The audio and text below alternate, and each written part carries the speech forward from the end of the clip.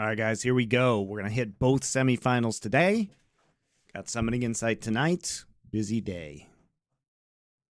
Busy day.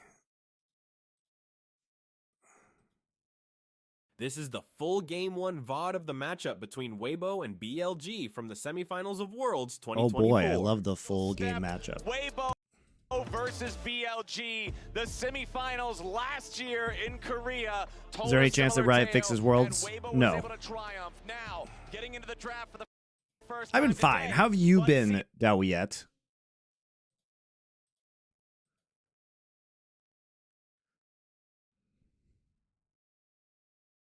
All right, so don't worry. This is just it mutes during champ select. I think it probably has something to do with it's auto muting, probably because of the music on YouTube. Do I mean to be in just chatting? No, I do not. Thank you. That was from my cooking stream. I appreciate you. We will switch that category. Thank you. Win on this pick Nutella happens.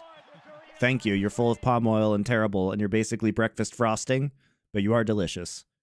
I'm excited for some great matches.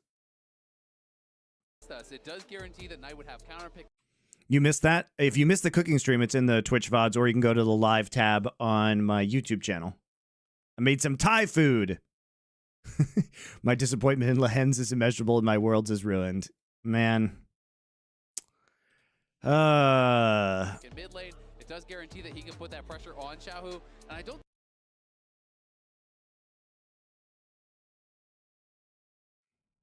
All right, so let's talk about this. Knight Silas is being banned. Okie dokie. And we're banning Orianna for Xiaohu. Maokai over here, which is interesting. Tarzan, great Maokai player. So we're leaving Yone up here. We're saying Xiaohu, you probably can't play this. Not like Knight has been super good at Yone either. So, you know, one of the things we talked about in the quarterfinals was like, I think top 3 picks, you just have to take AD. Because otherwise the AD pool gets insanely pinched. So we're going to go ahead and take Jack Skarner here. So we get that for Bin. All right, we're looking good. What are we going to... Yep, so they're just going to take Kalista Renata Glass. The Ashe was already banned, so there isn't going to be a counter. They're going to take Ezreal, because otherwise the pool's going to get insanely pinched. Oh, we're just going to take Smolder for Knight. Okay, so we are going to pinch the AD pool. So we're taking away Ziggs for Elk here and MF. No, Kai'Sa. Interesting Kai'Sa, because that would, you know, if you play Kai'Sa and Nicholas, you probably have to lane swap.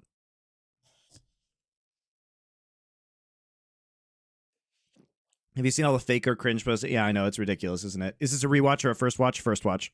I haven't seen these games. I do things like take care of my family on the weekends. All right, so we have to pick Varus or something at range here. Okie dokie. And we're not allowing a Cassante or a Gnar pick, but they are just going to pick Poppy. That's probably a top Poppy as a counter pick. And, ooh, we get Tarzan's Brand. Very exciting. Probably the best Brand player in the world. And we get a support Nico. So they're trying to actually match aggression on the bot side, which is interesting. I wonder if they're going to run Hail Blades on Varus. Well, I mean, it's going to be really interesting. And Nico, just as a champion, is so hit or miss. Set up play. Now, if we're really going to go aggressive in the laning phase, maybe we do run Hail of Blades on Varus. We'll never know because it takes 10 years for Riot to get into game. Jesus fucking Christ. How long is this pause? My God. That's about 20 minutes into the game. It was really right? It was. Yep, we are going to take Hail of Blades on Varus. I mean, I think this is pretty telegraphed that we're going to take Hail of Blades on Varus because we're playing with Nico, which means we're actually going to try and like compete for the 2v2 in the bot side. We want to scale up on Smolder here. I mean, we've seen Chovy do this. Other players do this on numerous occasions and basically force them to be aggressive, right? And Weibo, I mean, Brand has to do a lot of the hard work in this composition in terms of damage. But actually, you know, the range advantage here is pretty significant for BLG, right? Varus, you know, the longer this game goes on with Smolder and Varus, the better it's just going to be for BLG because there isn't really any range over on this side. And the other problem, too, is that they don't have a form of non-committal engagement. I mean, I guess they kind of do with Brand Stun, but it requires you to hit, you know, skill shots. But really, like, how are they supposed to engage a fight, right? I mean, you have to be on if you're on an objective first, this composition is amazing. If you can get control of bot side start stacking Drakes early with Callista and force them to play into you. You're playing into Poppy ult, you're playing into Brand ult, you're playing into Yone ult, and you're playing into Renata ult here, right? So if they have objective prio, this comp is amazing, right? This is, oops, I can spell. This comp is amazing. But if they have to muscle their way into objectives, it's going to be bad. So really, I would like to see Weibo trying to accelerate the game by playing around Drakes. So fast, and that really puts the pressure on you. Ladies and That's my take. welcome to the semifinals. We are finally on the Rift for game number 1 in this best of 5 to determine which LPL. Monty, remember what happened when you said when you said how much better Chovy is than Faker and what we will see at the best of 5? Well, we saw what happened. Chovy cannot perform under pressure when it matters. Okay. You're just a fucking pleb.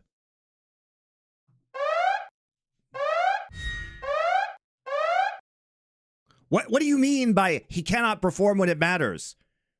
He's won like 4 titles in the last 3 years, and he's literally the reigning MSI champion. Like, holy shit. What is this narrative? He's beaten Faker like 10 times in a row. What are we talking about here? He has been incredibly consistent under pressure. I just don't even understand. Like, if you only watch Worlds, maybe that's true. But he also wasn't the reason they lost last year.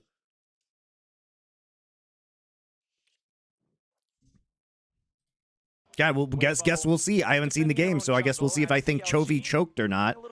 Spoiler, he probably didn't.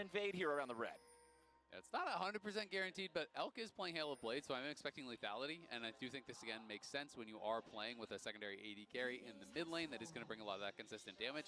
Most people care about Worlds. Stronger in that lane, in that 2v2 anyway. Okay, I do not care what the plebs think. I do not care what the plebs think. Chovy's record has been extraordinary. Hopefully you're going to have as a lethality Varus, plus on here. That's on this just Nico, reality. Getting some early points in that queue. Your sub icon doesn't appear? I see it, Zeph OGN. I see your sub icon. Refresh. Can be pretty difficult, I think, for some of these supports to deal with. It also just makes it difficult for Weibo to fight for control over mid wave when it gets to the mid game. So it gives you the opportunity to just say, hey, look, I'm going to start moving on out and about on the map. All right, so let's see here. Looks like we're actually trying to call the lane swap. Right, the lane swaps are getting weird because you kind of just have to like blind it at this point in time. Just a week from now.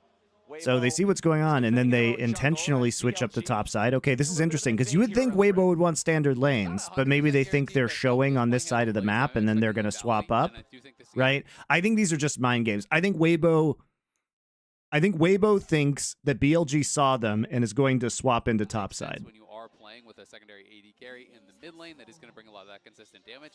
And the lethality builds are generally stronger in that lane, in that 2v2 anyway. So with the amount of poke that you're going to have as a lethality, why are you tagging I will dominate? On this Nico, getting some early points in that queue can be pretty difficult, I think, for some of these supports to deal with. It also just makes it difficult for Weibo to fight for control over mid wave when it gets to the mid game. So it gives you the opportunity to just say, hey, look, I'm going to start moving on out and about on the map, influence, like giving Knight a ton of CS on sides, getting Bin under control. So I think it's just a good call overall. Yeah, I agree. I mean, especially when there's a champion like Brand on the other side, like one piercing arrow plus. So I actually think this is not great. This is not great for Weibo because you wanted, I think you wanted to have counters in some of these lanes. Bring up Azale about the Brand, because you've got the Brand there, you've got the Renata in the support role. The only person who's able to shrug off. Are we watching both matches today? Indeed we are. Indeed we are. Lethality poke builds do feel so good against multiple squishy, viable targets. Yeah, I think though the problem for Brand right now is the quadrants he has access to, because I feel like Weibo has a problem with composition as wave clear manipulation. Yes, that is a good point. They're good at split pushing, but outside of Brand, their wave clear is pretty ass.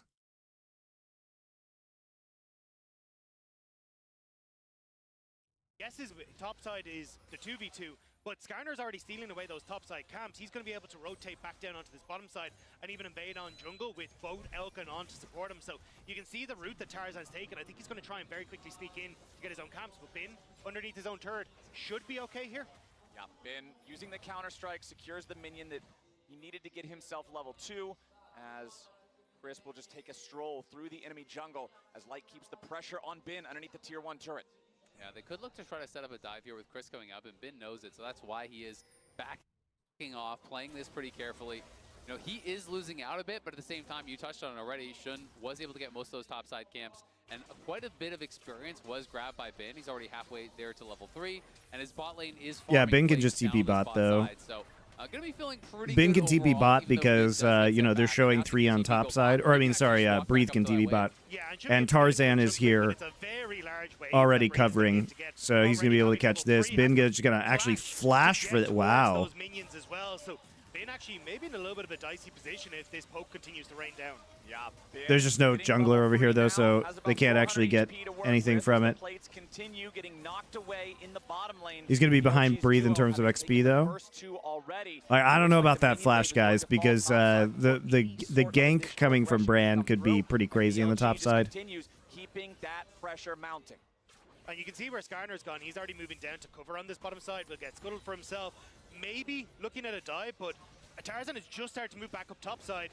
Bin once more, though, should have Counter-Strike available. I don't think he's... Oh my god, he took 2 tower shots. Oh my god, they took 3 tower. Oh my god. Maybe looking at a dive, Disaster, but guys. Tarzan has just started to move back Disaster. up top side. Bin once more, though, should have Counter-Strike available. I don't think he's... That timing is so unfortunate because he gets the auto off right as this is resetting, so he takes the charged up tower shot. That is so disastrous. Holy shit. 3 turret shots for nothing. Now we'll see if BLG can get something back on the other side of the map. Breathe, gonna be under a little bit of pressure here. Nice and early, slamming it back into the wall. Sean needs a little bit more damage. Projectile in the air ain't gonna be enough out. Barely survives the turret shot. Shun doing the same. BLG's dive barely fails. They really wanted Shun to try and tank that underneath the tower, but Elk just couldn't. Survives the turret shot. Gonna be under a little bit of pressure. Nice flash into E. Slamming it back into the wall. Sean needs a little bit more damage. Projectile in the air ain't gonna be enough. Oh, he barely lives, even through the Skarner passive. Shun doing the same. BLG's dive barely fails. They really wanted Shun to try and tank that underneath the tower, but Elk just couldn't quite get the damage off, and it meant they ended up getting stuck under tower. Now Nice should be able to walk away here. Let's get hit by the Q3 there from the Yone, which forces the flash over the wall from the BLG mid. Yeah, he's gonna have to flash out. Would love to watch that dive back because On pulled aggro first, you know, with that Q and held aggro, and then we saw Shun flashing in for the immediate E to stun him against the wall to try to set up for the guaranteed hits there from Elk. But it did feel like On pulled it maybe a little bit earlier than the rest of them were expecting because the reaction was a bit slow and it felt like a turret. But yeah, I mean, look, they actually are able to push the wave into the tower, though. They do get some plates out of it. So BLG actually come out on top because Breathe used TP to get to the wave earlier. So Bin actually going to be able to catch up in terms of XP here as well. So it's pretty good from BLG. I mean, getting the kill is nice, but I don't think it's mandatory in that situation. It was going to be great, but I agree. It was a little bit messy underneath the tower, and You know, they got what they wanted, which is to deny XP. Coming out with a nice lead for themselves thanks to those turret plates. Also, Bin being able to free farm here against Light on that top side means he's actually getting some CS, whereas his Breathe is only really starting to rack them up now.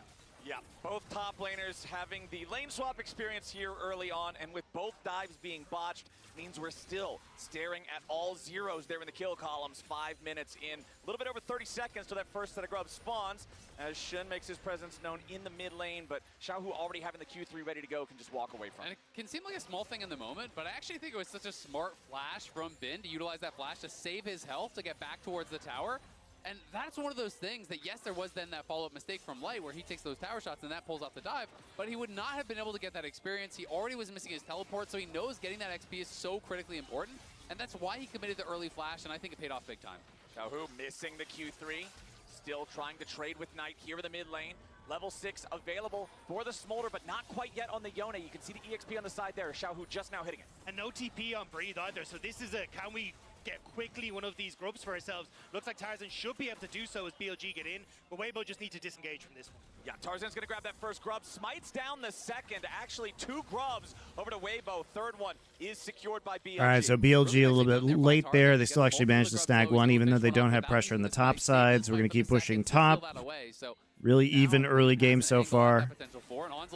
Yeah, back. Crisp gets caught there by the tangle barb. Shun coming in through the Oh, nice actual E from Skarner there. Light's got flash. Light now in a Yeah. little bit of danger, has to flash away. Xiao Hu versus Knight back in the Herald Pit at the same time. That's going to turn into a whole lot of nothing. All right, couple of moves, but nothing really connects. But Breathe is still What is the win rate of Smolder at Worlds? Let's check.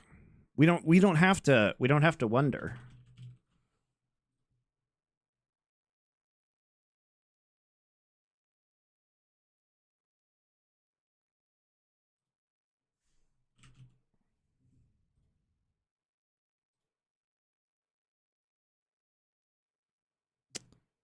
Five and 10. How many of those are play-ins games? Actually, not very many. It's actually lost most of the games. Just one game in play-ins. Just one game in play-ins. But also a lot of bad teams have been playing it, right? Like Frescowy, Kato, Emo, right? Yeah, Humanoid. Aim. Not all these are mid either. So just do mid. So Aiming's playing it. Even so, still not great.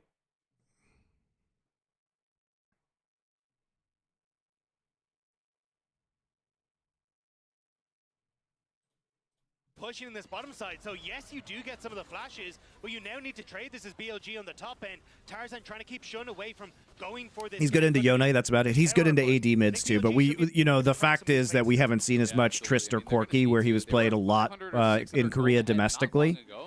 So that lead now are going to be able to pull it back to parity, but this has been really good for Breathe. It's put him into a much better spot after that rough early game. He's now 300 gold ahead of Bin.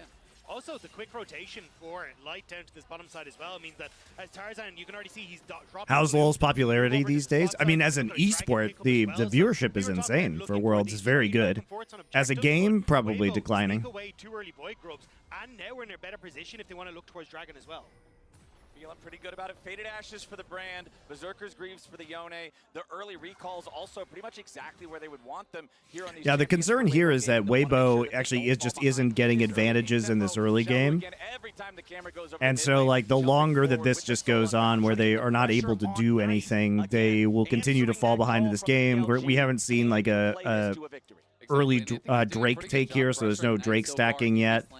We're trying to match onto the bot side. 52 stacks already, and you can see it's double tiers over on the BLG AD carries as they are looking to scale. So I do think everything's still going pretty much according to plan as far as BLG is concerned.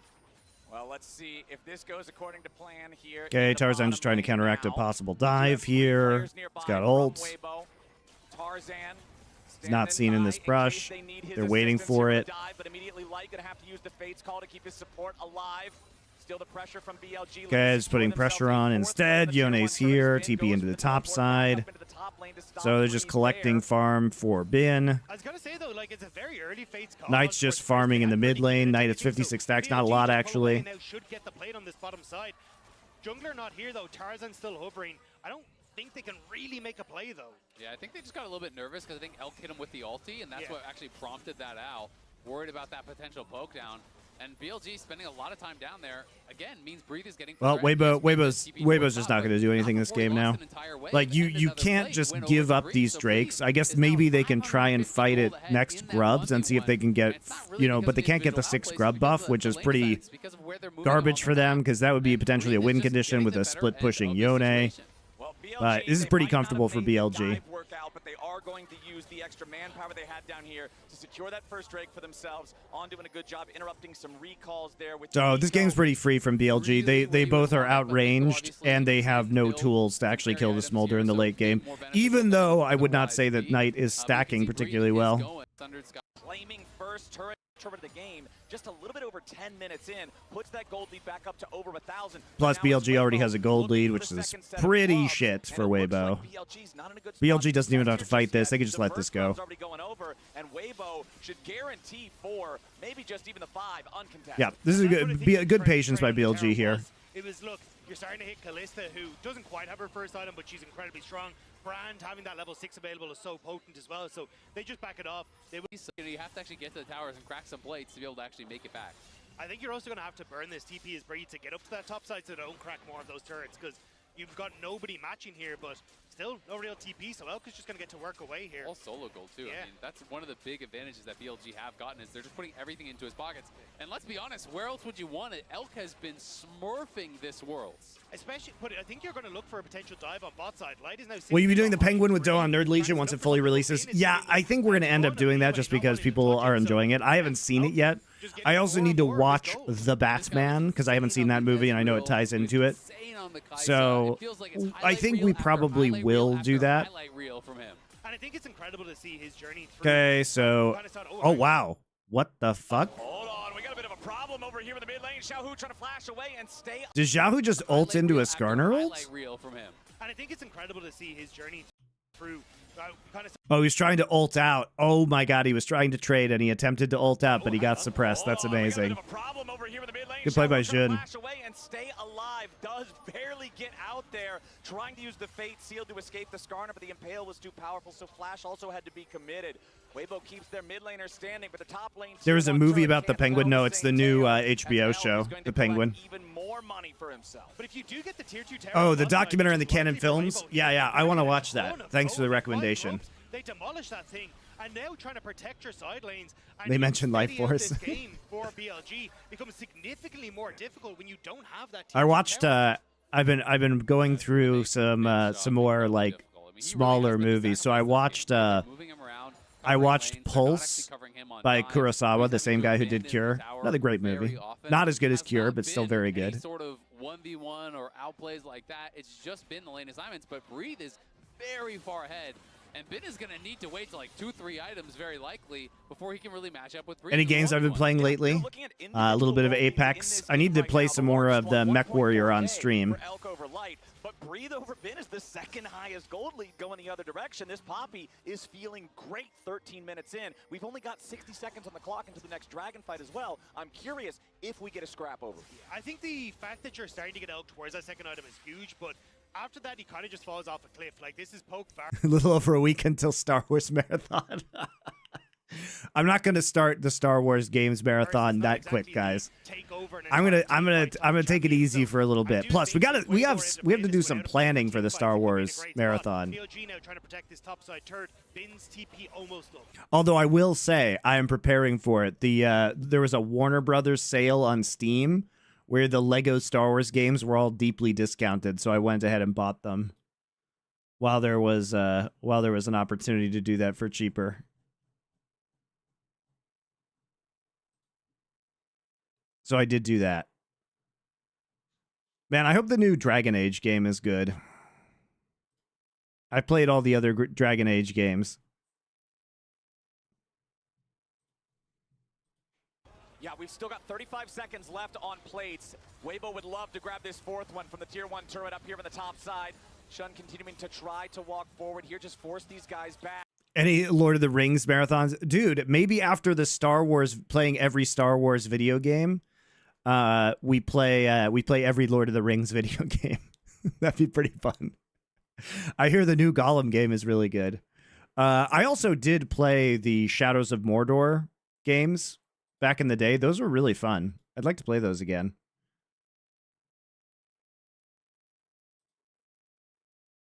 Like, Shadow of Mordor was a banger, man.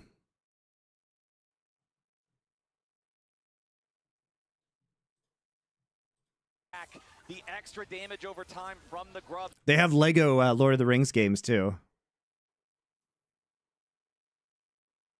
When does Star Wars start? I don't know. To bleed away at those plates, but BLG have enough manpower nearby to just wipe the waves out before anything else can really happen.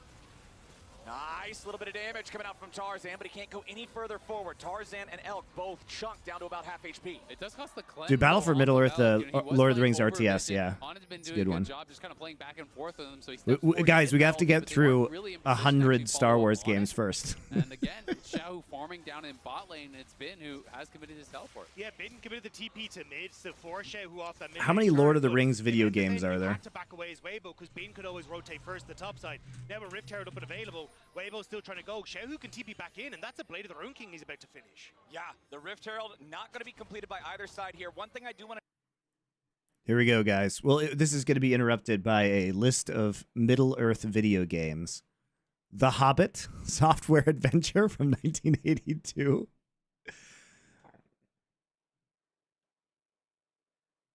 Wow. On SNES? There was a Lord of the Rings game on SNES?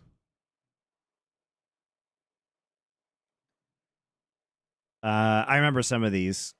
Yeah.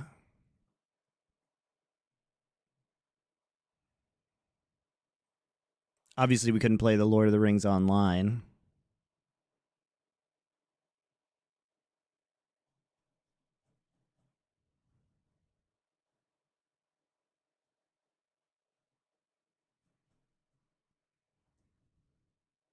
Battle for Middle-earth. Lord of the Rings Tactics on PSP. I didn't even know they made a Battle for Middle-earth too. Yeah, they made the Lego The Hobbit. Shadow of Mordor was a banger.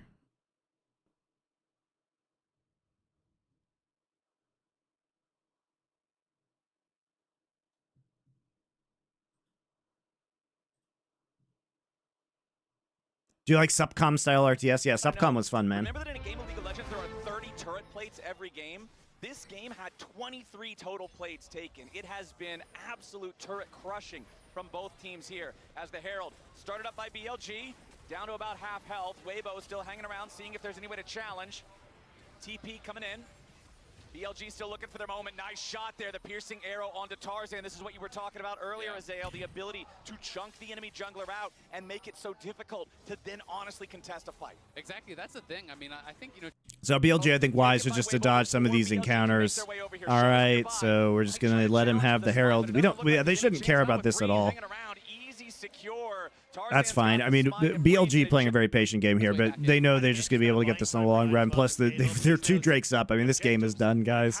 Like, Weibo actually has to have some sort of hero move, or BLG has to have a massive misplay, because right now, the way this game is going is just so insanely free for BLG. 147 stacks on Knight. I mean, he's only 150 stacks right now, so he probably won't get this to like 24 minutes, but it doesn't matter. We can just farm in the side lanes.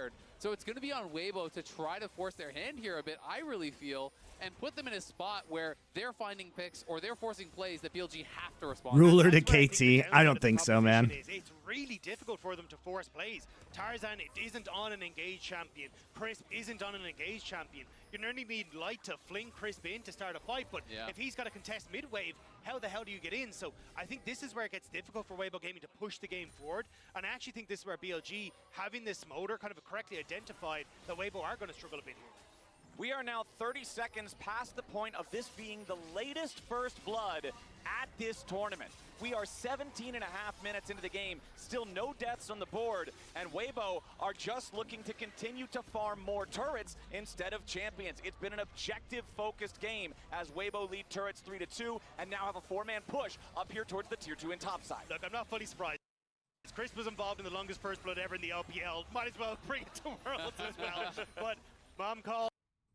Wave cleared, and it looks like Weibo going to back away here. Bin down again on bot side. This is what I'm talking about. They're just going to keep trading. We'll see if Breathe can do anything about it, but Bin likely to be able to just walk this one out and is going to be in a good position. That gold lead is going away that Breathe had. He's only 200 gold up now after the tier 2 gold all goes in. I mean, it doesn't matter that the gold lead is like, I mean, basically like they just get mid turret here. They're trading top. We're still even in gold. Sure, like BLG's gold lead is reduced by maybe 500, but 500 to 1,000. But that doesn't really matter because we're just on the scaling train here.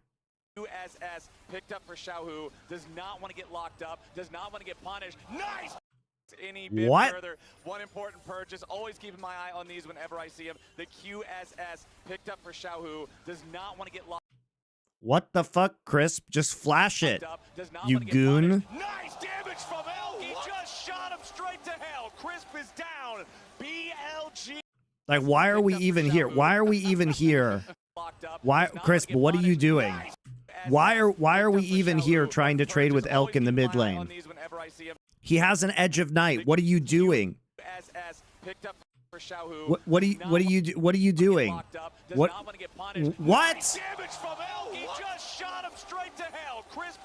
By the way, shout out to him for not even getting rid of his spell shield. He literally doesn't even get Elk's spell shield there. From their AD carry to get on the board. I mean, that's 2 items completed there for Elk. He hits everything onto Crisp, and that guy is squishy. Deletes him off the map. It's a solo kill from a 2-item Varus, 19.5 minutes into the game for first blood. Of course, it was the only way it could have gone. You know? How did we not do so? Both of these mid laners, opportunity to have like most successive finals in a row. It's 6 for both of them right now. All right, the night getting close now. Only thing Skip it. This game is so boring. The best players in the LPL because Now, BLG with a very Okay, we're just somehow gonna get 3 Drakes for free here. Okay, Xiao Hu actually has to use QSS on Elk's ult right there, so he doesn't have for this coming Drake fight. Knight getting very close to having his stacks, but they don't need to fight yet. He can just actually farm stacks off of this fight, maybe. Trying to do that. Throws out the tangle barbs, ain't gonna find anything with that. BLG continuing to just play this very safe, very careful. Another little bit of snot coming out from the smolder there. More stacks there. It's getting close. As Mom Ooh, he's getting close. A whole lot more to find. Breathe still taking a little bit more poke damage now here too. He's getting close. 9 stacks. Hanging around. You got 8 stacks off that fight so far. But Jax is now trying to circle in around them. That's why Weibo were so hesitant to try and engage. The Jax had disappeared on bot. Now he's on. You wish we still had GG Chronicle.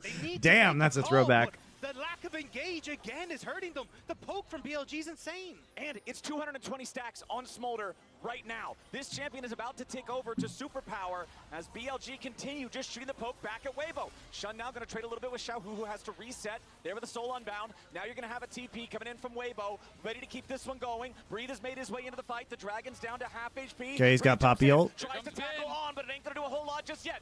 Okay, Poppy ult Skarner. Ejection onto the Skarner. He's Knight's so close, dude. He's so close. He's got 2 stacks. Oh, he's got 1 stack left. Okay, Bin dies. He literally is 1 stack away. Okay, he got it, but he died. Tragic. I don't know what BLG's doing here, guys. Like, we literally do not have to go for this as hard as we do. Just let them have it. Breathe jumps in, tries to tackle on, but it ain't gonna do a whole lot just yet. Ben's still looking for the angle. Nice ejection onto the Skarner. They're trying to control the Drake. Right, Ben's thinking he can get a big flank here.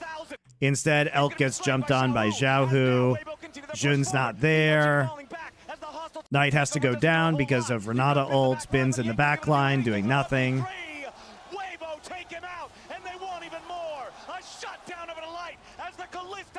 Second, Shun, Elk, and On all trying to escape as Tarzan's looking to burn down the AD carry. Elk will continue with Terrible. Terrible job by BLG. They did such a good job of just not fighting this whole game. And instead of just walking off and letting them have Drake, now Weibo just gets a free mid turret. And Baron is up, so what the fuck are they doing? They literally just had, they just 4-manned and gave up Baron by being idiots. For not even Soul. And then Xiao Hu has been criticized. Like, we actually can just walk the fuck away from this. He forces Elk back, keeps people out of position, and it means that they're able to turn around back on towards Bin and deal with him. Exactly, and by the time Bin actually arrived, Xiao Hu Also, Knight was literally 1 stack away. He gets it right there. Defending him, and BLG has collapsed on the other side. Weibo don't have great ways to engage, but they just force their hand. It's Breeze. That's so stupid. Going into the back line, pushing back the Varus and On had no mana. Yeah, I mean, the whole thing was terrible. The top lane while Xiao Hu splits over in mid. Fortunately, Weibo can't really siege anything because they're so low range. So I don't know if it actually matters that they get Baron. This feels like what I was talking about. Remember when FlyQuest in Game 5 tried to sneak that Baron versus Gen G? The question was, did FlyQuest composition actually mean that they could do anything with Baron? And my answer would be no. Because they can't do anything with Baron here. Meanwhile, we're just going to get collapsed on. Xiao has to flash. Chasing the second counter strike. Freeze Hearted. Thank you for your Twitch Prime sub. I appreciate you. You are appreciated, not the dumpster freeloaders on this stream. That felt excessive, but the point was made. Now Light trading with Knight as another piercing arrow flies through the sky. Chris tries to keep his AD carry protected, but BLG aren't done. Skarner throws a rock, but it misses, and BLG will settle for the single kill. Do you think when Fager eventually retires the T1, we'll just throw the bag at Chovy? Probably. free QSS, the counter-strike, the timing on that looks sick from him, but still can't buy enough time for the rest of Weibo to get over there to try to bail him out. And now, you know, you look at where the gold is, it's really all about Tarzan. So BLG are going to try to fight away from this brand. If he cannot be a part of the fight... Faker's going nowhere. Well, he's not going anywhere for the next couple of years.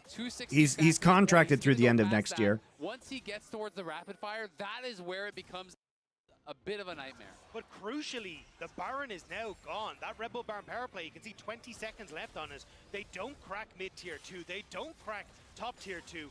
And this makes it easier for BLG again to just try and slow down the pace of this game. Get Bin into a position where he hits level 16, ticks over towards more items. Knight continues to stack, and that is perfect for BLG. I just feel like as long as BLG can hold their battle lines, not overcommit to a fight, not give an easy angle for an engage, Varus is going to keep poking. Yeah. You know, we're going to have Nico continually poking. We're going to have the rapid fire eventually completed, and Knight is going to be continually poking. It's going to be so frustrating to deal with that on the Weibo side because you don't have that. Well, Baron was completely useless. What was the... They got a plus 100 gold Baron power play. Yep. So the thing is, Baron doesn't actually help you at this point in the game because you're not enough ahead to dive and push your advantage. So we just end up back in fucking Drake and Baron fights again.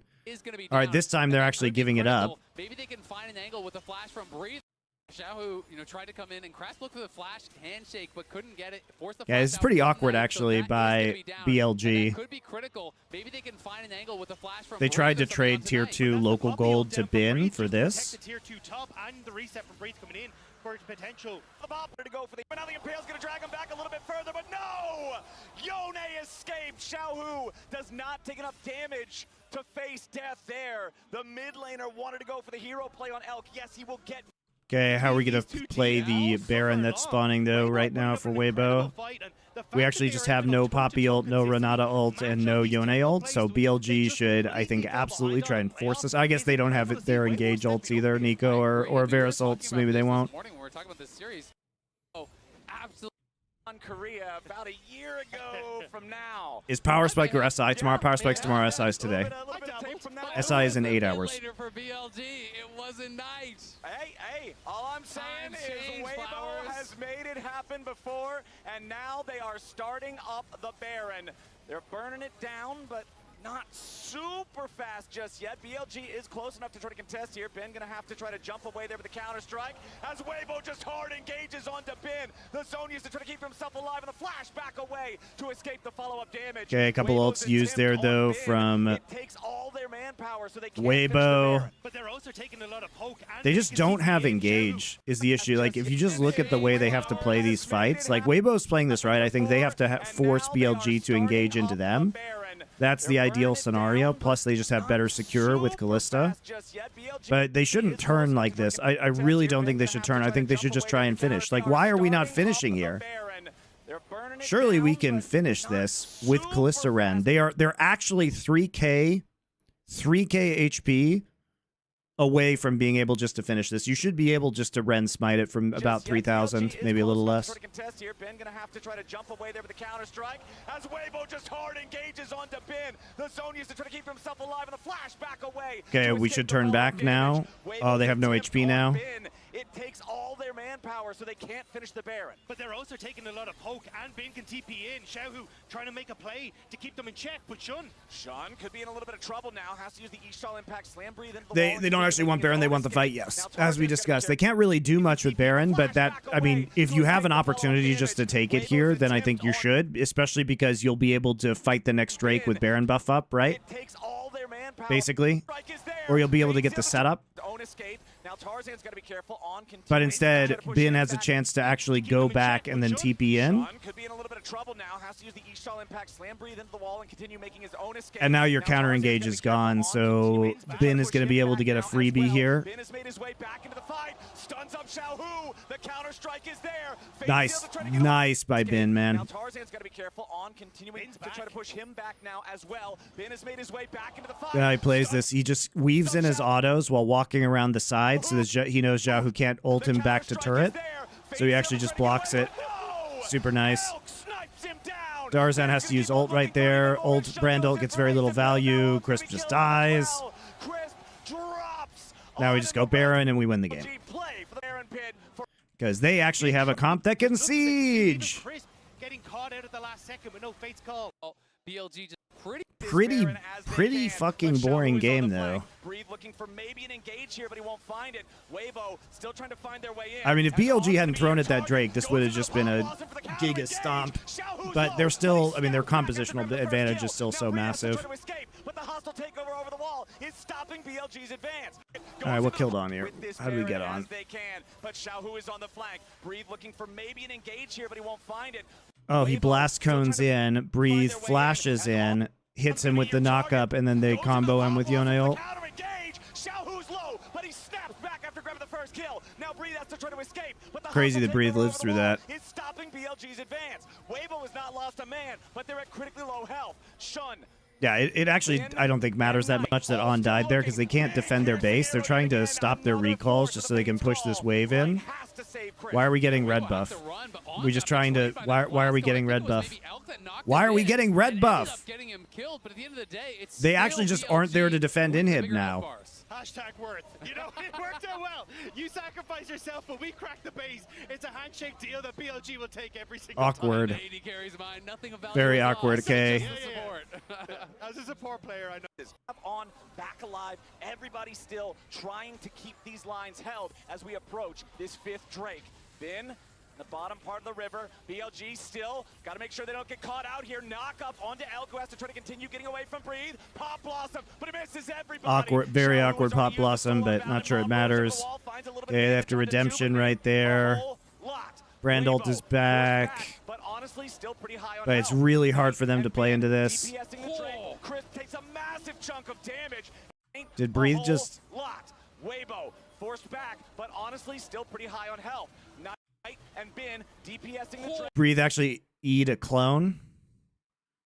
He eat a clone because he doesn't know that Bin is in pit because there's no vision here, so he sees the Jax and he eats a clone. And that's it. And it's over. Knight flaps back over the wall as the Cloud Drake is secured by Elk and BLG. Weibo continuing to try to get themselves back away from an advancing BLG. Xiaohu engages. He goes after all. Back over the wall as the Cloud Drake is secured by Elk and BLG. Weibo continuing to try to get themselves back away. So he thinks, maybe he thinks On is the Jax again because he goes on to a clone. He literally ults a clone in Nico. And so there's no value there basically. On also has arm guard. Man, On baits these fights super well, guys. Meanwhile, Bin just gets a free ticket into the back line. Bin now in the stasis trying to get away as Weibo Uh-oh. continue pushing towards the BLG top laner. He goes back. Why are we chasing the Poppy around? It does not matter. Light takes him down, and Weibo's already found 2 kills. It'll be traded back finally for 1 as Knight In front of them, so play here where they have. Yone was not his pick. It was the banana combo, but he is diving in on. It's actually a really good bait. The problem is that watch Knight here. So he actually tries to reposition, and Bin. This is awkward because Bin goes in, but the Yone is able to just snap back, and then they have 4 people up here.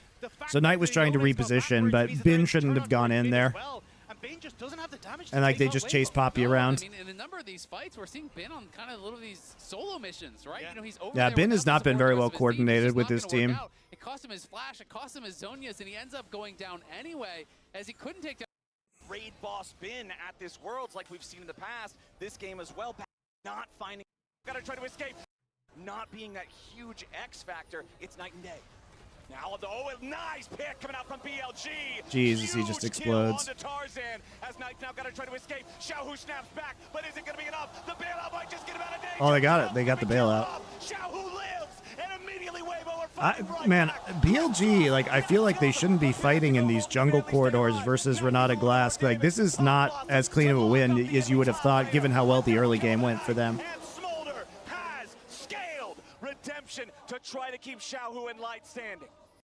Now at this point, it happened. They had the McHales as well on one of the stuns there. Xiaohu barely survives. Yeah, the sidestep from Knight at the start of that fight was so crucial because otherwise that could have been the Smolder down and then Weibo, the rest of them show up and they can barrel over BLG, but Xiaohu forcing the flash over the wall from On, who has to try to regroup with the rest of the team. He's down to 40.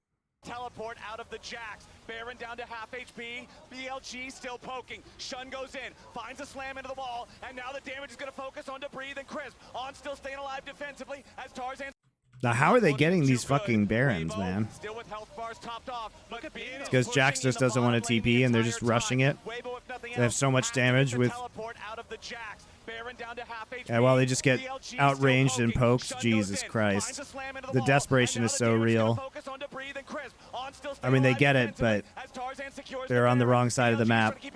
And they're getting Skarner ulted from over the wall. Now they're going to be able to find a kill on Xiaohu. Now they're going to finish another one there on light. Knight ease over the wall. Can he actually get this, though? He doesn't have flash. They traded him for it. That's so funny. This is over. Breathe, trying to get past them to cut the minion wave and save the game. Just buy enough time. Breathe, still walking away. Poppy's so annoying. Crash to the Nexus turrets. Now Tarzan's under pressure as Ben zones him off. BLG trying to force the end of the game. 5 seconds left on the mid and 80 carry of Weibo. But it will not matter. BLG take game 1. All right, well, that's pretty boring, guys. Not gonna lie. This is the full game. Okay, we're still banning Silas versus Knight. Weibo going to choose blue side again. Now they decide that they don't actually want to play Yone. They're going to ban Rakan for On. All right, we're going to leave. Okay, the Ashe gets banned this time. We're going to play Kalista again. Kalista first pick after the Ashe ban. And we're going to take Maokai. Maokai was banned last game, so we're going to take the Renata. Interesting. So jungle Maokai, Skarner, and Jax. We're going to take the Ziggs because the Ziggs was banned over here in the last game, so we want to make sure we get that immediately. You know, I agree with this because I think BLG did kind of get away with it in the last game, right? When they play, they managed to actually just get the lane swap because Weibo tried to call it into the top side to get standard lanes.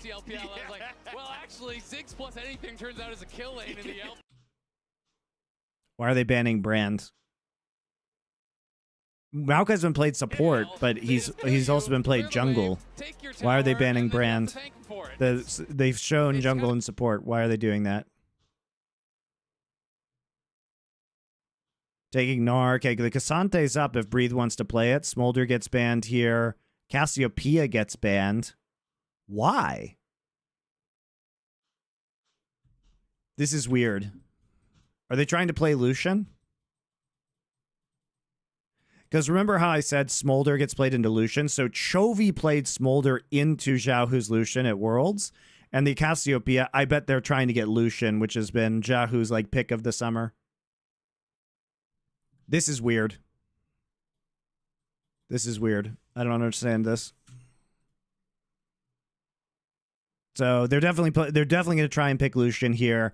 That means that you can pretty safely pick mid now. Yeah, just play Ahri, it's fine. Wow, they're really saving it? You knew the Lucian pick was coming. Wait, what?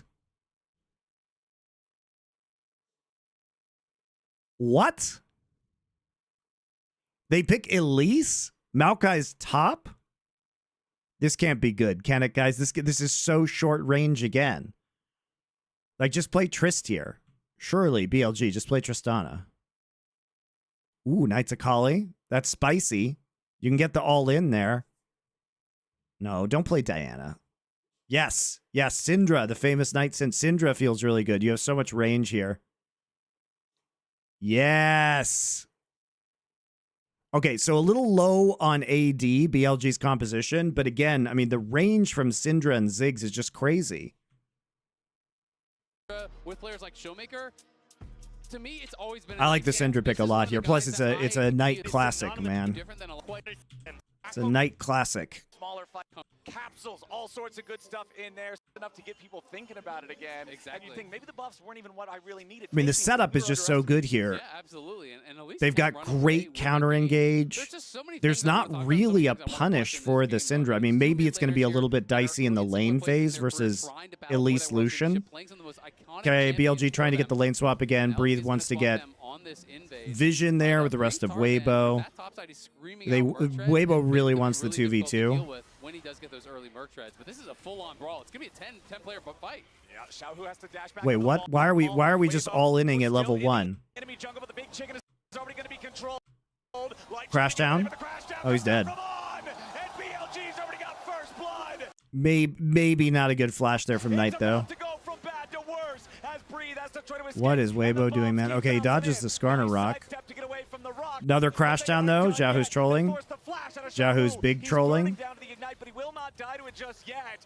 Weibo trying to strong-arm their way into the jungle of BLG. What do you think Maokai's first item should be? I have no fucking clue, man. They get clothesline from the flank. Being in a great position, wandering down Elk there as So well. you play Grass Thorin's shield into what? Reset to try and come back out onto the map, burn his TP. Hollow No Radiance? flashes for But so many of the these problem carries. for Maokai is that he wants to build MR, but he can't because he's in a Jax lane. As soon as they push him out, he has to dash over the wall. It's just a collapse. That sucks, man. And then there's the easy follow-up with the flash crash down there from On. It's all about pushing the Lucian out, creating this push. Come back out onto the map. Hit right the ignite to work. Like, they really just bait this super hard. To battle for that world championship, playing some of the most iconic champions for them. Like, they take a fat shot here from Zig's Q right away. Tarzan, you know, that top side is screaming out Merc Treads, and Ben could be really difficult to deal with when he does get those early Merc Treads. But this is a full-on brawl. It's gonna be a 10. I mean, the first item on Maokai should be Merc Treads, right? It definitely should be Merc Treads. Yeah, Xiaohu has to dash back over the wall. Weibo still in the enemy jungle, but the big chicken is already going to be controlled. Light trying to get away, but the crash down comes out from On. Okay, questionable whether Knight should have flashed there. He really wanted that first blood gold, I guess. It's about to go from bad to worse as Breathe has to try to escape.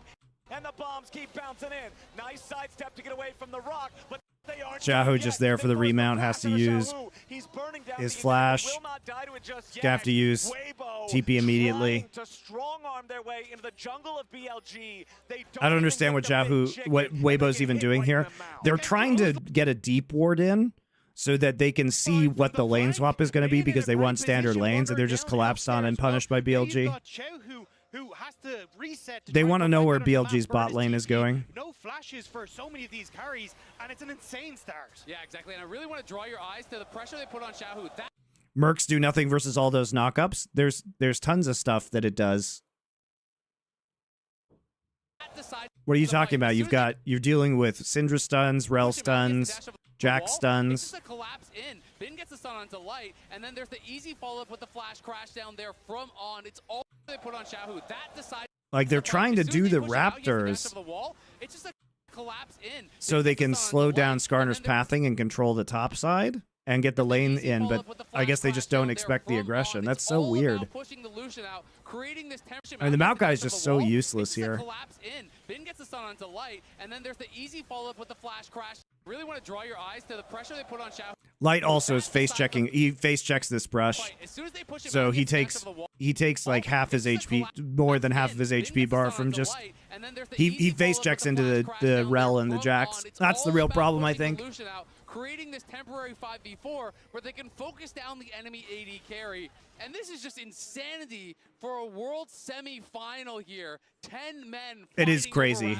Look at EasyHoon. He's so happy. Level 1. That's LPL, baby. That's what I was going to say. It's the LPL semi. I was thinking, when I saw this Elise pick, I was like, man, I haven't seen that in so long. Well, we're not going to. Elise is useless now. No, the last Elise in World's main stage was 2019. The last at play-ins, just 2020. But now, a potential dive down here in the bottom lane could be turned around as Ben, On, and Elk want some damage of their own. They put some hurt onto the enemy jungler, but it's going to be On who's mostly in trouble. First potential dive down here in the bottom lane. Elise in World's main stage was 2019. The thing is that they have Elk's TP for this as well. So they're trying to 4-man dive, but they're not respecting the fact that Elk can actually be there for this play. And so they just stun lock Tarzan. Want some damage of their own. They put some hurt onto the enemy jungler, but it's going to be On who's mostly in trouble. First kill goes. I mean, that's a great trade, right? It's a great trade for BLG. Bree's gonna have to TP topside now, but that wave is already dissolved into the turret. And they had no mana on Elk, so the fact that they're able to push them off there is perfect. He now gets to move back, pick up all of this CS. And just getting that turnaround again with Weibo trying to play through this strong early game, but it's Bin been a still has TP to get to the disaster. top side too. It's going to be so tough for them. But when you He can play Lee, recall you don't get to by sit go back. top. No. If your first gank doesn't work, guess what? You better hope your second one goes better because you got to keep the pressure on. This TP really made it difficult. Billy The just CC walks up on and hits him with Tarzan, Counter-Strike. He wasn't able to get in spider form and actually repel any of the initial CC, so it's crash down into the Q stun, into the Counter-Strike. It's everything locking him up and pushing him out really before the fight began. And the fact that both kills go to the support as well is kind of heartbreaking on either side. You can see the Weibo coaching staff not looking too for the CS on the top side as well. And you can already look at the gold that's opening up on the top of your screen as well. I'm just really interested to see how this 1v1 is going to go. We just haven't seen top lane Maokai in so long. You know, how is the extended lane going to go against Finn? Especially, as I said, when he gets Merc Shun, though, looking for Xiaohu. Yeah, Xiaohu slammed into the wall. Remember, he has no flash to try to get away. That setup, though, from the Skarner is so huge. Knight so far, I mean, this game's over. Can actually hold the wave and freeze it for Xiaohu. Means it's a clean reset for Knight. The wave will be pushing back towards him. You know, Bin had that wave that he collected at his tower and is going to be escorting in. And Breathe does not win this extended fight, but Light showing up, of course, means Bin. Super early comp of Weibo feels so tough to play. 20 seconds now until that first set of grubs spawns. Especially when so much of it is in Knight's pockets. We all have played against a Fed Syndra. You hit this certain point in the game where it doesn't matter if they hit their spells anymore. They just kind of miss a few skill shots and then press R and you die. And it becomes so difficult, especially when you're playing something like Lucian, because Lucian can't sit back. Lucian has to be confident, has to be playing in the face of their opponents to be able to really get that damage done. So for these mid-range, short-range AD carries, which is really both of them, it's going to be tough. But this is what I talked about when BLG get this Ziggs. They move around so well. Gonna have to fight Weibo here, though. Weibo coming up to challenge for the grubs. BLG trying to get themselves away, flashing out of the range of the handshake. Weibo securing grub number one as Xiaohu's ready to join the fight. El taking a ton of damage. Calling coming over the wall as Xiaohu wants to dash after him. Last auto attack. Flashing out of the range of the handshake. Weibo securing grub number one as Xiaohu's ready to join the fight. El taking a And they're posturing up here. I mean, it's a nice engage by Breathe using the flash. They also have level 6 onto Lucian. Knight still has ult. Oh no, he just used ult onto Breathe. They're trying not to kill him because he just got bailed out. Tough. But this is what I talked about when BLG get this Ziggs. They move around so well. Gonna have to fight Weibo here, though. Weibo coming up to challenge. BLG taking some really weird fights. I mean, he forces a flash right there with the flash handshake attempt. But really, this is just nice play by Breathe and Xiaohu. I mean, look at that. Flash, W. Then he actually hits the massive fucking Maokai Q there. It's a great play by Breathe. Last auto attack ain't gonna find the kill as now On's gonna try to get away and Breathe barely tries to kite it out. Shun needs a little bit more damage. His passive actually allows him to live there too. Gonna be the first kill as Breathe survives. Xiaohu kills Elk 2-0 for Weibo in the grub battle. Great fight set up from Weibo. As they move in, they turn on towards Elk. They're able to get over the wall with a ton of pressure. Now Knight alone under this tower, but Weibo collapsing. Shun tries to turn around back onto Tarzan, but he used the E-Shaw impact on the large Krug instead. Tarzan. It's really, really rough. And look at the waves. Every wave, it feels like he's just pushing towards them on the minimap. We can see that got pushed in by Breathe. Bot lane wave is already shoved up. Top lane wave is already shoved up. It's a full court press, it feels like, for Weibo right now. They are really BLG, man, like, I thought they were so disciplined by not taking those fights in the early game, and then we just end up in this, like, clown fiesta here. Like, BLG, I don't know, man. I don't know if they win finals playing like this. I was impressed for, like, the first 20 minutes of that game, and then we just randomly threw BLG. Portions of the game, you're incredibly AP heavy on BLG, so getting things like Banshee's Veil is going to be crucial, but the cocoon on towards On. Such a big play by Breathe. Really far up here because he knows he can't be locked down. Xiaohu airballs most of that, but ends up missing on towards Xiaohu. On the top side, Breathe has already got the majority of BLG chasing him, but watch over the wall. Another great cocoon from Tarzan ends up hitting onto Elk, which sets up then for the piercing light over the wall from Xiaohu to finish him off. And it's just BLG is really over-forcing, I think. When they have leads, they're overplaying their hand. But it's very difficult, especially to play the fights out in the later stages of the game when someone gets tanked. Aggressive fates call. What? Very difficult, especially to play How did the that? fights out What? in the later stages of the game when someone gets tanked. Aggressive. What? Fate's call from Light, throwing Crisp in. Nice handshake accuracy there on Elk. He wants to use the I mean, at least they killed him, but how the fuck did that miss? Already inside his chest. Beautifully done in the bottom lane, but answered back in mid as Ben makes a rotation to knock down Xiaohu with the help of Knight. The face call was a little lackluster, but saved by the handshake, and now Light going to be able to get a ton of damage onto this bot lane turret. But as you say, Ben at least getting that turnaround in the mid lane on. Okay, On could be in some trouble here. Another nice handshake. Some spears in the rel means more damage even coming out, but the TP is available for Elk to try to reinforce his support if he needs to. Crash down for the extra shield, but it ain't gonna matter. Light on a killing spree on the Callista as Weibo takes the kill lead. And Light is just dancing around on there, dodging the Shattering Strike, dodging the crash down as well, making it look easy to get that kill. Elk decides not to TP in to bail him out, just walks back to lane. It makes me wonder why Weibo kept batting this against LNG. Like, Light has been such a good player on it, but now Xiaohu putting some hurt onto Shun. But I think Light has been exceptional for Weibo, and getting to see him strut his stuff on this Callista. This is crazy that BLG is like somehow this far behind. Like, Light's been really good this tournament, but he should never really have had an opportunity to get this lead. BLG just has to be patient, man. Early game, and this time it's Light who's in this commanding position, who's going to be. And the boots already completed, but TP again behind Elk. Weibo are not letting the Zigs have a good time. They are putting a bullseye on his back. Elk will try to escape, but the lockdown of the Maokai, the damage.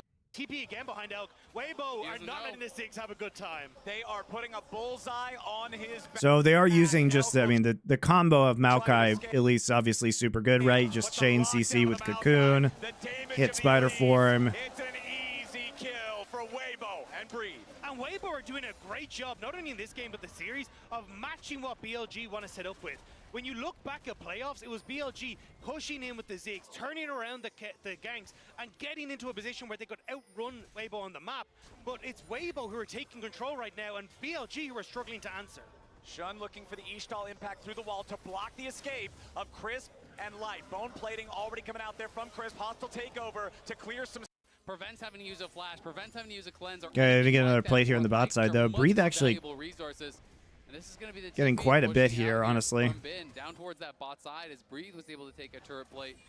Do you think T1 stays together if they win again? No. He is on much more of kind of just a playmaking champion. You're going to be frontlining. You're going to be looking for picks. It's not about the side. Probably not. I mean, they're for everybody's contract, but Faker's is up for this year, and I think that they stayed together because they won Worlds, but I don't think they stay together again. Surely. Had the grade of regular split, but even over the course of his career, he's been more the Riven guy, the Aurelia guy. It's also like, remember that this is the years that.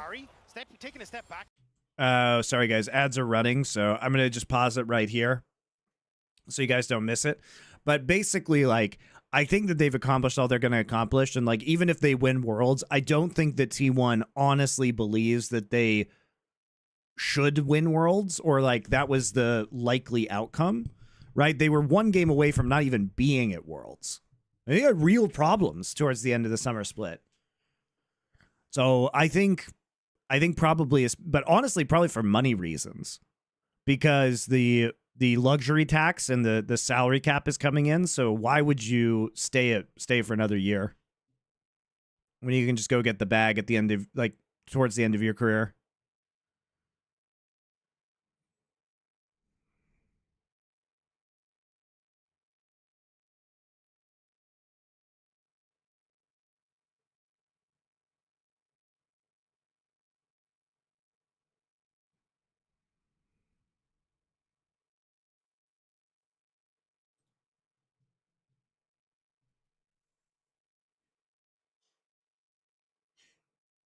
Coming to Zayas to NA.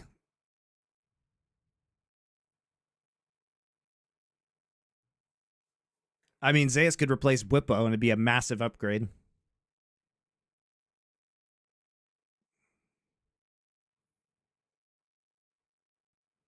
Sorry, I was waiting for these ads. Apologies, guys.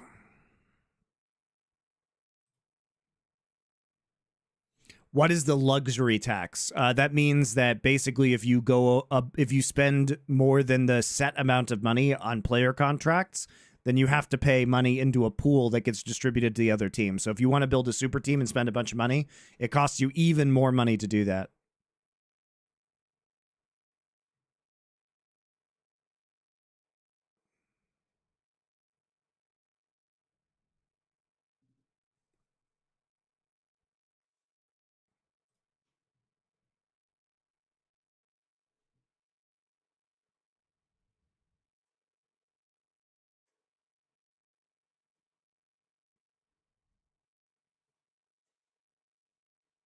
Do we know what the salary cap number is? Oh, no. Conveniently, that's confidential information. Conveniently. You know, I really strongly feel if you have salary caps, that you should be disclosing all player salaries. Because part of it is just interesting content around GMing, because I think it's pretty opaque right now how GMing is done and which players are good values relative to their salaries or bad values. And I think it creates a bunch of interesting off-season content too. So I honestly believe if you have a salary cap in a league, that all player contract numbers should be public. Yep, breathes your target. Maokai can be tricky to dive, though, if you don't have the coordination in place. Twisted Okay, already used W, though. Try to get himself back into a good spot. Yeah. But TP down, we'll see if they can pull off the dive. Yep, breathes your target. With Knight and Bin here, it's just too hard, right? Coordination in place. Twisted advance already. Try to get Breathe just gets stunned. Skarner ulted, destroyed. Seals Breathe's fate. They put the money on Bin, and with 4 men here in the bottom lane, BLG are going to bulldoze this turret. But at the same time, Tarzan on the other side will secure all 6 grubs for Weibo. Yeah, they're going to get all the grubs, and they already took down that first tower on the top side. It's a 1.8k gold lead here for the Kalista. Bin going to collect some gold back on that bottom side, creates an advantage for himself. And it's really just going to be a tale of 2 lanes. Who can get more done with the advantages that their team have given them? There's still so much confidence in Bin that he can make it happen, especially on his signature Jax. And now he's got to show that he can be the difference maker in a game like this. It's also if you can draw multiple members of Weibo to deal with the Jax, it opens up for Elk so well to just... I mean, the Kalista having this lead, though... You have to be so careful. Like, the problem is, how do you transition this Kalista lead into an actual win? You don't have too much of a gold lead, and you're already down a Drake, so you can't force a bunch of Drake fights. Sure, you got 6 grubs, but again, Weibo's Siege is really not very good with this composition, especially with the Ziggs wave clear on the side of BLG, so I don't think 6 grubs are really very incredible here. Like, you're in a great position. Monty, I've been waiting for you, thank God. Well, if you've been waiting for me, it's your first message in this chat. I also just think it's really cool that we're seeing the continuation of these new picks coming out, right? People are not shying away from that. They're seeing the success of teams like FlyQuest against Genji, and Weibo's like, hey, if it works for them, why can't it work for us? Bringing out a Maokai Cup, bringing out an Elise. It's picks that make sense within the context of the game, within what they want to get done in the game. And I just love to see that constant evolution of the meta, and I'm hopeful that it continues to work. Yeah, I already talked about how... Okay, just trading cross map. This is fine for BLG. They do have to do something about this, though. They're going to... Ooh, the 6 grubs actually doing a lot of work here. They lose it tier 2. Okay, this is bad. I think maybe they thought they would be able to recall and then Ziggs ult the wave to prevent that, but the 6 grubs doing a lot of work. Gold lead for Weibo. It's a 2,000 personal gold lead for Light on this Kalista, and it's easy for now that second Drake of the game to go over to Weibo as they pick it up, no contest. Yeah, they're just going to shove in mid, though, so then they can try and rotate up towards the Rift Herald, but... I watch usually been following you around since the OGN days. Thank you, Log Square. I appreciate you. To just blast this one out. I think that's why they're looking for the pick, because Breathe moves in. Breathe has those saplings, though, so powerful for a scouting tool. Ben getting tagged, slowed down a little bit, but not in range for the twisted advance, so he can just continue walking this one away. I watched Prisoners for the first time last night, then immediately watched your foreplay episode. Good decision. Yeah! Hell yeah, that was a very good movie. I hadn't seen that one, man, so I was really delighted to watch that movie. Thought it was great. But Light is just going to be able to keep this pressure up now. Definitely one of the best movies that I hadn't seen yet for foreplay. And now, On is already getting forced back, so you're just getting these waves in order now for Weibo to look towards Rift Herald. The cross maps are not coming through for BLG. No, they're not. I mean, it's been difficult, right? Because they feel like they are behind tempo. They are getting pushed in. They're worried about the Elise, so they're not able to fully shove out these waves. And it's making... Out of everyone on T1 who's most likely to succeed on another roster, Zayas, Scaria, probably. I mean, I think they're all going to be fine on different rosters, right? But... R. Farley Dude 97. Thank you for the sub. Appreciate it. Love the amazing caster trio of 2 NA, 1 EU caster. But hear this out. 0 LCK casters and 0 LBL casters. Yep. I agree with BLG. I mean, they did have LCK casters on the LCK versus LCK match at least. I think, right? Surely. Surely they had either Atlas or Chronicler on that cast. AP heavy, which is definitely a weakness. But at the same time, you have Elise, you have 2 short-range AD carries. Any David Fincher movies on the horizon? Yeah, I mean, we might do a Fincher arc. I think I think if we did like a satire arc, that Fight Club might come up from David Fincher. 7, yeah, 7 might come up. 7 might come up too. He's on the other side, and it's really going to come down, I think, pretty heavily to execution. Yeah, I think the only one who really benefits is Breathe, because you can go for that something like a Spirit Visage, which then is super nice for getting that extra healing off of your passive. And Any updates on the Dade Award? I mean, we would have given it out already. I don't think you can win a Dade Award and make semifinals. I don't think that's possible. 12 Monkeys, dude. I fucking love 12 Monkeys. You can actually just have, you know, Breathe stand in front of a Ziggs bomb or even a Scatter the Weak from the Singed. 12 Monkeys has been one that we've discussed too. They are a very short composition that still can be in range of a lot of that threat. And they're still going to have, you know, that difficulty on the engagement. Right? Maybe we do 12 Monkeys for the Insanity arc. To be able to start up these fights, to have the confidence to go forward, find those picks. You know, Xiaohu and Light, you know, could even go towards. We've got all our arcs though through the end of this year, and I think I really. So I know our show is called Foreplay, but after we're done with this year and early next year, I really want to push for a remake arc where we do 8 movies. So we do 4 movies that have been remade. So like I would love to do 7 Samurai into Magnificent 7, right? Infernal Affairs into The Departed. I think that would be really interesting, even though it would take 8 episodes to do all of it, because you'd have to do the original and then the remake, the original, then the remake, the original, then the remake, the original, then the remake. But I think that'd be a fun one. Because if Knight positions aggressively and is trying to get those 100-0 plays, and you're reliant on a lot of AP damage from Elk as well to reach backline, hey, if you can't 100-0 them, maybe the sustained damage of these double AD carries can really shine through. And especially if it's a Cloud Soul that Weibo can pick up, having that like Maokai ultimate into his speed up, being able to chase down. My wife made soup for lunch, but I don't know how to eat it on stream. So you can already see the opportunities for Weibo to close out this game. It's just how do BLG disrupt that so they can enable a Ziggs to tear down turrets, so they can look for picks around some of these key objectives on these carries as they look to face check. And Weibo are feeling confident with their current state of the game. Nearly 2,000 gold ahead.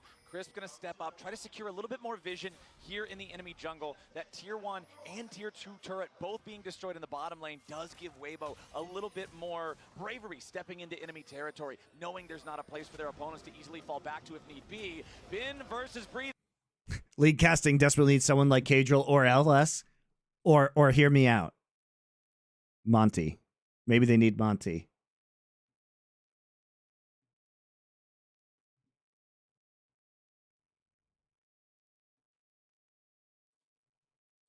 Up here on the top side, teleports coming in from both teammates as you're going to see Xiaohu arrive first, but as soon as Knight shows up, he's got to fall back.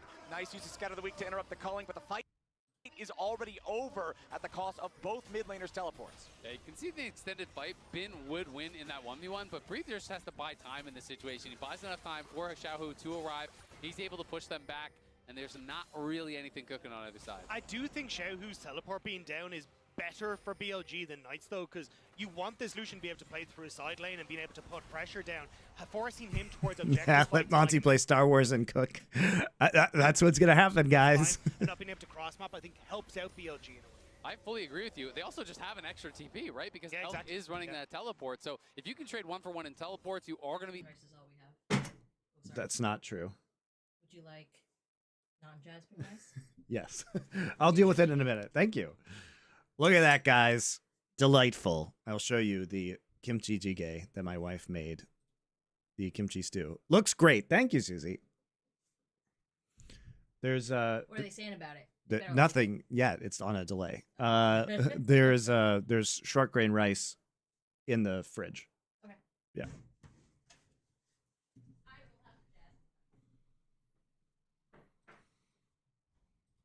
Up teleports on the map. Yes, kimchi jjigae indeed. You do have that extra ant. Would you ever cook from one of those novelty Star Wars cookbooks? Hell yeah, I would. And still be able to join the fight on a teleport. What brand do you all use for your stock? She probably just used water, but we in Korea we could do. I have better than bouillon chicken stock in the fridge, but I didn't make this. But looks good. She put mushrooms in it, hobak, zucchini.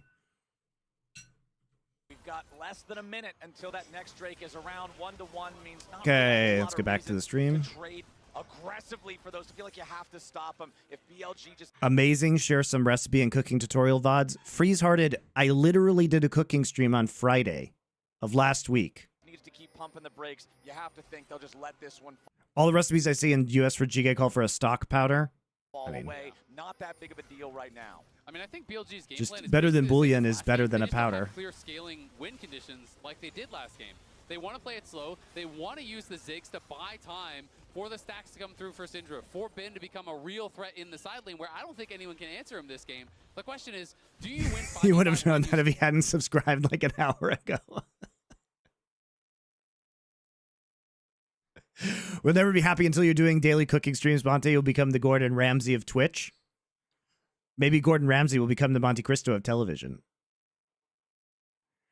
But yeah, if you guys want to see the cooking streams, it's both in a VOD on Twitch as well as on the YouTube live tab from Friday. Ooh, Knight doing the Syndra special. Steal away the blue Can I buff. vote for Makes future it a lot president harder if you for live in your Korea? Yeah, opponents Americans to living abroad can continue vote. to push those Of course they smaller can. advantages, stealing away the mini objectives, but the Drake is live, and BLG, exactly as we expected, they're just backing away. No need to fight for this. I think this is where you need to start just trusting that Knight can wave clear solo, especially when he gets towards his second items, and you start to stick Elk with Bin in the side. I mean, the joke is I'm registered in California, so it doesn't fucking matter. If you have a two-man threat, Breed can't really step up to the wave, and then suddenly you can very quickly take away these towers, use the extra teleport they have available to you to try and play for the Thank you.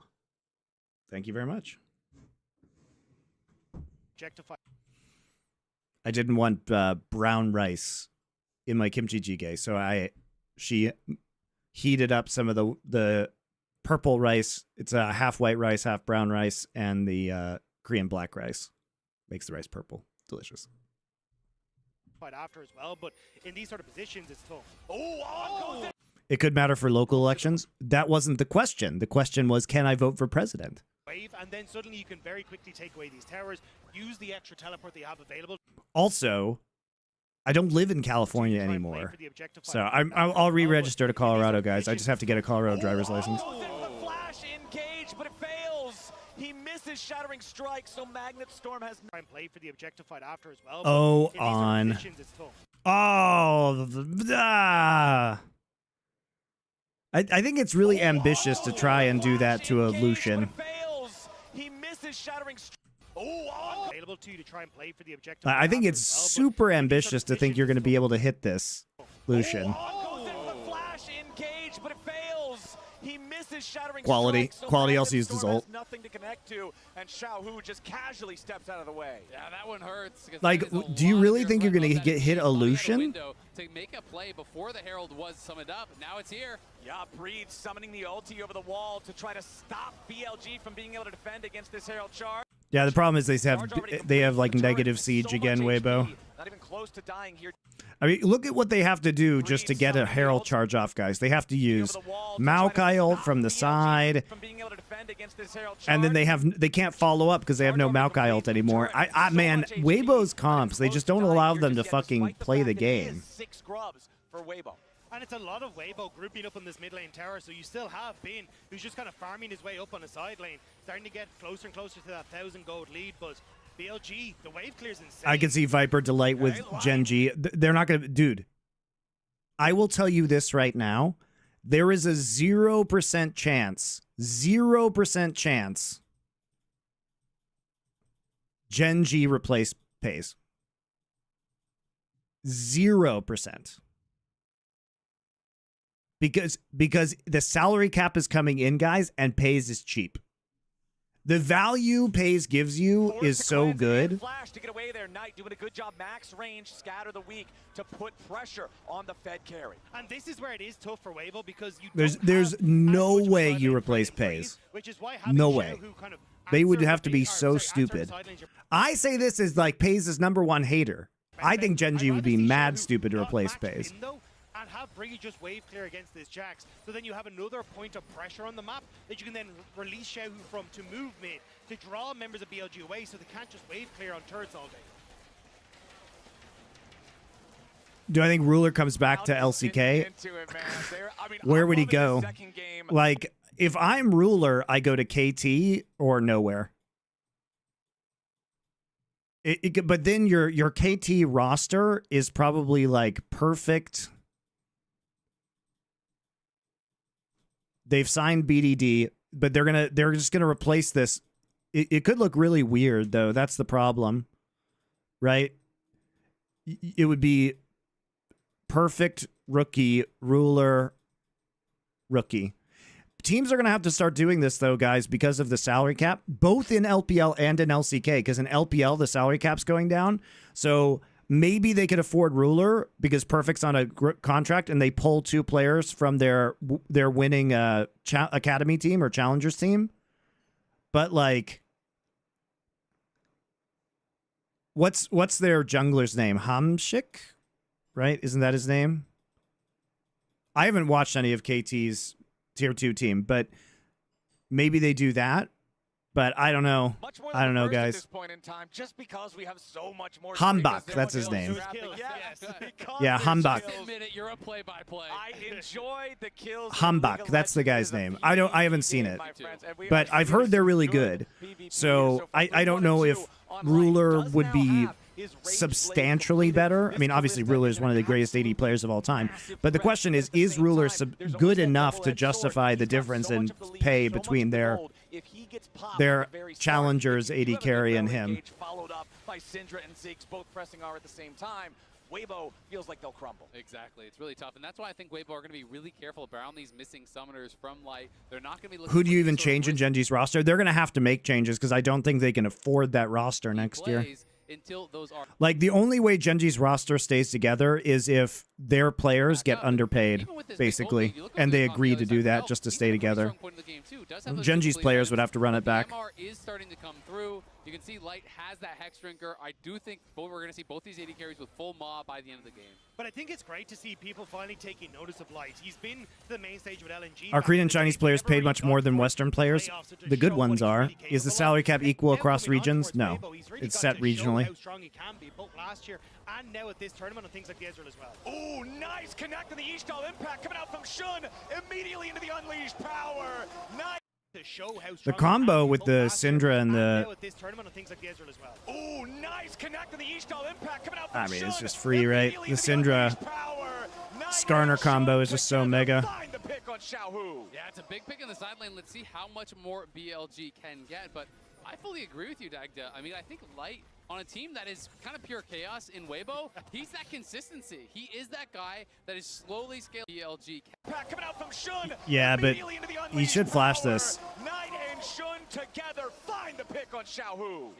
I guess he just didn't think the Syndra was there. Impact coming out from Shun immediately into the unleashed power.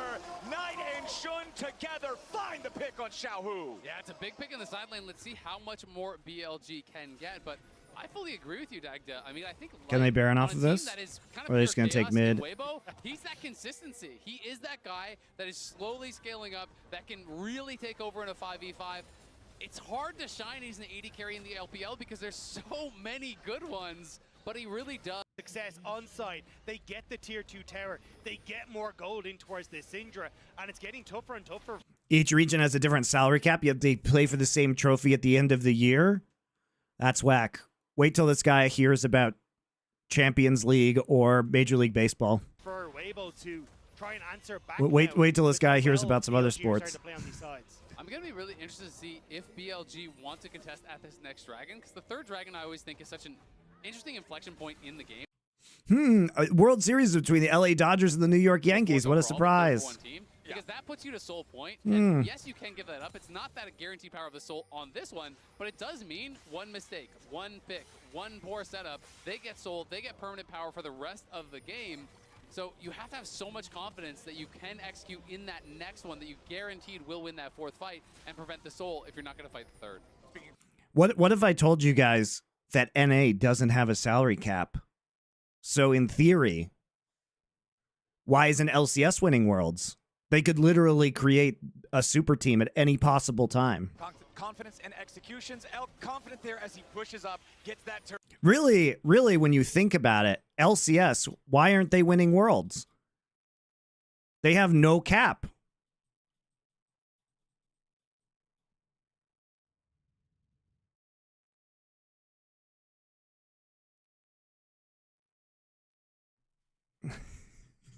Because of import rules. I'm just joking, guys. Gets rid of it, man. Confidence. I'm just Satchel trolling. Wade coming out here from the Ziggs. Very, very good at destroying these turrets. Yeah, unfortunately, you know, there isn't a salary cap in NA. There's no salary cap, right? But there is a skill cap. Unlucky. They're hard skill capped. Combine him with this Jax in the side lane that you already pointed out. There's not really a split push answer for this game from Weibo's comp. If Bin really gets rolling, the destruction capability from BLG between the Ziggs and the Jax is just huge. It really is, and that's where I kind of go back to a point that you were making, Rob, where it becomes about, I think, overloading a side lane, because Maokai can hold the Jax. Jax is not going to kill the tower in Maokai's face. You have enough wave clear, you're just going to be able to stand up, tank a little bit of damage, knock down that wave. But if you send a second member, if you overload that side lane, all of a sudden you're losing towers. All of a sudden the base is being threatened, and Weibo can get pulled apart across the map. Dragon spawning now. Nobody's around it except for Bin, who is just clearing out his own sides. Blue buff right now should be able to secure that one pretty swiftly on the Jax, while everyone else jockeys for position over the control of vision near the Baron. I think Weibo are just worried about that overload play happening, so they're trying to match on this top side as the waves start to get pushed out, but that was just giving windows for BLG to get them waves in check. Bin resets, though. There's no real TP ward for him to go to, though. And look at Elk, I mean, he just uses the ult immediately on the wave, right? They're going to keep pushing out these waves. They're not going to allow Weibo to group in siege. It's always going to be cleared out. It's always going to be about buying time for Bin. They decide to not fight the third. Yeah, Shun has to flash away there. Right now, they have got to get to as powerful as they can before this soul. Oh, there's the TP for TP. They're just going to bounce on it with Shun. Yeah, Shun has to flash away there. Now, they have got to get to as powerful as they can. I like how before this Syndra soul. sees this and just TPs out. Yeah, Shun has to flash away there. Ends up in a spot that could have been pretty compromised. But That's pretty good call, though, from Weibo after Syndra TPs out. Farsight trinket into the pit. Not sure it matters, though. They're going to eat a giant. They're going to eat a giant Ziggs bomb here. It's up in like 8 seconds. 3,000 HP. Engage comes in from all with a magnet storm. The Baron is secured by Tarzan, but now they got to Yeah, but the price is going to be absolutely crazy. Ziggs bomb's still here. Light to the rampage, and Bin is down, but Light to the picture now too. Shun tries to escape, but he cannot survive. Tarzan barely getting away over the backside of the Baron pit as Breathe stands in a 1v3, but he stands. Ziggs ult is up. For long. Can he get it? BLG. Can he get at least with it? Lost the Baron, but they're going to end up winning in kills. Breathe still getting away. We just don't feel like Ziggs ulting. He's still getting away. Okay, he actually dodged. Breathe. There we go. TP though, but a TP's coming in as it looks like Weibo. Zhao? Zhao, no, buddy, no, you don't want this. Syndra has stun. Xiaohu, ready to go in, guns blazing. On, finds shattering strike. What the fuck? Storm surge execution from Elk. I just looked to mop him What did he think he was gonna do here? Ready to go in, guns blazing. On. He literally just gets walloped and stunned. Into the skin of the week. Storm surge execution. Weibo, He didn't even flash the Syndra E. No, he didn't. I mean, Knight holds the scatter of the week because he wants to get it the slow down first. Dude. Xiaohu, what the fuck, man? I like how he flashes, but he still gets hit by the stun. TP's coming in as it looks like Weibo might just look to mop him up. Xiaohu ready to go in, guns blazing. On, fine shattering strike into the skin of the wing. Storm surge execution from Elk. He goes in, guns blazing, but Knight's got a missile, blows him up as he arrives. And so much of this fight is about the focus on the fight for BLG. Weibo are all hyper-focused on going for the Baron. On goes in, gets this massive engage. Elk is getting AoE across the team. Knight is fighting over the wall, hitting spells on multiple members. And while Weibo... Oh, shout out to the overlay. Elk did use his ult, but the overlay didn't show his ult as being down. Tear them apart. Weibo managed to get Xiaohu out and Tarzan out, but Breathe does such a good job of buying time, and this is what we're talking about for the tree. It can be so difficult to take down a Maokai with this much gold, but He eventually will fall, and then Xiao, who the hell do you think you are, TPing back into this play, goes to try and turn this around into the point and click from the Rel and the follow from Syndra. Look, he saw his moment. It just wasn't quite it, okay? No, I mean, I saw the moment too. I think That's if he funny. flashes early and doesn't let the Rel actually get to him, then there's an angle. Slam from Sean. Oh my God, they got the Callista. There with the impale as On slams back through the Magnet Storm, has to try to get away before. Oh, you almost got the bailout. Off the enemy AD carry, but BLG's got to be careful now. Bin versus Breathe off to the side. Low health bars on Jun is like in the wall. BLG's front line. On dies first. Shun barely stays alive. Breathes about to drop it. It's a 2-for-1 for BLG. Max range scout of the week and Knight. Well, another legendary game from Knight Syndra, I see. As well. They've been so good in these last two. And all of BLG has been there with the follow-up. Oh, Shun and Knight taking a lot of damage here from this turret. Shun Yeah, this is W. at He gets the death's shield back so he door, doesn't burn barely down. gets out on that Skarner as the tier. The crash down coming through from On to send it through. You've even got Bin and Breeze following through on this bottom side, but even though Shun does get caught going over the wall by this...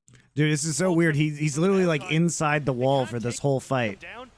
On is the only one that falls, and it's these choke points that are so crucial for BLG. On Tarzan pushes too, but there's so much contribution across the board from BLG. Elk's on his death. Zavi 14121412. Thank you for your tier 1 sub. I really appreciate that. He is really Thank you very starting much. to hurt. Also, you're about to get the Abyssal Mask completed from Shun as well, which is just going to amplify all Really this smart. AP damage that you see, but looking for the pick here.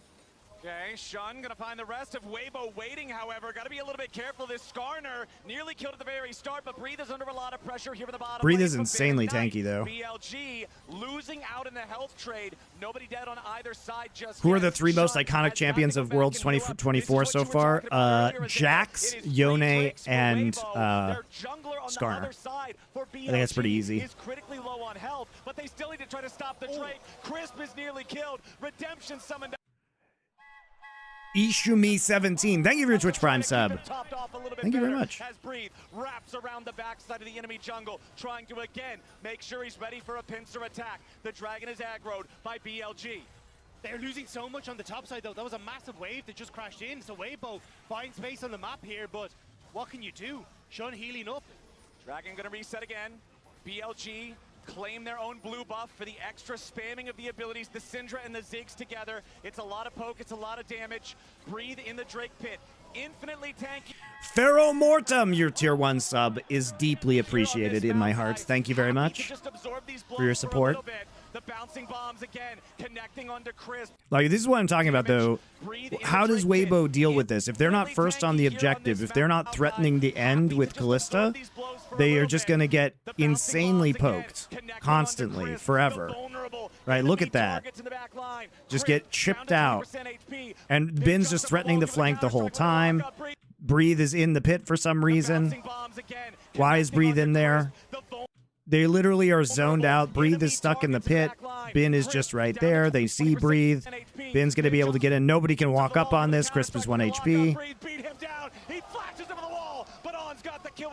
Terrible, terrible ults. Oh, misses the flash ult there. He does get, oh my God, he accidentally stuns him into the wall. Look at this. Misses the flash. Light hops out of the way, and then he just E's, right? But because...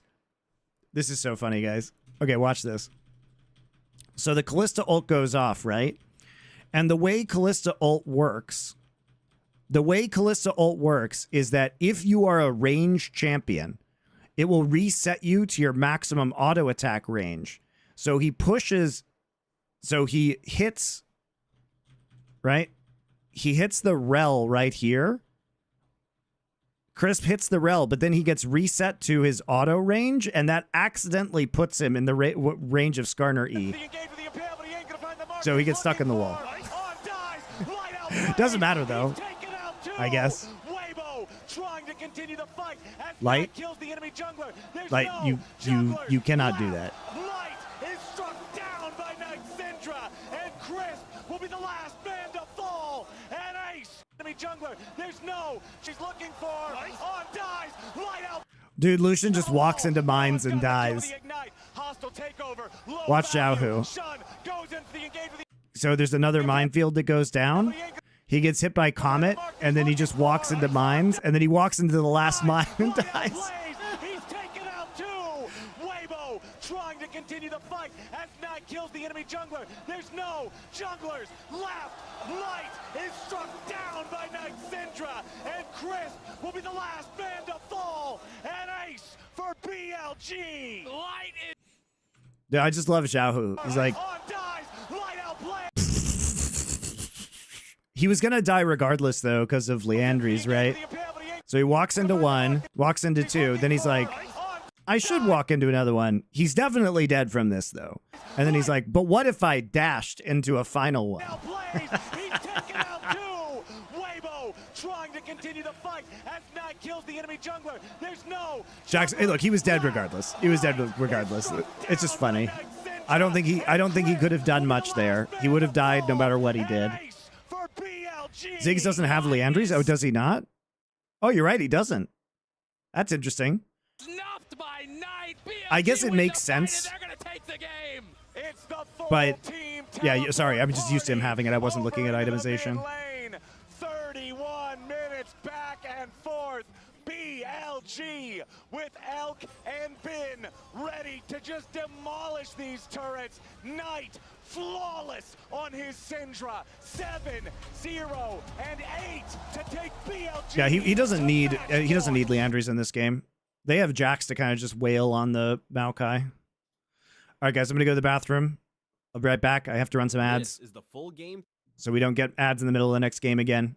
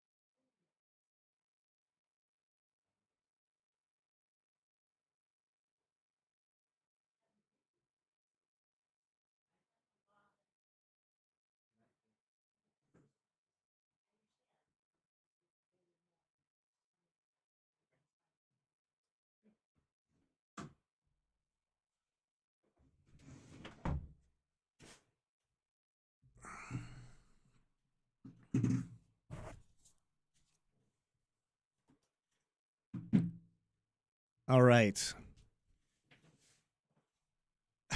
Love you, Monty, but I think there's a faint piano in here. I don't even know what that's supposed to mean. Is there ambient music? No.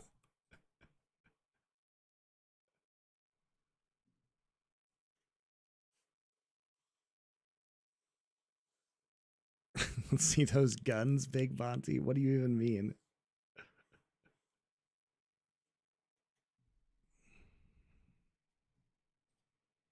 Three VOD of the matchup between Weibo and BLG from the semifinals of Worlds 2024. It is time for game number 3. Oh my god, this series has not been very interesting. Okay, we're banning the Silas again. We're banning Oriana again. Now we're banning Callista because we want to first pick Yone again. I guess they're done Callistaing because they realize that they have no range, but they're going to pick a no range composition anyway. So what do we do here? We take Jax. We could ban AP junglers, and that probably fuck them up pretty badly. Today we take Jax Skarner. They're going to take Ezreal and Maokai. We don't know. This is a flex pick for them. So do we ban Brand again? Probably. Gnar Brand, maybe. And I do think Jax is a great answer for They're taking away the Ahri because they don't want that in the mid lane, but we have to ban Smolder. Surely we ban Smolder here, right? Yep. Okay, they've already taken the Kaisa. We're not taking Quinn. That's Troll. Akali, here we go. Knights Akali, all-time classic. I don't think we've seen this matchup, really. Yone Akali. You have to feel like, for both Akali and for Kaisa potentially, I mean, if you get that lockdown... Well, we got a Thorin, Richard, and Monty Total Warhammer 3 stream. I don't think Thorin plays Total Warhammer 3. I do. Does Richard play it? Sounds like something he would play. Maple did it. Oh, okay. I don't know much about this matchup, guys. Be an interesting one. Now. I mean, Sejuani Rumble is one of those pairings that we've seen. Okay, so BLG wants to lane swap here. Clearly, we're taking the Rumble because they banned our brand, so we have to take AP in the top side. Yeah, that's the game plan. So I don't know. Akali should win in lane, and sides Yone wins later. I have no idea if that's true or not. BLG got Jax Skarner all games. Yeah. And we're talking a lot. Not sure it was worth the Yone here. At least they have some range this game. Maokai gets flexed into the support position. All right. I mean, I feel better about Weibo's composition. This is the first time they've actually had good non-committal engage. Maokai ult, Sejuani ult, and Rumble ult. So they kind of have a way to dive or to force people off objectives or to engage that they didn't have in previous games. Meanwhile, BLG, they only really have committal engage with Alistar. Otherwise, they're going to be skirmishing and side pushing, pushing side lanes, but they don't have a lot of range here, right? This is mostly going to be a pick composition. Again, we're going to play Kaisa and Skarner into the side lanes, and we want a Kaisa ult off of that. So really, they're going to be trying to split, I think.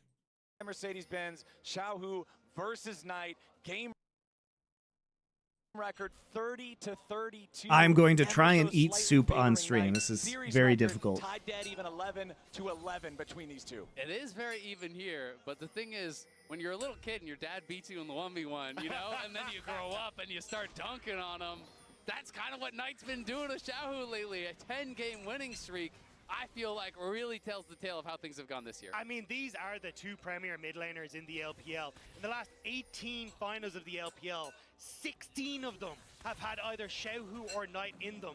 They go toe-to-toe on LPL titles with 5 apiece, toe-to-toe on the record for most consecutive finals at 6 apiece. World's level. People with the Alistar are trying to avoid that lane. We do have Tarzan up on the top side, though. On an Elk, still level 1. We'll see if they want to look for any sort of really aggressive play, but they are very healthy, so I think it would be pretty tough to pull off. Another Mystic shot lands onto Elk there, though, so Crisp and Light. So Weibo gets the lane swap. They called the swap into the top side. But I don't think they can actually dive this. We've already talked about it a little bit, but just again, going to be keeping our Meanwhile, eyes Rumble's probably going to get dove here. on Knights Akali, on whether or not he can actually navigate these fights, because AoE This might be a bit tricky for Rumble. The normally very powerful shroud that Akali has. Look at Shun, though. He's setting up for a dive on towards Breathe immediately on the bottom lane. All right, Breathe going to get stunned up here for the counter strike. Pin wants to get it. Free. First blood for Shun. It's a 1-for-1 trade as both top laner flashes are. He's not going to lose that much though, because he actually just has TP, so he'll be able to get back into that lane. As you were able to get the majority of this CS, I think you're pretty happy because the kill went to Shun, but Bin and he lost quite a bit though. On towards Shun, so Actually, in the And here's the grand scheme thing, of Jax things, is going to it have works out TP pretty advantage even. because he gets to walk to Yeah, lane. it's not too bad. I mean, I do think So it's still a the knock-on fun effect of this is going to be play here. bad. Holds the Counter-Strike for so long, so when there's the flash coming through, it's still level 2 breathe. They do kill him off. As far as total gold, though, you did get the first blood over Like, on the PLG, most and important you thing denied here is that about he 4 or lost 5 CS. minions there, He so still he's hasn't gonna be down a recovered, little bit of and Jax XP gets once to the walk man to actually lane, does collect the wave right? as it pushes back towards him, but for the isolated 1v1 TP for advantage is now, actually things pretty dark. crazy good. Plus the extra assist money for making sure that you have a second guy involved in it does end up being 600 total gold versus 300 traded back the other way. Feels good for BLG, but still nice, close game early on with just that trade in the bottom side. It's not going to be another 17-minute first blood in this one, but we're also not getting that chicken fight. Look at Shun level again, 1 either. though. He resets, giant spell, bot lane again. They really want to punish this. Yeah, they can punish the lack of TP now.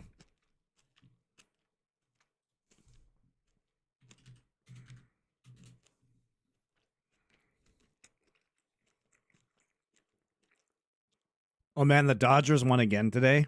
Holy shit. Dodgers are smashing the Yankees, man.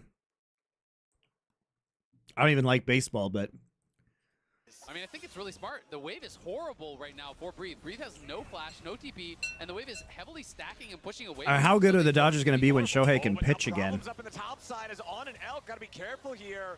Light and Chris doing a great job in this 2v2. Enemy support nearly killed as they force On back underneath the turret. Still trying to see if they can put the pressure down. This wave is going to crash as well, so they might be sitting ducks underneath here, especially if Light can get a couple of those mystic shots to land. But both junglers now just fighting on this bottom side. Luckily, Tarzan was there, so you do get the crash for Breathe on that bottom side, and it won't get zoned off. Yeah, that was interesting. It looked like Shun was trying to delay time, see if he could actually secure it without having to use Smite, because Knight could move over, but at the end of the day, I'm going to miss your analysis videos on force that League. Smite to be used. And, Well, it is going to be Breathe having I to won't. back off here. And will be a bit of an advantage down on that bot side, as far as the experience goes, but not much of one. So it has been total grub control so far in this series for Weibo. The first set of grubs going to spawn here in about 45 seconds. Remember the game. Love number you 1, guys, Weibo but got I'm 5 of ready the to 6. move on with my Number 2, existence. They ended up getting 6 of the 6. I'm curious if BLG will be able to do a better job fighting for those grubs in this third game, because once again, we've got the Jax-Skarner combo. I mean, it's just felt like they haven't cared because they've been happy to scale, they've been happy to side lane, they've been happy to trade for other things. They're saying, yeah, great, take the grubs, we're going to take our time, we're going to have that patience. But I do think this kind of composition that they've drafted for this time is a lot more scrappy, and they may be looking to fight. Then sidestepping that last Electro Harpoon there, trying to get away from Breathe as Tarzan is again hanging around this bottom side. Both junglers investing. Okay, we're all moving up bottom for part grub of the spawn map, right trying to now. cover this 1v1. But the fact that he shows Rumble bot has no means that TB. it's gonna be a grub start top for BLG. Yeah, BLG going in. looking Rumble for not Chris moving. first. Sure he can Jax connects, but Knight does not wanna going go top further side. forward towards He's the Maokai. see what he They're actually trying to push commits Chris to. off, though, so they can look towards these early void grubs, but Yeah, you've they're now just got not. pushing They're just not even going to play. roam up, and he They're needs not. to They're just reset not even going to going play that for the bot lane, grubs. so it's a bit of a timing. This is actually, I think, dangerous. If BLG gets a lot of grubs this game, their split push with the Kali Jax is going to be pretty crazy. Knight's got to be a little bit careful. Goes into the smoke, slam into the wall with the East All impact. Shun looking to lock up Xiaohu. As Tarzan gets a nice stun there back onto the enemy jungler. Rumble's But here. Davis made his way to the fight first. All 3 grubs. But it's gonna be over. secured now by BLG. Fate Sealed forces out a couple of flashes. Chris now in the middle of everybody. Gotta be Knight careful just trying to threatening get back to Xiaohu wall. on the But Ben's backside. back on the Whoa, enemy crisp. jungler, But Ben has made his way to the fight first. All 3 grubs going to be secured now by BLG. Fate Sealed forces out a couple of flashes. What? Crisp just flashes over the wall, but Bin's already there. He has to just waste flash. He could have died on that top side without using flash. Nice disengage from BLG. Equalizer still available, but BLG are all on the exit route. It's 3 grubs and 1 kill for BLG. I cannot believe BLG managed to get out of that. And the fact that Bin got that kill is the only thing that even. Which podcast will you continue? Just the Culture Ones and the Four Horsemen?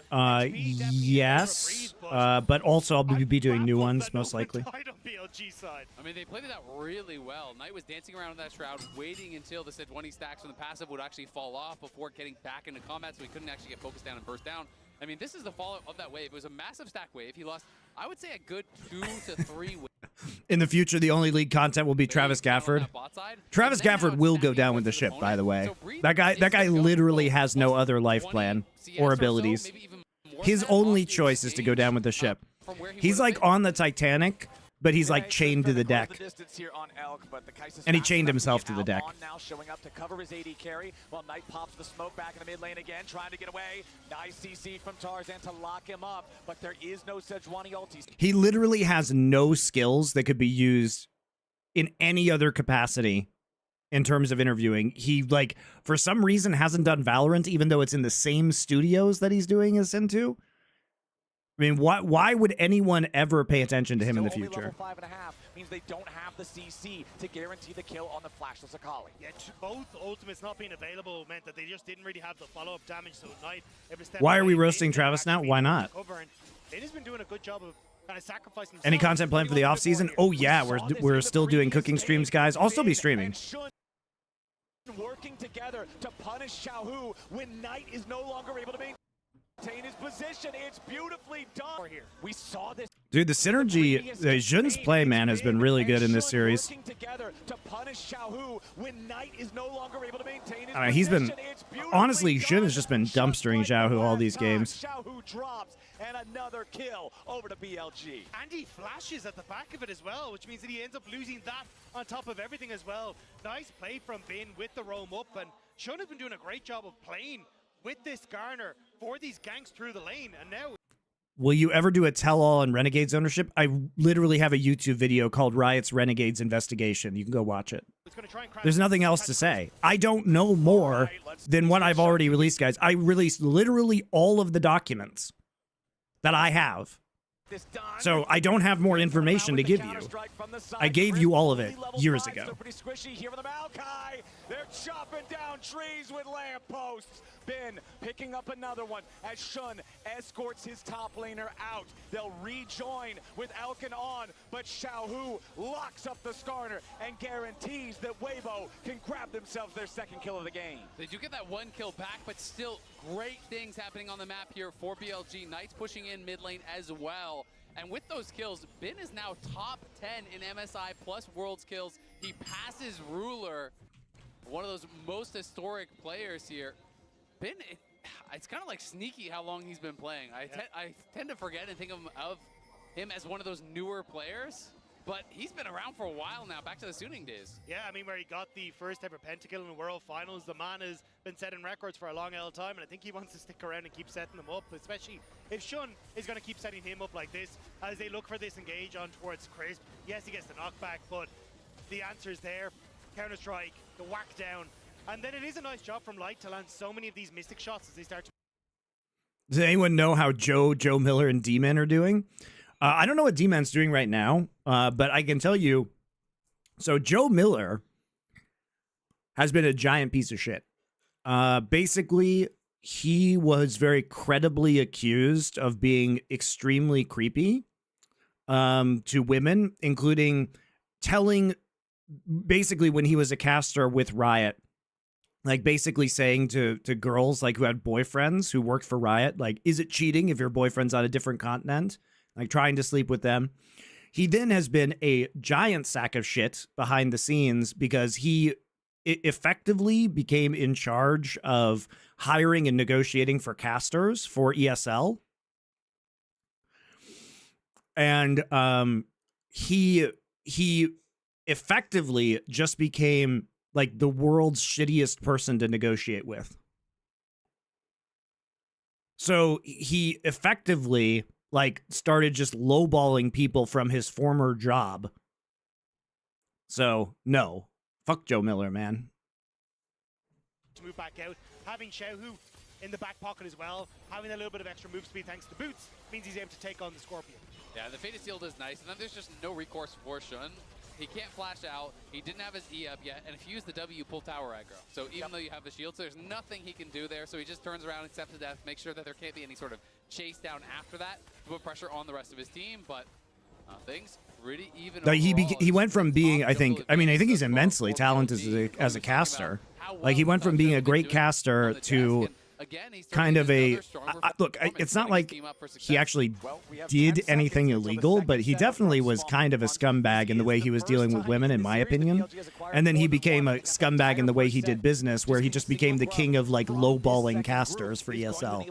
To have those Void Mites So. spawning. Nah, fuck that guy. To have that extra split pushing power with this Jax for Bin. But I don't think they will. I think they're just going to look for gold. What's Jobra up to? He's casting Valorant in Korea. Kali really needs to get snowballing. She's already behind thanks to that kill that Xiaohu's able to pick up. So, hey, instead, we're just going to play on towards bot side, get the dragon stacking starting, and also look then for that extra gold on towards the Akali. Yeah, we'll see how much he's going to be able to get, because after they grab the dragon, Shun could even move down towards bot side if they do think that there is some sort of an angle, but it looks like they don't expect that there will be, and Reed had it warded out either way. Yeah, I want to go back to your point you were making, Shun, though, because it's incredible to see how strong he's been for BLG after he was subbed out. Wasn't the intended starter, yeah. Exactly. It was Wei who came in. He came in halfway through summer and was like, no, this is the guy that we want to work with. He's going to add stability. We can just play through our 3 strong lanes. But coming into the Worlds, they were like, no, we want the guy who's able to... Bin being ahead is like hugely, is just so huge in this game because he's able to keep the side lane pressure up. And it's really made you forget about a bit of the rough start that BLG had, because they swapped in Shun, you know, after a couple of those losses, and he has been a guy that's bringing stability now, which is not really what you kind of associate with him. He was more that explosive player, you know, go dive bot, you know, go create these spicy plays, but he has been great for them on the Skarner. 2v2 could break out in full swing here on the top side. Xiaohu, though, snaps right on back with a soul unbound. So the scrap ends before it really begins. And Ben's happy enough with that, considering he's already not too far ahead gold-wise. Yeah, but I mean, he's lost some CS, but they're still going to be able to play into the side lane. And the point is, he still has kill pressure, especially because the Akali and the Kai'Sa can just show up. I mean, the Kai'Sa can show up at any time. That's the power of the Kai'Sa in these pick compositions. Ben is not under real meaningful threat as he farms it all up. Yeah, just going to be able to zone Wave away from going for the dive, but still have to get turret plates for Xiaohu. And this Yone is actually starting to get into a really good spot now with the early kill and now some of these plates. And Xiaohu was very good in game number 1 on this pick, and he may have an opportunity to do it again as Nice wants to fish for Breathe. See if he can find him here. The Akali, a level down though, not quite at the point where Breathe is. Has not been able to have as much time here in the side lane, so Knight just thinks better of it, backs away. Yeah, I mean, especially with the steel cap boots, they're kind of thinking, hey, maybe we can look for the Akali up against Breathe, but we already said Breathe got a ton of that. Would you try some blind cooking with somebody like Atlas? Yeah. He's under a lot of threat going up against the Akali, who's still only just about... My plan is definitely to do some guest cooking streams. Gameplay is the way forward for Weibo. And it's so interesting because For sure. I generally think of as the With people who want to are in Korea. I mean, definitely, I think Wolf and Atlas would be down. And you're looking at a lot of these I'll talk to games, him, and it that'll be feels fun. like they're asking Ben to group so much that he's being put behind constantly as far as farm. You know, you look at this top lane matchup, he's down 35 CS, 36 CS. When he Maybe we can try and make Australian food. I've literally never made a meat pie. That sounds like something we could easily fuck up. Making Australian meat pie sounds like something we could easily fuck up, guys, in hilarious ways. We're trying to force plays at early fights, but okay. Oh, Ben jumps in there, so close, slightly No way you fuck up a meat pie, man. If we make them from scratch, we might fuck them up. late on the flash follow for the counter-strike stun. Would have had the Kai'Sa to swing on by as well if he'd managed to connect to that. And that's what they were trying to set up, but Xiaohu just about able to get away thanks to that CC delaying the follow-up. I feel like we could fuck up the crust. Yeah, Ben's trying to find that big play. Can't quite make it happen, but at least it is the trade of flashes, and Knights gets grasp on bot side. Worth pointing out here, very big difference compared to games 1 and 2 with those. How about Mexican? I can cook a ton of Mexican food. Problem is, it's hard to get a lot of the chilies and Mexican ingredients here. Far, far less, not even 10 this time around in the third game. You can see with your MasterCard lane economy snapshot, the whole gold lead for BLG is on a Skarner, and that's not really where you want it to be. He's a big old meatball. And if you're going to say that, then you know it's really a TP off the problem. bot side, though, they want to try and look for the dive on Breathe. But they can still make these plays on the side. This is a great play from BLG, by the way. This is a great play. They just don't even go for this. They see the TP coming in here from Xiaohu, and they immediately just make a play, a cross-map bot. Right? They immediately TP in. We start moving bot. We have the Kai'Sa because she's got the setup with the ultimate, able to get into the bot side. This should be an easy dive onto Breathe. See if they can get it. Should be able to get the tower here as well if Breathe doesn't back off. He ults the wave. summoned up by Breathe to try to get rid of this wave. That They can last dive it, though, with cannon Alistair menu ult, be the only probably. thing to try to walk up to the turret, but it ain't going to get there in time. Breathe Yeah. overheated. They immediately It's a good idea, but it just doesn't save you in this situation because Alistair exists. Great play by BLG. Breathe's best efforts are in vain. There's nothing you can do. Is against Dagon not in Alistair. Korea? He's in Once Korea. that I'm ultimate, going to see him he's this week. Invulnerable to these towers. Lot again lost though on that top side. You can see that big wave was crashed by Weibo. So yes, you're getting a kill, but you're still losing on the map as BLG. And at the very least, he actually did kill off the wave with the equalizer before it did crash. Exactly. So the tower damage is now coming in, but they can't kill off that tower. Had he not been able to actually finish off that cannon, maybe the tower goes down as well. Yeah. It is definitely a close thing, but it is not going down just yet. Okay, we got 30 seconds on our next Drake. The first one was picked up by BLG. It's going to be 16 minutes in, and second Drake of the game will only just now be spawning, so it's not like it'll be a big... BLG is such a weird team to watch. I feel like they know their win conditions, and then they just like wig out and take a fight they shouldn't, even though they know their win conditions for like 90% of a game. It's that 10% of the game where they just like go insane that you have to be concerned about. There is still options for things like Hextech and Mountain Soul that I think could be incredibly strong in this game. Herald summoned up mid lane by Weibo as they'll try to force down this tier 1 turret. The first turret's already going to be killed up there in the top side. 2v1. Breathe wanted to try to stop Knight, and on the rumble with the flame spitter needs more damage, but he won't find any of it. Teleport out from Knight to guarantee that he won't be traded back. Even gets out of the way before the true shot barrage would have hit him. And again, another kill gift across the night. You can see BLG are giving so much to try and get this Akali ahead, but the teleport needed to be burnt, which means that Weibo know Knight can't get involved. So it's a tower trade for the Dragon, plus a kill for BLG. Yeah, and he already has that first item completed, has that Storm Surge, working towards... No, there probably isn't going to be a Dade Award winner this year. We'll talk about it on SI tonight, guys. We got SI in 7 hours, so just calm down on that. To collapse on those side lanes and look to try to potentially avoid some of these 5v5s that we thought was going to be really difficult in the draft. And the question you posed earlier... Yeah, Lehens was never the guy with, like, who is a superstar, you know what I mean? On goes through the Hex Gate, knocks Tarzan back over the wall. Never mind, I should have never... Oh my god! And the question you posed earlier... He got an extra one there, guys. On goes through the Hex Gate, knocks Tarzan back over the wall. He got a freebie. He got a freebie because Crisp was there. God damn. Sean pulls back too, but the counterattack from Xiao, who is there with a fade seal. Massive damage to everybody on BLG, but Xiao is the first and only to die. Breathe comes in with the equalizer. Knight's gonna try to get away. BLG... Great equalizer from Breathe. Weibo is turning this whole fight around. Sean is about to drop. It looked Is good he? at the He's got E start, again, probably, but yeah. Weibo suplexes the play. It was a 2-for-1 special, but their eyes were bigger than their stomach. Weibo immediately jump in and decimate BLG as they're just stuck in the pit. Breathe burning TP really alive. changed It that was around. all about that teleport there from Breathe. The first kill over on a Xiao, who makes you think that BLG could win the fight, but there's so many low health bars on BLG. Breathe just arrives and Shun? hooks them No. up, and No. Shun playing with fire a little bit here. Has to be somewhat respectful. You lose 2 towers off the back of that lost team fight. Weibo slingshot themselves into the lead. And it was bizarre for BLG to go for this. Knight doesn't have his ultimate available yet.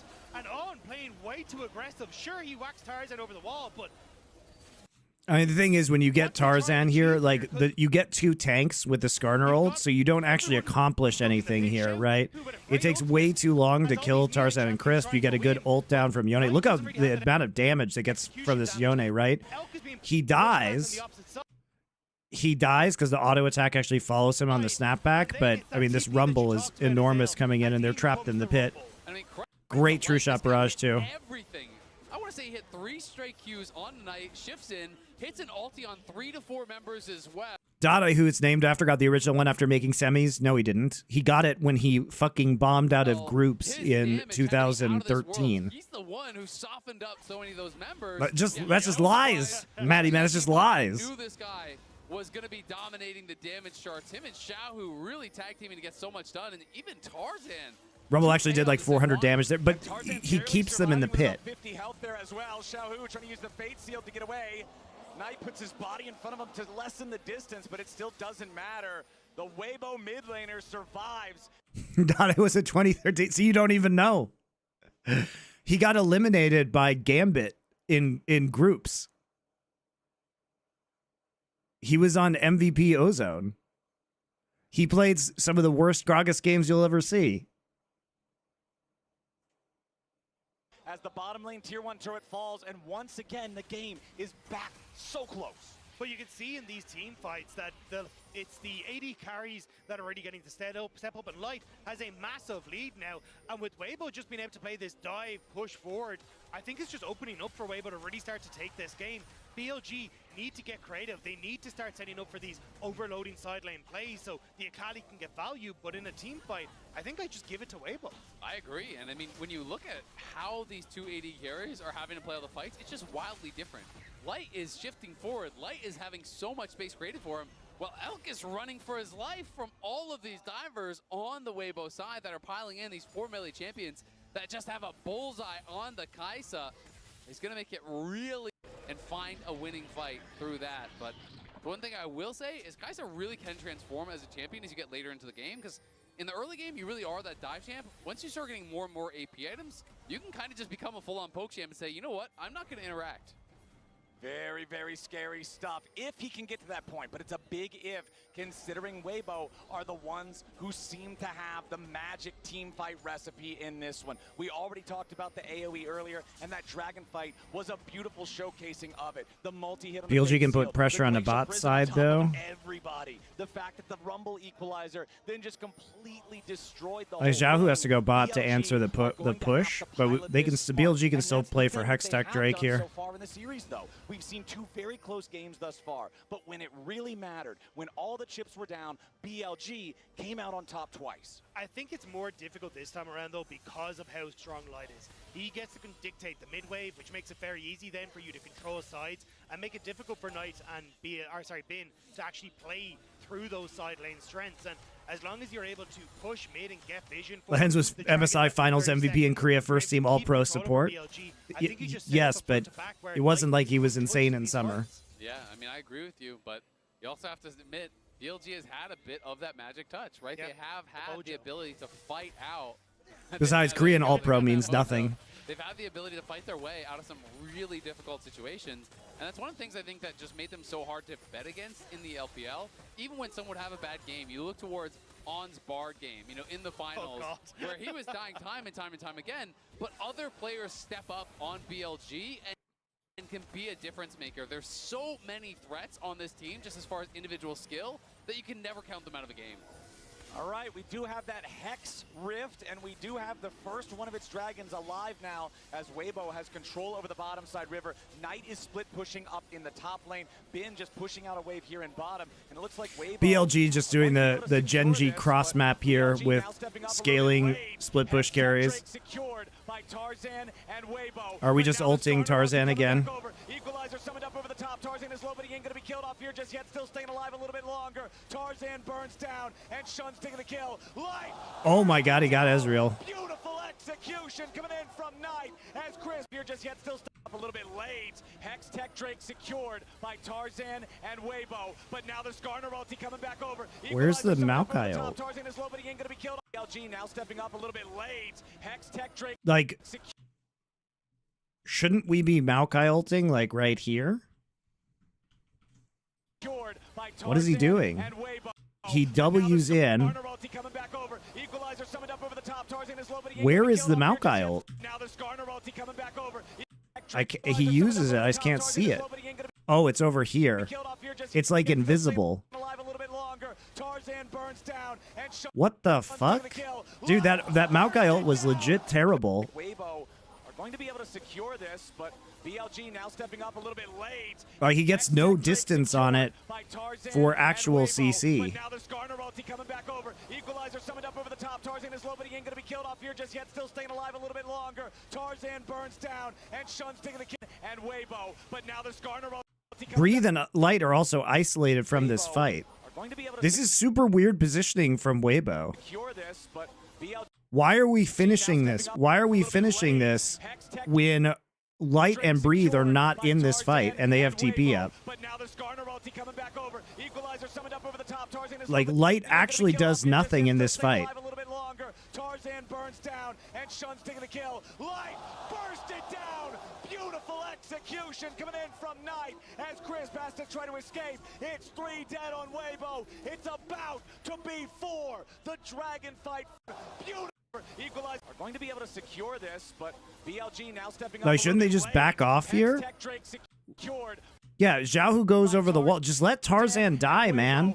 Why are you going back in? Coming back over. Equalizer summoned up over the top. Tarzan is low, but he ain't gonna be killed off here just yet. Still staying alive a little bit longer. Tarzan burns down, and Shun's taking the kill. Light. What a weird fight from Weibo.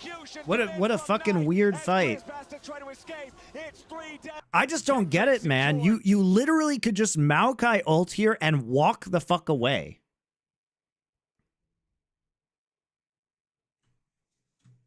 Like, just use Maokai ult and then walk into mid lane. What are you doing? Tarzan and Weibo, but now there's Skarner ulti coming back over. Equalizer summoned up over the top. Basically, why would you flip the game like this? Why do teams do this? It's after 20 minutes. Baron is up. Why are we doing the old flipperoo? Like, if you lose this fight, you can literally just lose Baron. They don't need Akali to do Baron. Akali's the only one who doesn't have HP. Just walk to Baron. It was a disaster for Crisp. We'll catch it in the replay.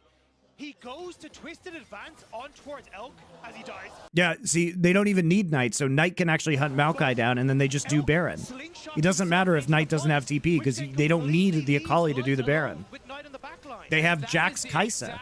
It's just free. What the fuck? With BLG, you can just never count them out. Knight finds Light, and even with the fight starting so well for Light. Wow, good job. So you just lose Baron for no reason. Didn't matter. He knows the damage thresholds perfectly on the Akali. He flashes forward, finishes off the Ezreal, creates space for the rest of the fight to really get ran over. But keep their eyes on Crisp here. So essentially they think that they've got the help that they need, but Elk shoots himself immediately down into this fight, brings Crisp with them, which means that then Light is completely left alone to the top side. So Knight just turns on towards the AD carry and burns out Light as the rest of BLG are dealing. Gets killed by a Storm Surge proc. Look at how Rip. much damage that was from Knight. I mean, he knows the thresholds perfectly there.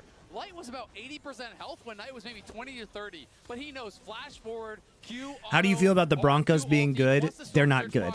It was precise damage. He needed this proc damage from the Storm They Surge just to have kill him. played bad He calculates teams. it Like, perfectly. look, That do is not the be difference fooled between by the the fact that they world's best clowned and on the everyone Saints and the Panthers to talking you at the beginning thinking of the that they're a good game. team. We'll We'll know if they're a good team because they play the Ravens and the Chiefs on the road in their next two games, okay? Then that's how this comp can come alive, and we're at that point of the game right now. Here's the thing about the Broncos. They are better than expected. I think the best possible finish for the Broncos is probably 10-7. More likely, they're 9-8. And then maybe they get the number 7 playoff seed in the AFC. Maybe. Right?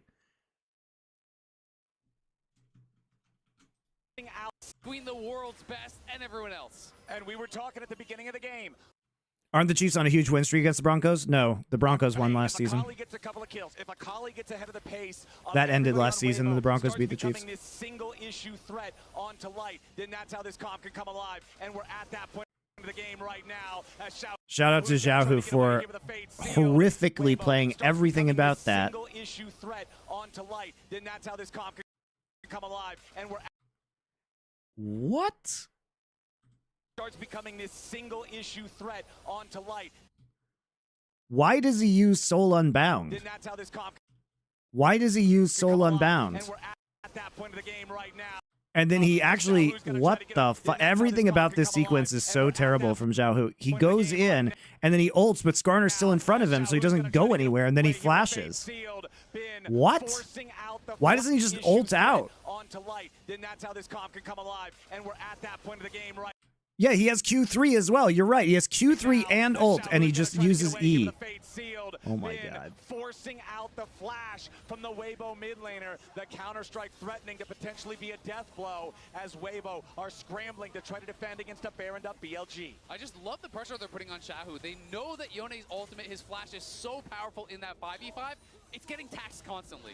And now BLG get to set up a mid because they've already blown. On engages with a massive 3-man knockup, but there ain't any follow-up to go behind it. On's just going to be the sacrificial Alistar as everything gets thrown towards resisting the assault. BLG, yes, they'll claim the tier 1 turret, but it go behind it. At 5v5, I gotta say, guys, I haven't seen the other games yet, but I am not on. What are you doing? Engages with a massive 3-man knockup, but there ain't any follow-up to go behind it. Got turret, it's fine. Sacrificial Alistar as everything gets thrown towards resisting the assault. BLG, yes, It was a good Sejuani ult. It stops there. I think that Sejuani ult from Tarzan may have just saved it because On was hoping we could take the tower, then follow up, but nobody could auto, and now Xiaohu trying to get away from Bin's Jax. He's Knight's already coming. used the soul unbound. Knight's ready and waiting.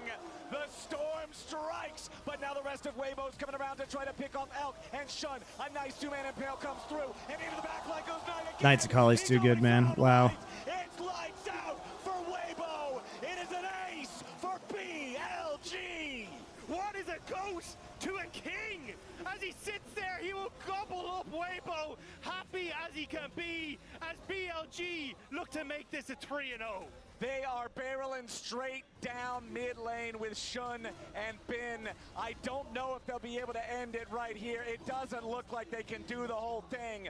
Weibo is still standing, but their legs are broken. And look at the gold lead building up from this Baron power play. They're about to take the tier 2 bot as well. This is going to be a 5,000 gold swing here with the Red Bull Baron power play. That is massive.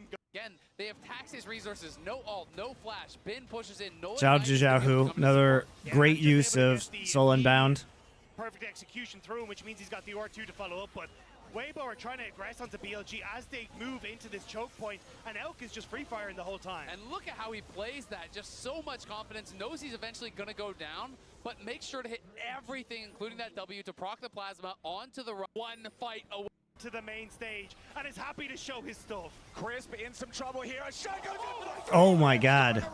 No follow-up just yet. He got the BLG. 3 for Knight coming around from the side. Crisp is about to be killed off here with the very start. Fate sealed, but it is not massive enough. LQ across Fate everybody. sealed. I mean, this Kali's gonna kill everybody. Back over the wall as Tarzan and Light Oh. scramble to survive. Light kites it out a little bit further, but finally drops. Man, this is such a good pop-off game from Knight. Shows their worth yet again. They will crush 2023's demons, and they will earn a ticket to the World Finals in London. BLG. Well, not the most exciting series in the world, guys. We'll go on to the next one. Got to run some ads first, and we'll start it. This is I'm the gonna eat for a second, answer some questions.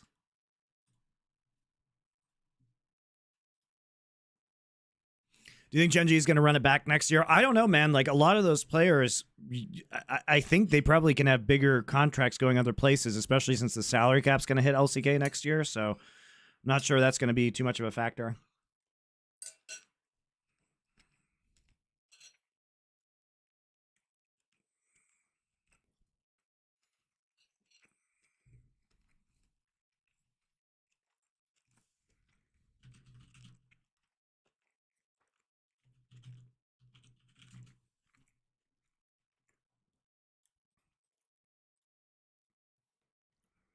I'll answer the question about the Broncos, okay? So here's the thing. Here's the Broncos schedule, all right? So they just beat the Saints and the Panthers. They're 5-3, right? So this is probably a loss. This is probably a loss. They're playing the Falcons at home. They can probably win that one. So at that point, right, they're 6-5.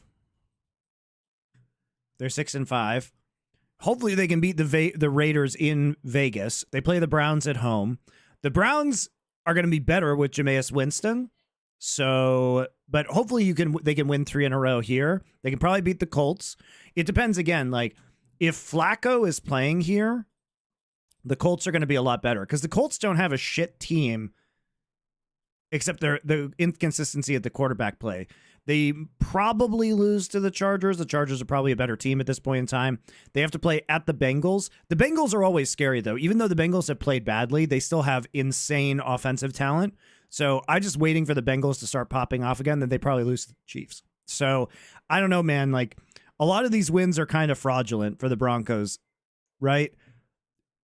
They lost to the Steelers at home. They beat the Bucks, but the Bucks have looked a lot worse. Granted, the Bucks have insane injuries, and this was when the Bucks were still looking good. The Jets are clearly frauds. The Raiders suck. The Saints suck. The Panthers suck. Right? So, I gotta say, like, but this wasn't supposed to be a big season for the Broncos. This is a rebuilding season for real.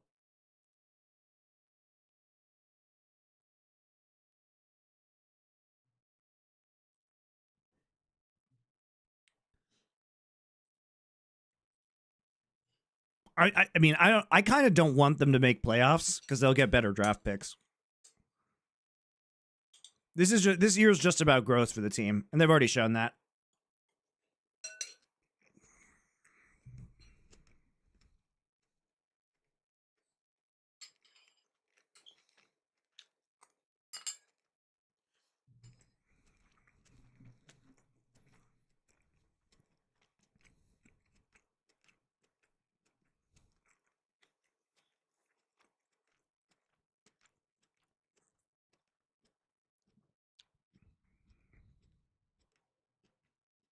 Did you see the Jaden Daniels throw this week? Yeah. Did I like Russell Wilson? No, he's giga washed.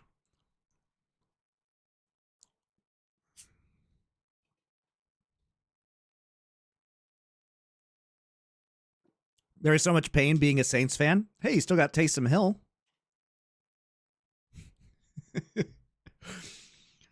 Look, the Saints we're going to have to pay eventually for their sins against the salary cap. This is just how it rolls. The real question is, why did the Saints get Derek Carr?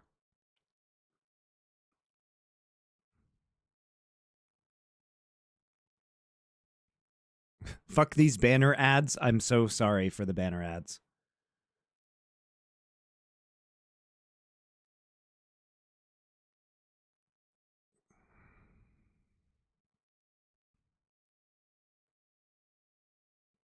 So it's Nidalee and Smolder bans for T1. We're banning Callista here. Okay, so if we're banning Callista,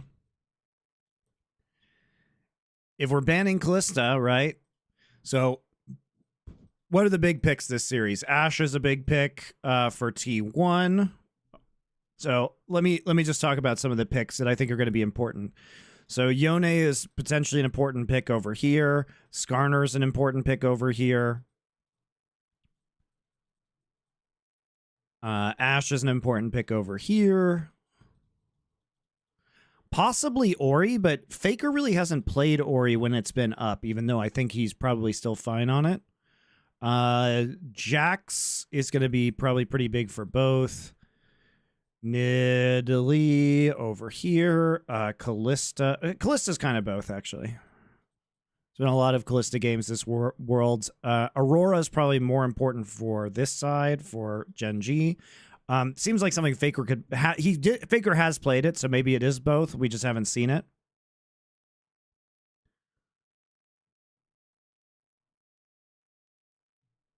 Then we've got some pocket picks we have to keep track of, like Blitz over here. Nico is a very good flex for T1. Maybe the Pike if it comes back. Not sure how serious that pick was in the quarterfinals. Ziggs for sure. Yeah, Ziggs is definitely, but it's more of a Gen G pick. Like, Pace is okay. The real problem that we've discussed is, like, Guma's Ez and his Kaisa are kind of shit. Right? So, basically, I would expect, again, T1 to have to draft AD in the first 3 picks because the pool is going to get really pinched for Guma. You know, Guma has Caitlyn, Guma has Ashe, Guma has Varus. So they banned the Jax. Why are we banning Xayah? The beauty of this pick for T1. It is okay, so they give over the Yone. Remember, this is a flex. Zayas can play at top, but Faker also has been kind of... He hasn't been good on Yone. If they look to pair that alongside the Ashe, which you already mentioned, Atlas. The Rumble is... So if we're banning Zaya, like we're taking Ashe, right? Yone plus Rumble is such a terrifying combo, and there are so many junglers that can help facilitate it. Surely as we're well. taking Sejuani is one that Ashe potentially here. comes to mind Okay, for Skarner really Ashe, evil. yes. That mid lane matchup is the Skarner locked in for Canyon. And Canyon, Why would we ban Zaya if we're not planning on picking Ashe? See him on carries, but Skarner definitely the strongest jungler currently on the patch, with the exception of that Nelly that was banned away early on. Now, Genji knew 100% that this Yone was going to get picked up. We've seen teams do this, particularly in best of 5 in the first game, give it up. What is their answer Ashe. going to be? No! I was actually expecting Why? Ashe to get No! Why are we picked up picking here early Renekton? on, because it has been such an insane What is the point of picking? Oh, why did you ban 2 ADCs? Yone and Ashe right here on blue side. I'm actually very surprised. Oh my. Okay, so please, are we picking? Sejuani Rumble just Okay, so this is bad, but you can save it, Genji. You can still pick Ziggs Tristana. straight up and available for them. That top side has been so incredibly strong, and it fits their play. The Renekton was to stop the top flex Yone. You don't need to take it right now. Incredibly well. But what this does is it hides where that Yone is going. It opens up the board and gives this bottom lane a whole lot of power. All right, I take it back. Okay, so Chovy likes to play melee mids. Is this a flex into mid? Because if this Renekton is going where the Yone goes, and Chovy's playing at mid, maybe this is good. Is it the Blitzcrank to come out here? Because if they don't pick it here, I do think it's gonna Blitz get is taken actually away. super good Chovy here. Gonna get his hands on the sides here. They're going. And by the way, I don't think why are we picking Renekton Sylas? Now we've telegraphed. Now if the Yone, like, I guess they just want to play Yone Sylas. Who's the top side on the side of Genji, looking to get What? down and dirty and look to try and scrap against T1. We saw a similar composition from T1 against top esports in their first game. Ashe is going to kite this for days. Like, how do you play this comp? How do you play these 3 picks into Ashe Renata? The upside is you do get Renata ult onto Sylas, which is mega. The key difference being a Renekton coming through from the side of Keen. Now we turn our attention to that jungle role. Genji, what are they going to ban away the Sejuani? We already talked extensively about it as an option. Yeah, you do have to ban Sejuani here, I agree. Do they want to consider AP? There's the Blitz ban. Also Yeah. discussing that. Mind is what they could be. Pace is going to be picking up an AD carry here on R4. Wait, As the Rumble does- dude. I'm so tilted. Like, we ban Rumble. We could probably just take Rumble here, by the way. If they just picked Ziggs here. If they pick Ziggs here, you actually hide where the Renekton could possibly go, and then you could take Rumble here. Right? And sure, you show your lanes at that time.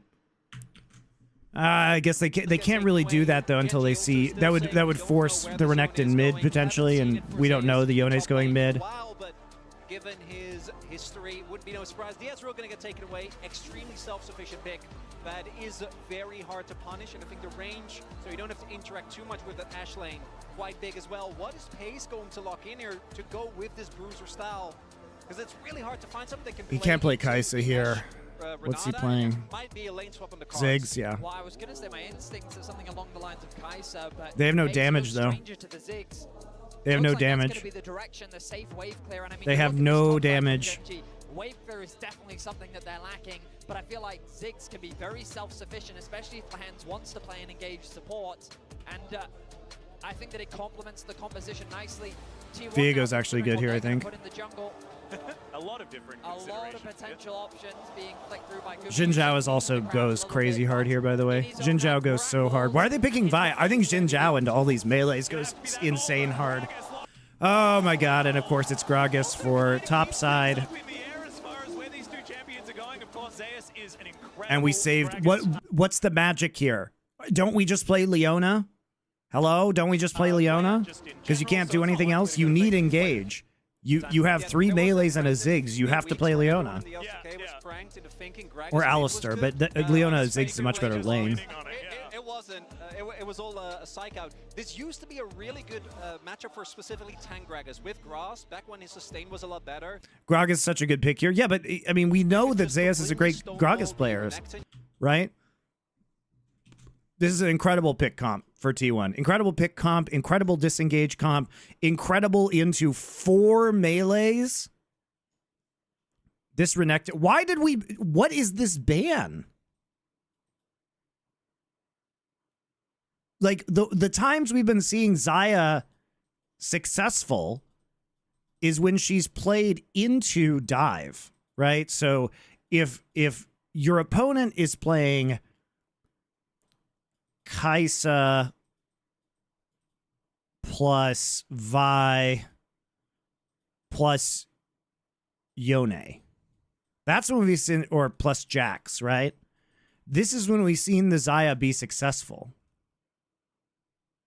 But this, why are we doing this and then taking Renekton? Like, what I don't understand is you knew, I thought the purpose of leaving Yone and Ashe up was to take one. And so when they first pick Yone, why are we taking Renekton? Surely this was an expected result. Cagel's best theory was that they banned Xayah to pick Ashe. Yes, exactly. But for some reason, they didn't think Faker would first pick Yone? What?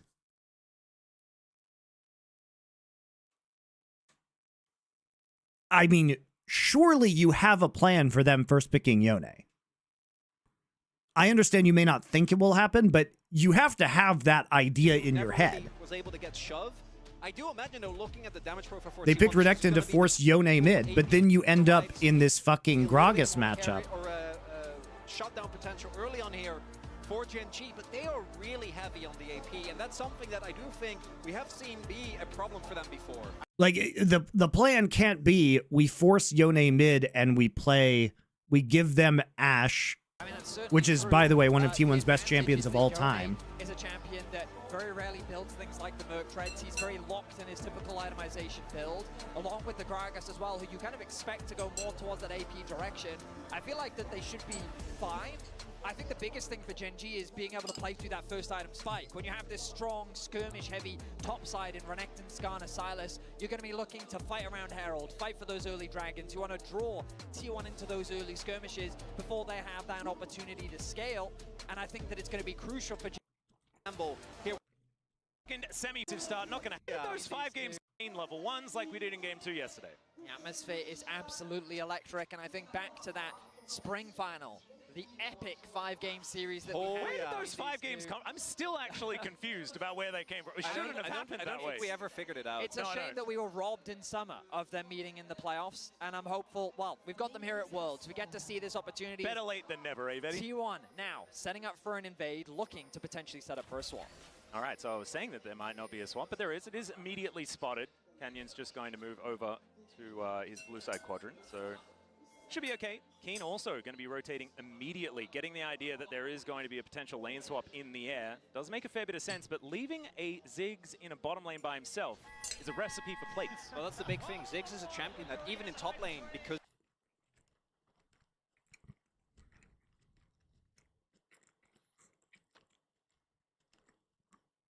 What am I eating? I'm eating kimchi jjigae that my wife made. It's delicious.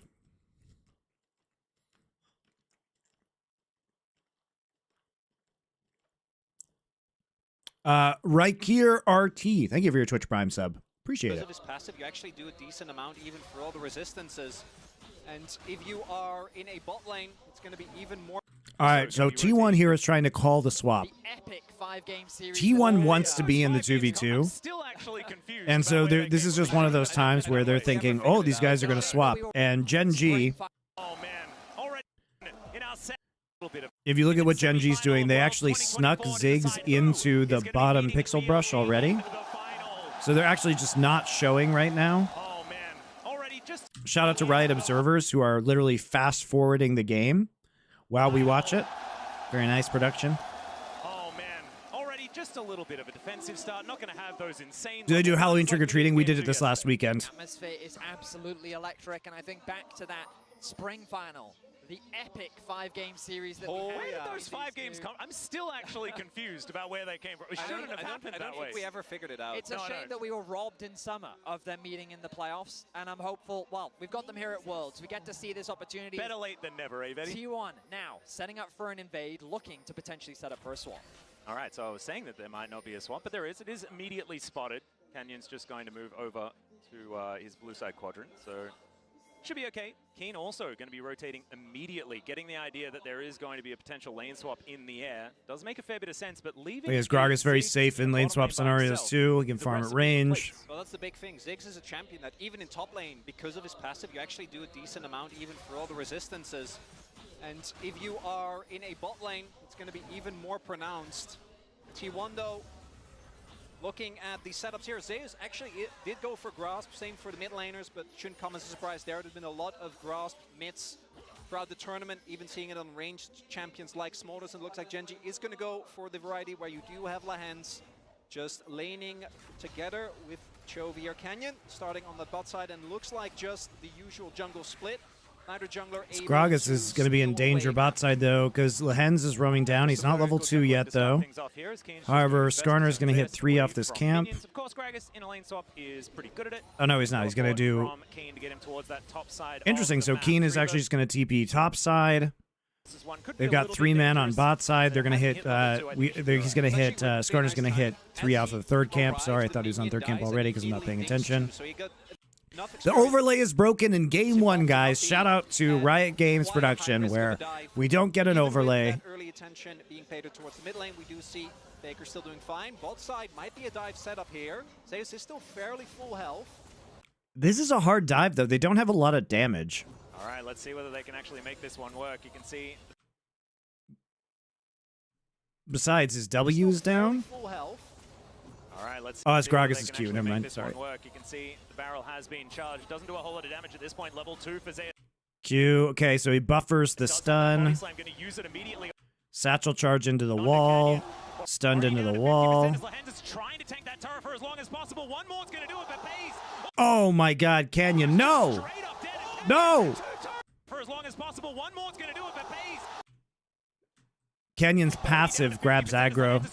I'm pretty sure. Yeah, it's Canyon's dot passive. That's so unfortunate. If he literally just lets the tower reset right there, they can redive this. He can redive this, by the way, but his passive takes the aggro, I'm pretty sure.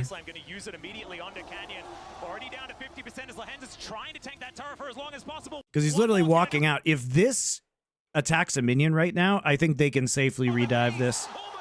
But it's the fact that Canyon takes 2 heated tower shots. Oh my God. Looking for another option. He flashes his Zenith Blade. Lands able to walk out of that one, but he's still going to have to flash as Faker comes down to make sure his top laner stays alive. A colossal blunder on the execution of the dive. Lahens can't connect the E. The tower aggro is mismanaged. What's Skarner's new passive? Basically, if you hit them 3 times, he applies a dot that does percentage of HP. Could have gone way worse. Oh, yeah. The Canyon unintended comes down. It's actually a crazy good play by Faker, too, because he pushes out, and then he actually just recalls here. So he's waiting for the possibility of the redive as he's in base, so he gets his dagger buy. So he gets a buy in here, too. It's an early recall, but it is a good play to prevent the dive. He also gets another flash out. Of the dive, Lahens can't connect the E, the tower aggro is mismanaged, and Genji are forced to retreat on their first play of the series. And Genji, I think, should count themselves lucky. That could have gone way worse. Oh, yeah. The Canyon unintentionally getting the aggro there was the big thing. I think it might have been red buff. He clearly wasn't expecting it. They were looking for the redive, and that moment, bot time for Faker to TP towards the bottom lane, Only good thing for Gen G is that did give Chovy a little bit of time while he still has the teleport available. But T1 going to be feeling great about that, trading just that flash on Zeus. Lehen's missed a close-up Zenith Blade. And Zeus says not today, boys. Lehen's looking for another option. He flashes Yeah. the Zenith Blade. Lehen's able to... I mean, he flashed At it. this point, level 2 for Zeus does have that body Oh, he missed that one. slam. Yeah, it's not Use it great. Immediately onto Canyon. Already down to 50%. He didn't anticipate the buffer of Gragas's E. Dive. Lehens can't connect the E. The tower aggro is mismanaged, and Genji are forced I mean, to Zeus retreat dodged it both on their times. first I play of the don't series. think that's too heinous. And Gen G, I think, should count themselves lucky. That could have gone way worse. Oh, yeah. The Canyon unintentionally getting the aggro there was the big thing. I think it might have been red buff. He clearly wasn't expecting it. They were looking for the redive. And that moment, bot time for Faker to TP towards the bottom lane. Only good thing for Gen G is that did give Chovy a little bit of time while he still has the teleport available. But T1 going to be feeling great about that, trading just that flash on Zeus and a TP for multiple summoners from Gen G. There were so many instances there where it was very awkward for Zeus.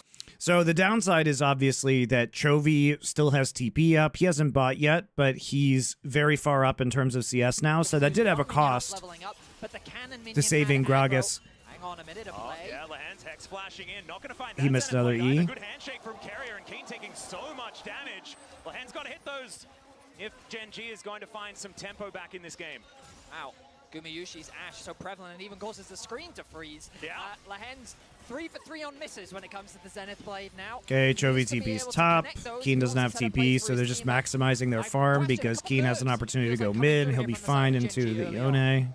Lance, known as a joker, but has had some moments. Him and Paze, I think, have throughout the course of this roster often been the most criticized. They had incredible performances. Think back to that first series against Home Life in summer playoffs, but then also often cited as the reason why they struggled so much in the actual finals. I do want to note the fact that Gen G has triple teleport bailed them out a little bit because they were able to still catch that top wave, even with Keen being bullied out of that lane. Okay, now they're going to swap. So what'll happen now is Keen goes bot lane resets top lane goes mid, and then we spawn for grubs at 6 minutes. So actually, you know, Gen G is doing a really good job of catching the waves here. Oh, that's very cute. Canyon being able to dodge the Hawk shot there as Chovy rotating back down, spotted on this control ward as Carrier taking some chain lash damage. Chovy should be able to get out of here just fine, no worries. Should be able to dodge some moves, and Faker with his unbound soul just going to be able to try and push this wave in. Of course, the luxury of being able to teleport to the top lane is purely because Faker had to use his to get down towards bottom side, but good handshake.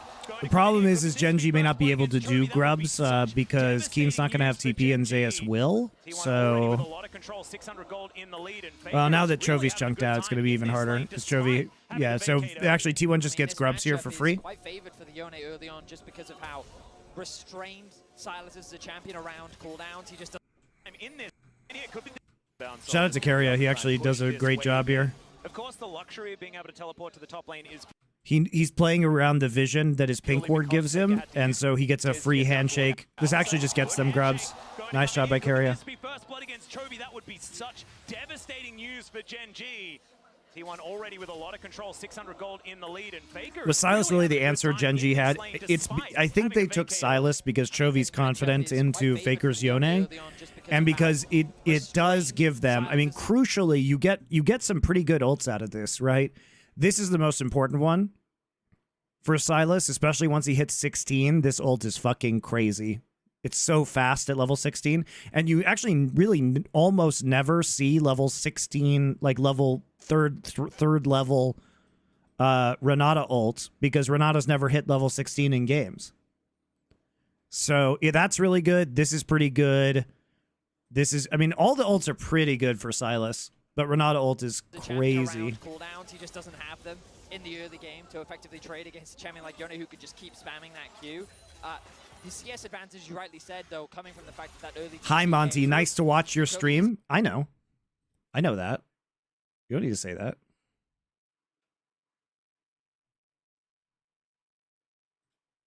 Going to be forced back to base very soon. He doesn't want to miss this wave. The level 6.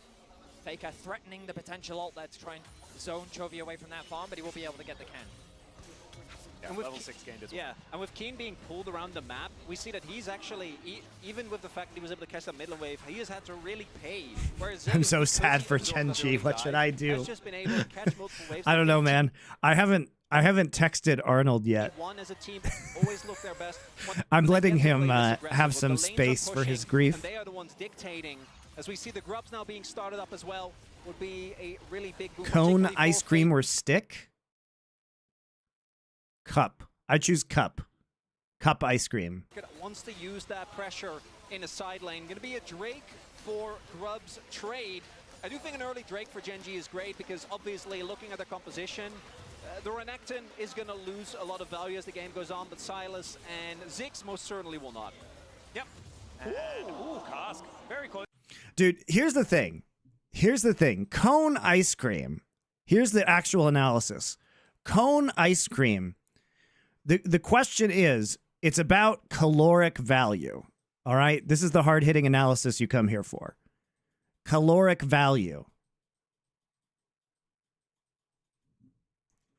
What are the calories in a waffle cone? 417 calories? Oh my God.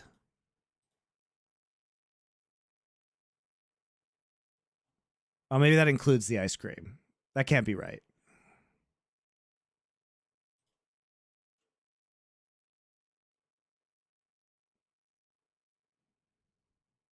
The waffle cone is 50 that seems more reasonable. 58 calories in one waffle cone. Like, do you really feel like you're getting that 58 calories of enjoyment off of the waffle cone? I don't think you are. 50 calories is a pretty good value. Close to being able to steal that one away. I do like an opportunity. S tier analysis only from Elephant. Cup is greater than cone is greater than stick. I agree with you, Nibber Burrito. Barrel being thrown in is now potential dive towards the top side of the map. Lehens with that Eclipse is trying to tank things up. Doesn't really do a whole lot of work. That is another miss on the Zenith Blade, but also, like you say, minions are all going to die, so they should be okay at least for another crash. Keeping my eyes on a potential cross map as both mid laners made their way up towards top. Nice follow there from Jovi.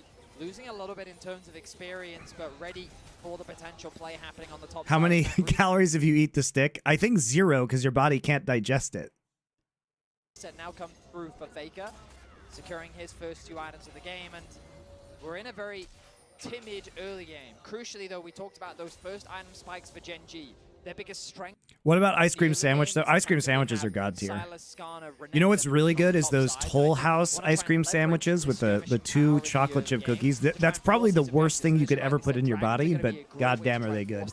Get yourself the second, and then you'll be ready to force a fight around the third, maybe even look to contest the next grubs.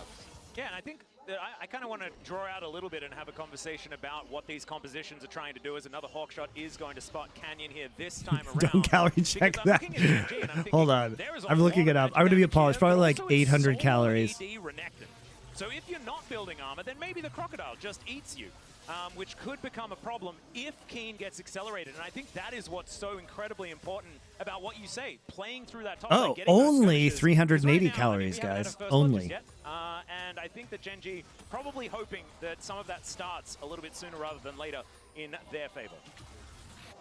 Genji have often taken this role in games against T1. It's also something that's important to note. We're just applying utilitarianism to ice cream now. Yes. Or more impactful objectives go over, right? We talk about Soul Point, we're talking about 6 grubs, possible Herald, and the 6 grubs I think is attainable for T1. I think we can agree that brownie sundaes and ice cream sandwiches with chocolate chip cookies are the best kinds of ice cream. But instead, even if you don't actually get anything out of the play, like you're crashing this wave, you're getting the plates, and you're still putting Genji further behind. The key difference I think we're seeing in terms of impact in this early game is Carrier. Carrier is really making his presence felt in the mid lane, and remember, Chovy Yeah, Carrier's doing great already this game. Because of Faker's TP towards the bot side of the map. So Carrier has spent like at least 2 to maybe even 3 minutes of this game just hovering around mid, making it awkward for Chovy to base at the right time, keeping him to stay for that extra minion wave, helping Faker chip away at his HP. And you look at that CS, look at that gold slowly shifting back in Faker's way. You can see 3 plates secured in the mid lane. Meanwhile, Lehens has just been shadowing his AD carry, shadowing Pays, just making sure that, yes, he can get that experience, but he's even behind Carrier when it comes to XP. So with the Grub spawning in a minute's time, desperately he needs to get that level 6 to have that ultimate available. And I wonder if Genji's actually eager to try and force a fight as the Grub's now spawning soon. And it's the opportunity cost for the 2 plays that they tried to go for. The dive was a failure, and then the topside play we tried to set up for Keen, trying to punish this. This is honestly pretty disastrous. Carrier is actually just like solo winning the mid lane now. How are they going to set up for this Grub spawn here? Bit of a tough position when it comes to catching these waves. And I do agree, I think Genji, getting up 6 Grubs and allowing T1 to play into a side lane with Yone and then take turrets seems very dangerous for Genji. And yes, guys who are asking, I do know the outcome, but I haven't seen the games. I don't know who wins which game, and I haven't seen the drafts. So I literally only know the final score. Generated early was actually insane. Like, they were sitting on, I think it was on average like a 1.5k gold lead, and obviously there was a meta that was textbook perfection. And the reason why I know the final score, guys, is because I have to know how long these streams are going to take like they were getting into fights when I do them. So I need to know how many games are in the series. Feels like that might be the case as the Grubs are going to get started up. You see Genji is looking to contest. Level 6 has been hit on Lehens. Yeah. Is that enough? 4 Grubs are definitely going to go the way of T1 here. Yeah, it's at least 4, but I think it's almost guaranteed to be 6. Carrier is actually just like solo winning them, these Grubs. It's pretty crazy. Available at all as Pays can throw a Mega Inferno Bomb if he would like to, but looks like T1 are just going to cut their losses. 5 Grubs is pretty good. Canyon going to be able to grab this 6th potentially owner a little Okay, they're bit TPing. Genji's fighting for 6th Grub. Okay, 2 TPs.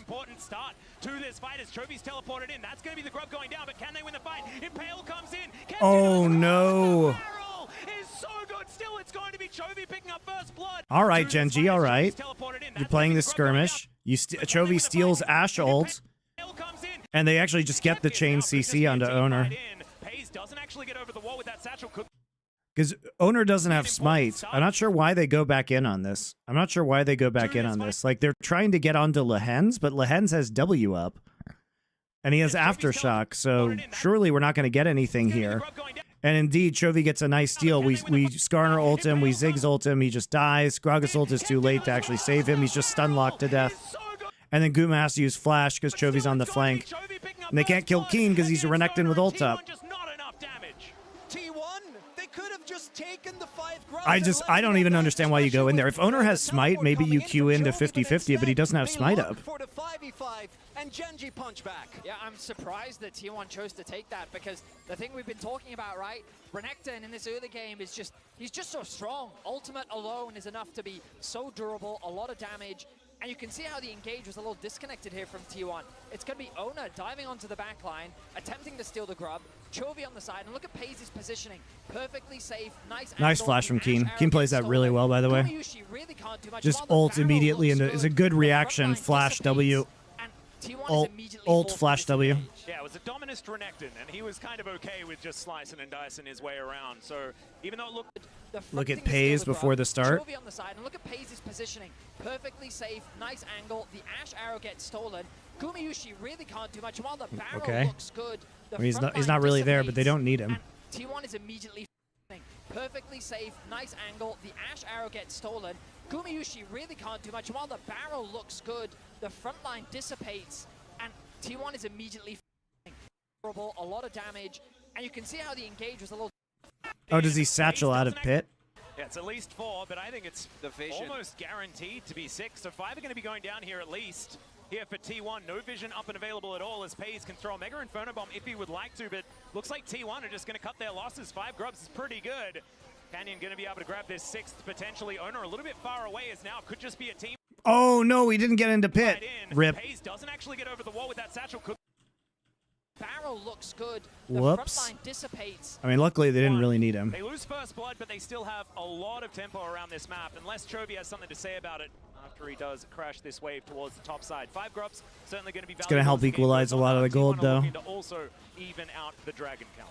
And the kill going to Chovy is a big deal. This Silas, we've seen how hard this champion can snowball when he does get a lead. He's able to very consistently force plays with his catch potential. Thanks for describing it as chain CC rather than layered CC. Yeah, I know, because I'm doing it right. I think we've only seen in one game this Worlds, and it was that Game 5 Smolder game, because his laning stats haven't really been comparable to what we have seen domestically as a trade for turrets. Well, it's going to be 5 grubs, so T1 do have a fair bit, but Gen.G, I think they're going to be able to cut this one down. All right, Chovy's getting pretty rich off that side lane, though. Does get cleansed. Gumayusi going to be able to make his way out. I believe that was Gen.G taking it first. It was, yeah. And so despite the grubs, they're still able to get there with the slight lead they had as far as the turret health. So a bit of extra gold going over to Gen.G, and that's going to very close to even things out here between the two squads. I mean, what we couldn't really ask for more, could we? Dead even game, 13 minutes Maybe a few more kills, still just as even? They're coming. Remember, it's game 1 of a best of 5. You don't wave the entree, you know? We're just starting off. I'm sorry, just a little bit of patience. I know. Is not a patient man. I know. I just want to I agree with you, the Ben. main course is on its way. I think what was smart there from Gen.G is, I mean, they had to reset after the grubs. The problem is the dragon was spawning relatively soon, so T1 already back out onto the map in a position to secure that. Gen.G leveraged the fact that they had that time advantage to secure that first tower. So ultimately an even trade. The only problem for Gen.G is T1 can kind of sack the next dragon if they want to without much of a problem, and they can continue to scale up. Blade of the Ruin King top lane and does have quite a few friends around. Looks like Gen.G did have a bit of information as to who was coming.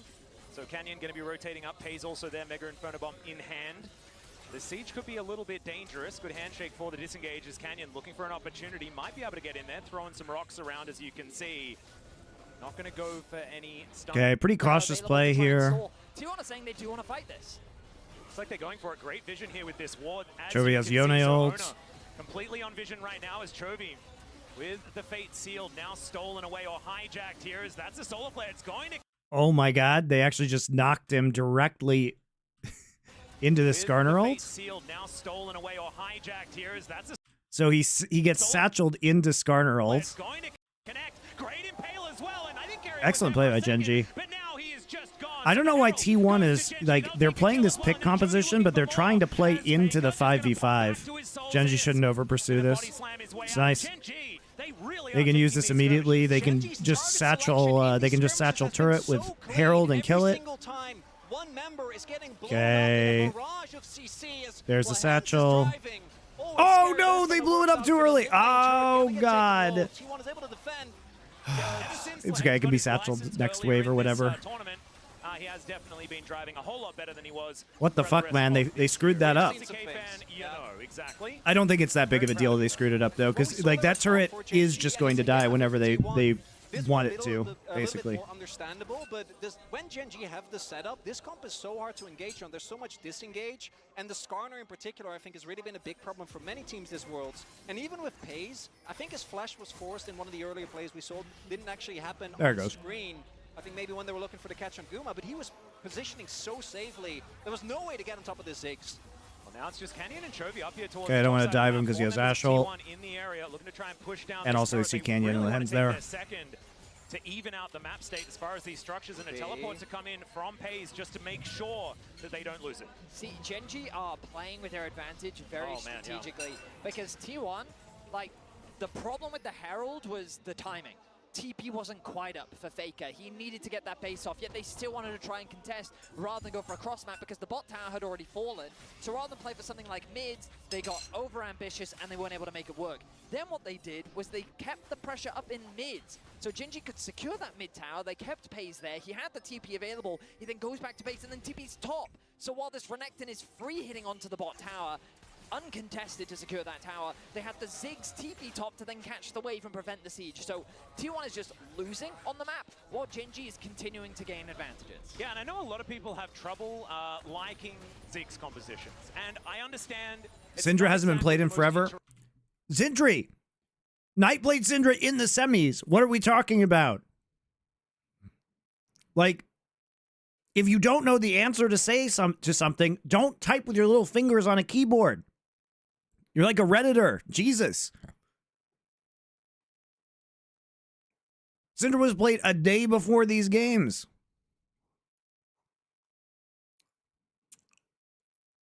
Don't talk with your mouth or type with your fingers or your thumbs.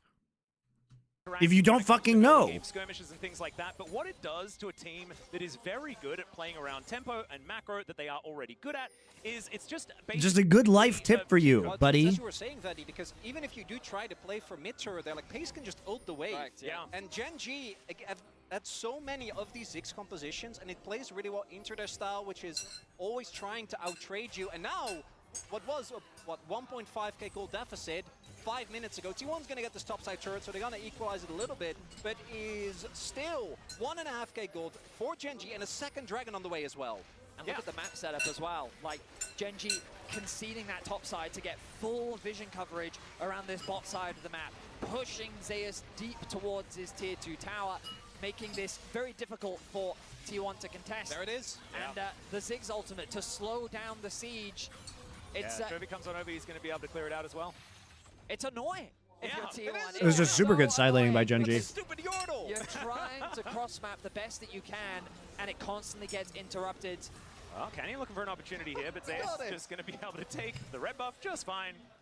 And so there is I do like the Ziggs pick a lot for Gen G.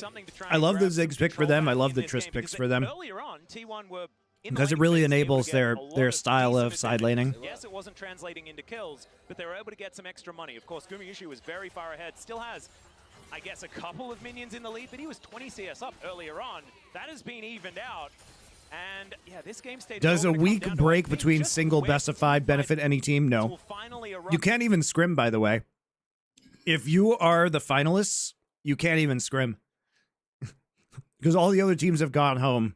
And, like, Europe's on vacation. So, who are you going to scrim? Objectives everywhere as Arrow is looking to connect handshake straight into it here. And I don't think this Leona is going to last very long. That is going to be... These teams stopped just... He was 20 CS up earlier on. That has been evened out. Why is Lehen's recalling here? This game state is all going to come down to, I think, just where team fights will finally erupt. It's kind of unlucky timing that Keria finds him here. But, like, surely we should be recalling here, right? Out of vision? Objectives everywhere as Arrow is looking to connect handshake straight or like next to a wall you can flash over? This Leona is going to last very long. That is going to be T1's first kill. They're holding on to it as best they can. Faker delivered that one. Gumayushi says, you can have it, mate. Let's allow you to scale into this mid game. I think that's crucial as well because Chovy has that slight advantage over Faker in terms of itemization. So funneling a bit of gold over towards Faker makes him stronger in the side lane, gets him closer to that stride breaker completion. Baron spawning him at 45. I don't think that's going to be a major point of contention this early on. But it's actually not that big of a deal that he died there, though. No, T1's Barons are famous for both positive and negative reasons. There's been a fluctuation throughout the years, yeah. But I think at this World Championship, their Barons have been very good overall. And I think it's something that Gen G will have to keep track of, especially after their experience against FlyQuest. Well, Canyon, he's dashing on over. Faker, able to dash back whenever he would like to. But nice grab by Canyon. Beautiful. Going to lock down Faker, and he is likely to die. The bailout not going to work in Chovy. Yeah, he stopwatches, but now he's looking for even more. Zeus not going to get stunned. Okay, go Baron. He didn't have that off cooldown just yet, and Chovy is still smelling blood in the air. Carrier able to walk his way out. 7 seconds, just go Baron. Their damage is so bad, though. Faker does have TP available. Their damage is so bad for Baron. I don't think they can actually do this. Their damage to Baron, not nearly to what I agree. would have. But it's their damage in general is just so shit. Like Gen G, they're playing a good game on the map so far, but I don't know if they're enough ahead with their low damage. You can probably look towards more instead. It's going to be TP, 4 kill, gold going over to Canyon. Like they have Luden's Rocket Belt. Gets his first nobody has Leandri's. 20 minutes into the game. Yeah, they can't do Baron. I love to see it. I will say that I feel that Gen G started off this game nervous. I felt like that there were some, like the sense of pressure, the atmosphere, the arena. While it is excited for the matchup in and of itself, there's definitely more T1 fans here than Gen G. And we saw some of that in the execution. But now the game slowed down a little bit. They were able to kind of play out the map. You can see the difference in confidence level, and the TP execution was the typical Gen G that we're used to seeing. Really nice collapse from them. They did lose the mid tower, but ultimately Gen G playing with a lot of control and confidence on the map. Their side lane setups are nice. Their vision control is good. And now again, around the Baron, they're suffocating it. The good news for T1 is that, as you already said, Chronicler, they don't have a fast Baron. So T1, even if this Baron does start, we'll have plenty of time to react, even if there's not that much vision, thanks to the Ashy as well. I think it's actually so interesting talking about lopsided crowds in this matchup especially, because Gen G are exceptionally used to it, and not just Gen G. You look Eric the Lion, thank you for your Twitch Prime sub. Is Bo Nix the true savior? To be determined. over the last 7 years. He's got a lot of work to do to get there. He's got happy feet right now. He needs to like be able to set his feet. He did have a good game against the Panthers though, but they're also the Panthers, so he's doing enough currently. The first one to figure out how to actually do it, you know, and then became a world champion. So getting over that hurdle has been very important for all of these players. Yeah, T1 always has the home crowd advantage. It feels like one of the things that they are going to really struggle with, though, particularly with Zeus, I think kind of going, you know, partially AP, partially tank, but even he is not going to be that beefy. If you lose control of the map with this composition, you do have the ability to contest for vision just because you have the Ash, but face checking is actually really hard, and many of the plays that we've seen thus far have just been Gen G finding whoever is... This is Chuck99. Thank you for your Prime sub. I appreciate that. I really do. This CC as Oh, I forgot to check. Did the Giants win today, guys? a while back. It certainly does. It's the dawn of League of Legends, as we know it. Because you got to remember that Gen G, even acquiring all of the accomplishments of the former Samsung roster, right? No. Like, this goes way. My wife's a way Giants fan. Yeah, and We live in the curse household. Multiple SKTs in the league, multiple Samsung Galaxies in the league as well. Although not necessarily Samsung Galaxy because it was blue white back then as well. But I think we understand the Broncos Giants household. Hey, look, in the 2010s, being the Broncos Giants household was fucking awesome. But it's less awesome now. The reason why we're focusing on all these things is because that main course dish is arriving soon. The fourth dragon of the game is going to be starting off. I ordered a banger team fight. Oh, okay. I'm waiting for it to be delivered. What about a T1 Baron instead? Like, so Wait, what? We understand the reference. I just wanted to make sure I understood the semantics. Okay, so we get vision over Baron. And ultimately what we're building up to, and the reason why we're focusing Pays has no TP because he just TP'd here. You know, partially AP, partially tank. But even he is not going to be that beefy. If you lose control of the map with this composition, you do have So Pays TPs to the mid wave. Very unnecessarily, by the way. Pays does not have to TP. Is actually really hard, and many of They're trying to TP because they want to actually get some push onto the wave right before Drake starts. This CC as this rivalry goes a while back. It certainly does. Keen has TP. He's in bot side. As we know it. Because you got to remember that They see Leona on the ward. The former Samsung roster, right? Like, this goes way back. Yeah, and there were sister teams. Exactly. So they clear the ward. Multiple SKTs in the league, multiple Samsung Galaxies in the league as well. Although not necessarily Samsung Galaxy because it was blue white back then as well. But I think we understand the reference. I just wanted to make sure I understood the semantics in case someone. Okay. And ultimately, what we're I'm waiting for it to be delivered. What about a T1 Baron instead? Like, so smart. They see that the dragon is being. So he pretends to walk away so they can take this while they're doing the Drake. Yep, it's Chovy that's going to make his way. But they're just not there. Chovy sees this. They see it. They Mega Inferno Bomb it. They TP Keenan. It's just dead. Anywhere near this pit.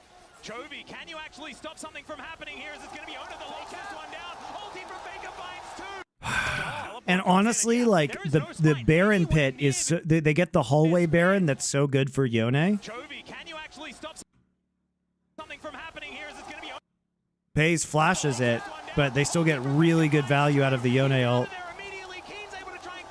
Like that Baron pit configuration is just so good for Renata Yone. Now Gen G's just tilted and they're running around. They have no damage. They have no damage.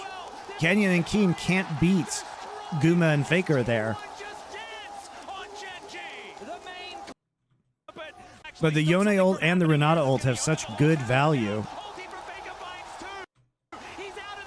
Wait.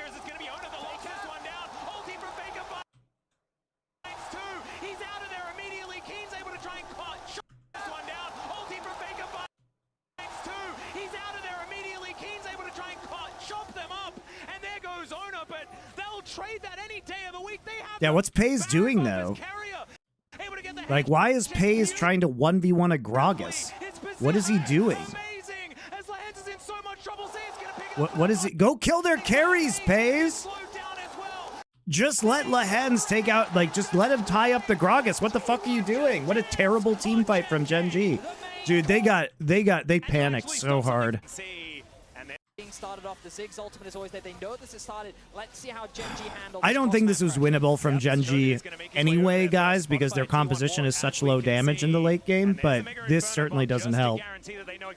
Teleport comes in, and yeah, there is no smite anywhere near this pit.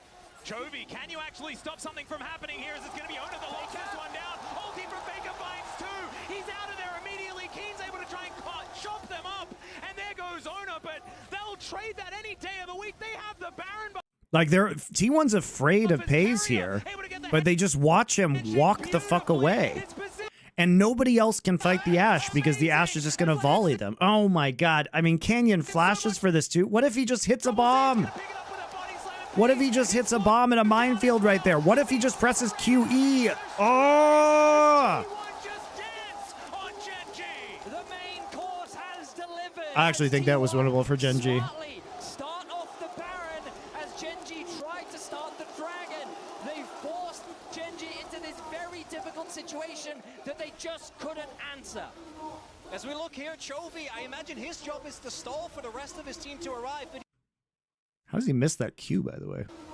as we look here, Chovy, I imagine his job is to stall for Pays, the I mean, rest of his team that's to wild arrive. that he hits nobody with that. Steps too far forward. He stays alive for a lot longer than we were It's a good satchel by Pays. expecting, but it doesn't matter. That's such a big source of damage gone.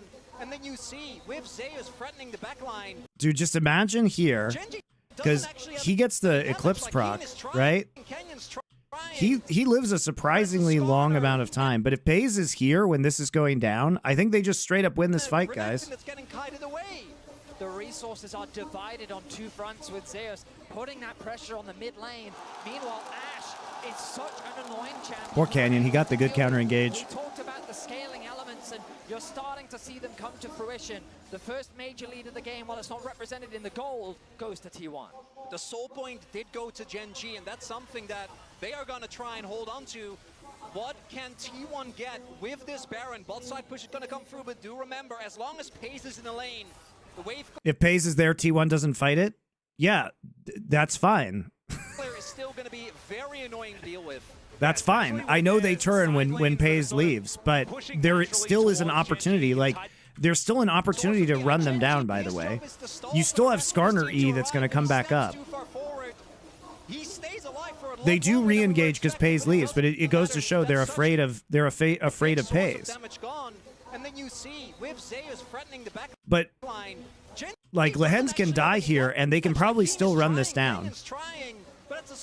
They have Flash, and they will have E up on Canyon. The resources are divided on two fronts with Zeus, putting that pressure on the mid lane. Meanwhile, Ashe is such an annoying champion. Like, Leona's going to die no matter what. We talked about something that they are going to try and hold on to. What can T1 get with this Baron? Bot side push is going to come through, but do remember, as long as Pays is in the lane, the wave clear is still going to be very annoying to deal with. Yeah, especially when there's side lanes that are sort of very difficult to stop T1 from taking. Well, so coming on through, and so Trivia is going to be okay, but this does not bode well. Party cast? No, it wasn't. This is why I was a little surprised by the Silas pick, because you kind of don't beat Yone in lane. Yeah, the split push is just so crazy from Yone now, too. Gen G in game one, slowly losing more and more control over the game. 3K gold lead now. Isn't Zeus a year ahead of Pays? Yes.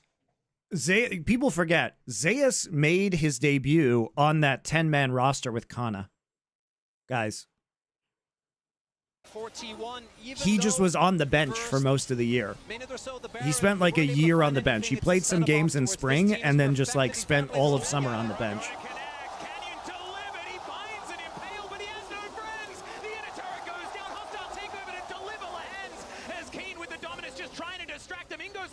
Trying to take them away from his inhibitor turret. He's going to be separated from his body.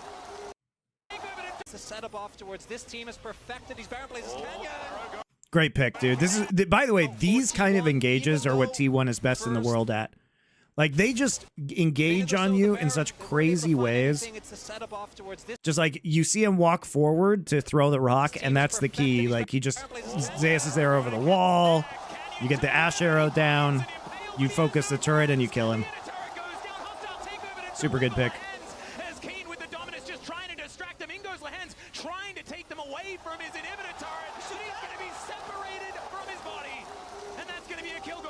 Feels like a big swing back. So much it was give and take in this game, but now T1 are just saying that they're going to have it all. The pick potential of this roster was something we didn't get to talk a lot about, but you can see it clear as day. The Ash arrow into the Gragas ultimate makes it Why so not? That's what difficult T1 to does. They protect play the pick target that comps. gets locked That's like down. their Lehens thing. doing what he It can has to try been and for catch 3 years. Ganush, but it's just not enough. And the game is quickly snowballing in favor of T1. Yeah, Lehens not feeling too happy about it. You can see the GOAT as well, not celebrating. He can get there. The top way, he's going to go and answer. Yeah, playing the side, looking for that. Looks like that soul, and now T1 starting off the fight. Can Genji actually find an angle as hostile takeover comes in? Carrier, he's tried to bail himself out, and it's going to work for now. The Impale is good. They take down Carrier, but can they deal with the carries? That's the They have no damage. Like, Pays is literally just derping around on the flank with Owner. Dude, Owner is like one-manning their entire damage right now. Dude, Owner is just one-manning their entire damage while Guma just walks up and free fires. Dear God. Genji gonna try and go for a Hail Mary here. Yep, Chobi's got a cask at the ready. It is going to be Owner denying that soul, and now T1 starting off the fight. Can Genji actually find So Pays gets hit. He goes berserk. And then he knocks himself right back into Vi, then has to flash Vi Q. Good reaction on that.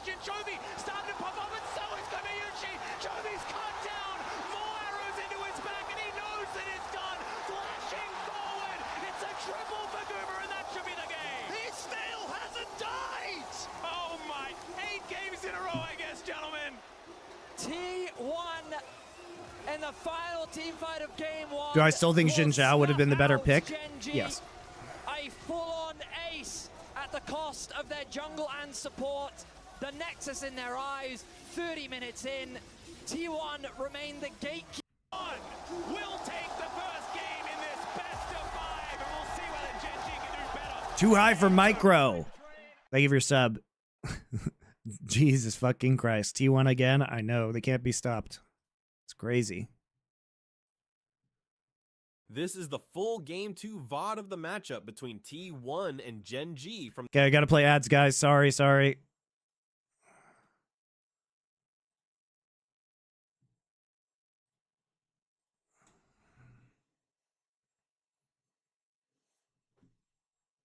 Pays on Ziggs ain't it? I don't know, man. He was very good at Ziggs for a lot of this year.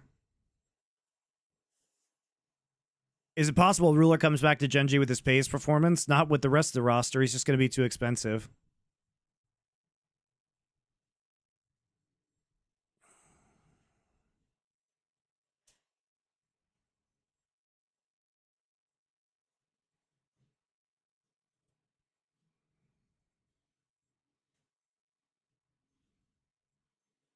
Also, I feel like you didn't watch Ruler. Ruler was not the best ADC in the LPL this year. He just wasn't, guys. He wasn't that guy.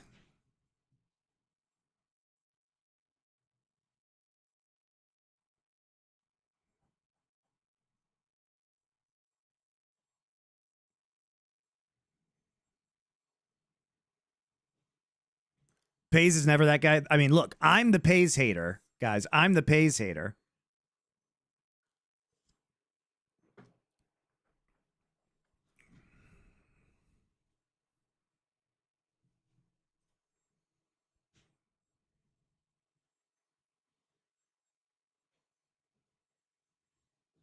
Did I finish all the noodles I made? Yep.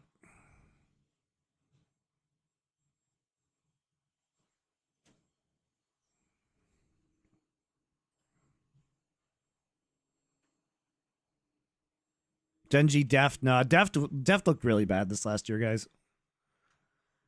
I love Deft. He's one of the greatest of all time, maybe the greatest AD carry of all time, but it's time for him to go.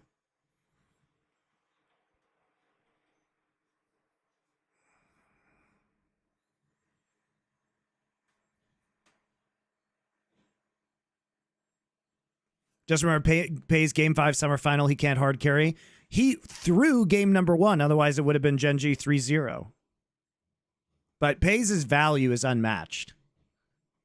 Pay's value is unmatched, guys. He's very good for how much he costs. And in a world where we have the salary cap coming into LCK, that's going to matter.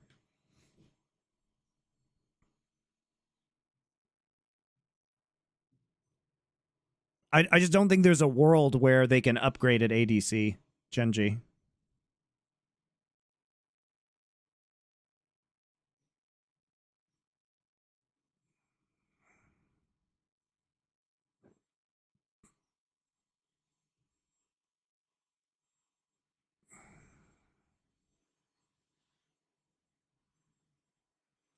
From the semifinals of Worlds 2024. All right, here we go. Zaya here this time on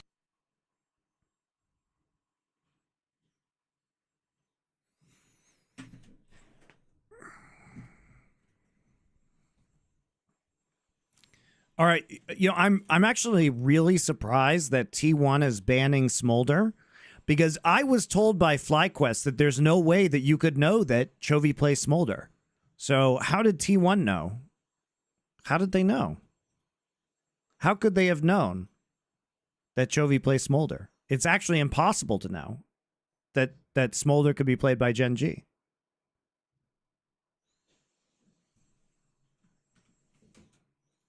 It was actually impossible for them to watch, you know, FlyQuest to watch Worlds or to watch Summer Playoffs in LCK, in which Smolder was played on both occasions by Genji. The Zaya, okay, so now this makes a little more sense because now we're doing the Zaya ban with the Ashe ban. So we're probably, what are we trying to first pick here? Skarner? We're trying to first pick Skarner, maybe? Remember that Guma has Ez and Kaisa problems. And also Ziggs problems. So they're really trying to pinch him early in this draft. Which we knew was probably going to be a strategy from Genji going in. Yep, we first pick Skarner. Okay, we're going to take Ezreal right away. They are going to take... Why are they taking Kindred? Like, surely Kindred is shit into Skarner, right? Surely Skarner just E's or R's you off of Kindred ult, right? Like, does Kindred have any value against Skarner? Is there Power Spike or SI today? SI is on in 5.5 hours. The Caitlyn makes sense because probably the Caitlyn's coming up in the second round of the draft. Okay, we're going to take Jax and Ahri here. So the thing is, Genji, I think, is comfortable going into the second half of this draft because they only have 2 bans. So what are they going to do? They're going to ban Ezreal. They probably aren't going to ban... I ban Ezreal Ziggs, probably, if I'm T1. Force them to play Kaisa here. Because that way you can not have a lane that's just going to sit back and farm, and you can try and pressure with the Caitlyn.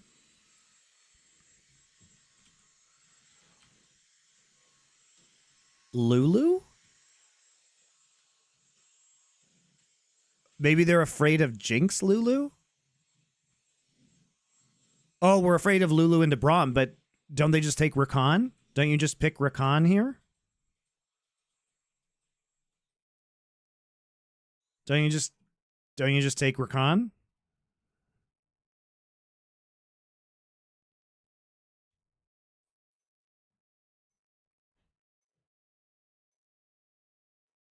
So Braum Kate can be pretty strong in terms of all-ins in the early levels.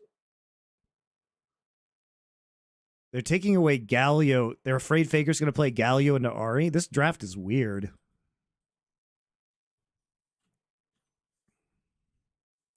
They take away Renata. Really? I feel like Rakan is such a slam dunk here for Gen G. Maokai. Okay. Varus Rakan. Good engage. What? Kaisa Rel? Okay, they have to lane swap now, though. I think Varus Rakan feels a lot better to me than Kaisa Rel. I don't know, guys.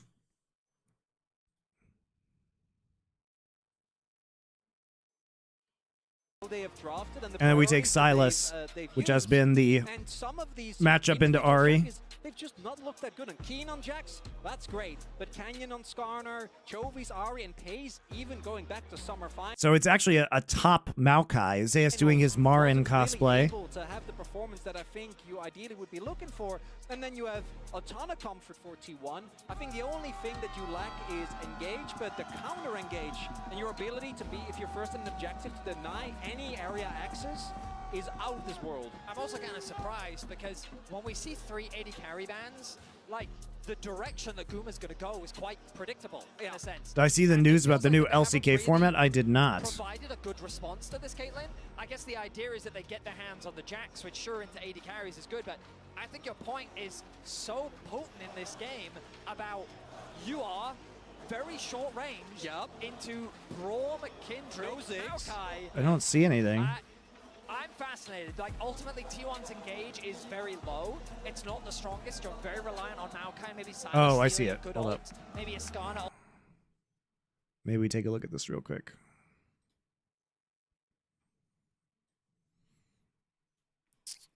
Okay. LCK Cup featuring Fearless Draft. Yeah, I mean, this is we talked about this, guys. I speculated that this would basically be lock-in into first international event, which is exactly what it is.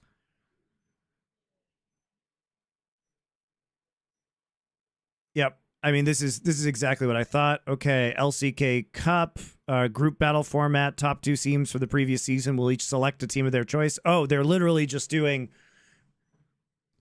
The chosen teams will then continue the process of selecting. So what this is, guys, is this is an MSL format from StarCraft, which is something we used at Flashpoint as well.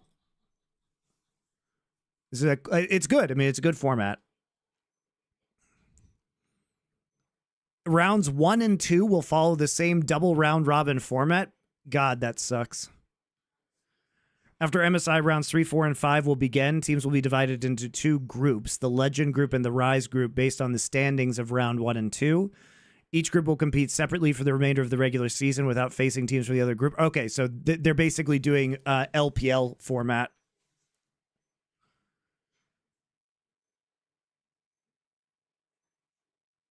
Yep. Yeah, that's basically the LPL format, except with 10 teams instead of 17.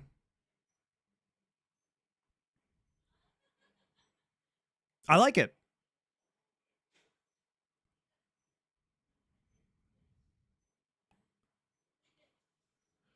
Oh, it's a real Fearless format. 5th game of a best of 5, a total of 50 champions will be banned. Wow. Oh no, it's not. They can play picks that they've... Oh no, they can't, actually. Their previous picks will also not be available.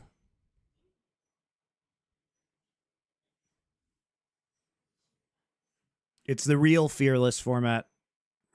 I don't know how I feel about that.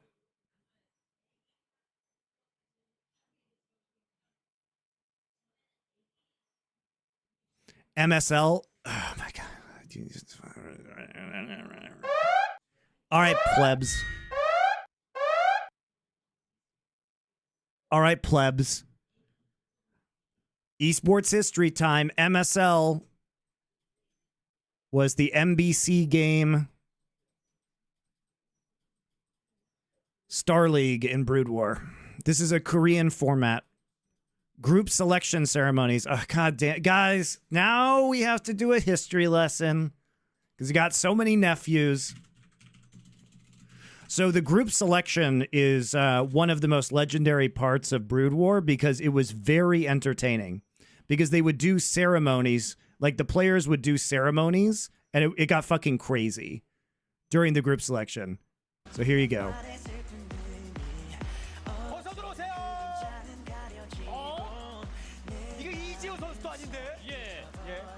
What year was this? 1996? No, Brood War wasn't out in 1996. Came out in 98, you fool. This is early 2000s. So they often did stuff around Korean pop culture where they picked each other.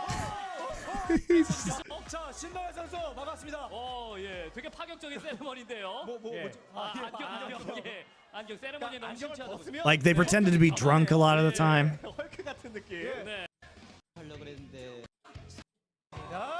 Oh, here you go. The Bruce Lee tracksuit.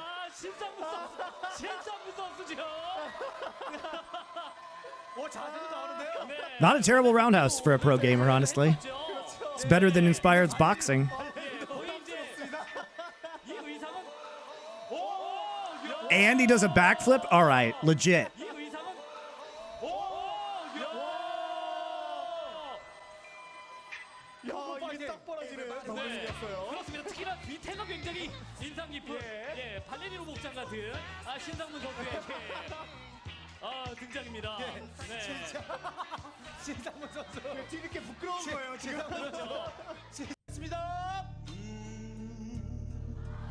Oh, this is one where Hero's drunk. I like how he's like pretending to take a piss on the wall. Modern esports could never.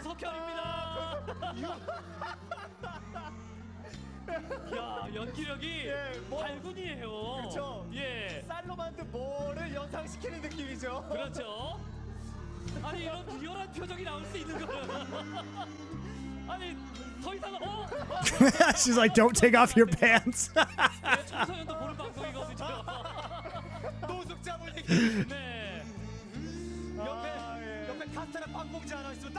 예, 그렇죠. 진짜 세레머니계의 거성이었던 이성은 선수가 군입대하고 난 이후에 새로운 또 패러다임을 제시하고 있죠. 세레머니계.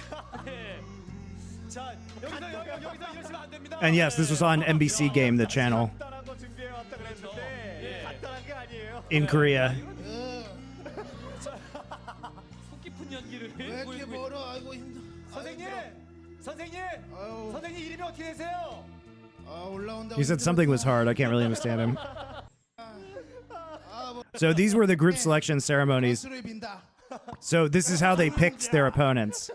I mean, I hope OGN does something like this. This would be fire if they did. 이거 붙여야 되나요? 아직 남았나요? 예. 우승! 우승! 아, 참. Or OGN, LCK, that's what I meant. 안 됩니다. Rip OGN. We wish OGN was running it. 저희 담. 야, 입니다. So yeah, that's what that looked like, guys. Ultimate or a rel ultimate at the start of a fight, but I think T1 have cooked, and I like the dish that they prepared. Yeah, no, I think the Caitlyn traps, Maokai saplings, as you highlighted. You said that Zeus could pretty much face check into anyone, right? Because, you know, he's Maokai, he's a tank, he can also use the saplings, a low safety. Good luck face checking into Braum Caitlyn. Like, that is a horrifying. And So that we get a little invade here. Obviously, you're going to avoid the Braum level 1. to get onto the rift and see whether they can put their money where their mouth is. So we jump into game 2. The other thing. I actually got a pretty interesting little early push here. Saplings, as you highlighted. They're actually hiding an enemy tri-brush. So they're able to sneak in here, which is cool, because basically, like, either what's going to happen is that T1 is going to try and call the swap and go top, and if they go bot, they're going to get ambushed in the brush.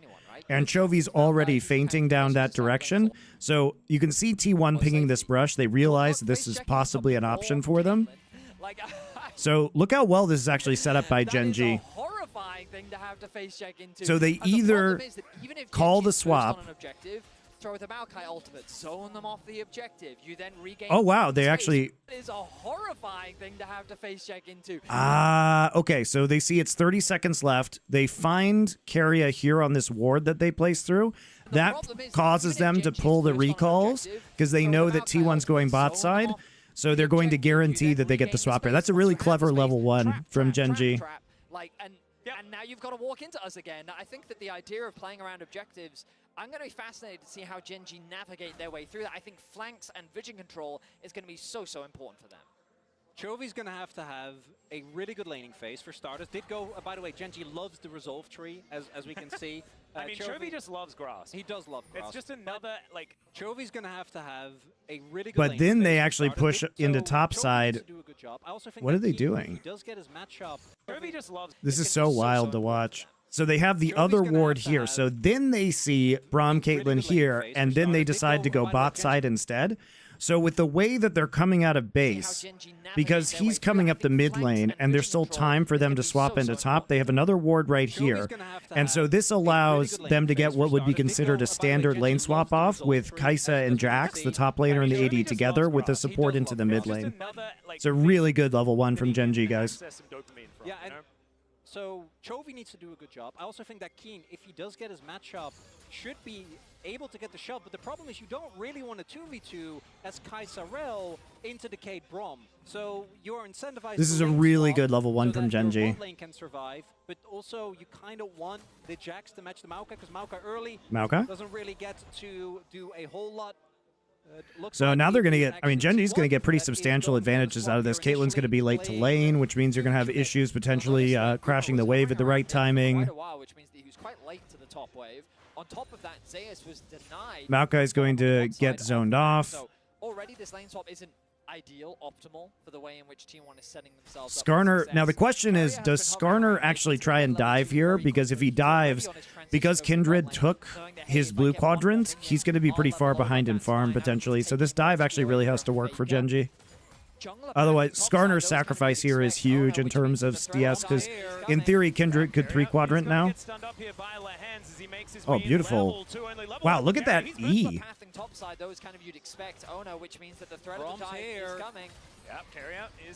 There, everything is just late. Everything is just late now for T1 because they got Dizzy on the map, man. That's a man. I didn't even know you could do that with Skarner E. Look how tight that... Dude, Canyon's Skarner turning radius is better than other Skarners. Because Zeus now finds himself in a whole lot of trouble. Might have a twisted advance to try and outplay some stuff. That arcade smash was pretty good on the Bramble smash, as it's known now. As Canyon underneath this turret has to flash. He's able to dodge the turret shot as a couple more autos are needed. It's nice dive. Very nice dive by Gen G. Really good play, but they got all those advantages from having a good level 1. Game number 2 puts Gen G back on the right track. A kill for those wards were low-key amazing. So many resources for T1 going to waste. I mean, that was perfect. And you get the TP to catch the wave on top. Look, guys, look at this. This is all tempo advantage from that level 1. This is all tempo advantage from that level 1. Caitlyn actually just, this push is super late, so Keen not only gets the assist, he's able to pick up that entire wave as well. They get him before he gets level 2, and then they manage the tower aggro phenomenally. This is the Gen G we were expecting. And this is exactly the Gen G that we need to see in this game if we want it to get to a best of 3. Which we do! They have to start early if they want to get some of these advantages. You already said that the script is written for how fights are going to go later on in the game, and it's not very fun if you're not on T1. So Gen G, they have to be able to snowball this forward. We'll see what they can do, because it's not over yet. They need to get more leads. Canyon is quite far behind in terms of camps, is the biggest downside for Gen G. You'll notice that he's only managed to get through his bot side. Oh, flash once again from I say again, I mean, he didn't get a chance to flash earlier, but Canyon putting pressure down, I should say, onto Keria once again, as Faker going to be zoned away from what farm he can. He's doing a pretty good job so far in the mid lane matchup, but at the bottom of your screen, it's a I'm sure Atlas meant best of 5, not best of 3. No, he meant best of 3. He's saying if we want to get to the best of 3, which means Gen G has to win this game, implying that the last 3 games are basically a best of 3. I don't like when casters do that because I find it to be confusing for the audience. Where it's like, if you're a casual fan, like referring to the last 3 games in a 1-1 series as a best of 3, I think is super weird. One of the most often heard pieces of criticism for this Like, it's not technically wrong, but I do find it, unless you're a hardcore fan, just to be confusing. I think this game he's overcompensating a little bit. Still sitting at 16 CS, but because of the early kill, once he picks up his camps that are going to be really threw them off. And I will draw attention to our viewers who aren't as familiar with our format. Overlay, I should say. You can keep track of the kindred stacks on the right-hand side of your screen. You can see that underneath the flash, and same for any of the stacking champions, which we don't have in this game. But Smolder was banned. Yeah. Owner actually doing a decent job if we're going to compare Kindred performances that we've seen this Worlds. I think he is currently 13 minutes earlier on his first mark, which is pretty cool. Yeah, not bad. And Sean didn't even need that to win the game. So that says marks something. Are overrated. Yeah, we are really snowballing on the marks. If he keeps this one up, it could be completely ridiculous. Yeah, exactly. Now FaZe has transitioned to the top side of the Rift. Guma's actually been moved over to mid. Zeus does not have the TP available. Faker has TP'd to top. I wonder if T1 is going to try and contest these grubs, but Faker setting up a trap. Yeah, you've got Owner moving on over as well. Does get seen on that control ward, but finally FaZe gets that information. Has to use the ulti. Chainstone land because these grubs. It's actually beautifully played. It's a nice trap. I mean, T1's doing everything they can to get back in this game, and they want Caitlyn in the mid lane. But Faker really is patient here. They don't. I don't think they saw his TP. If he keeps this one up, it could be completely ridiculous. I don't think they saw his TP, so he's being super sneaky here. Because remember, he can only TP to turrets at 5 minutes into this game. But FaZe hits 6 off this wave. Yeah, you've got Owner moving on over as well. Does get seen. He literally hits 6 right there. Off the last minion. That is crazy timing. And then he's able to use his ult out and then flash chains.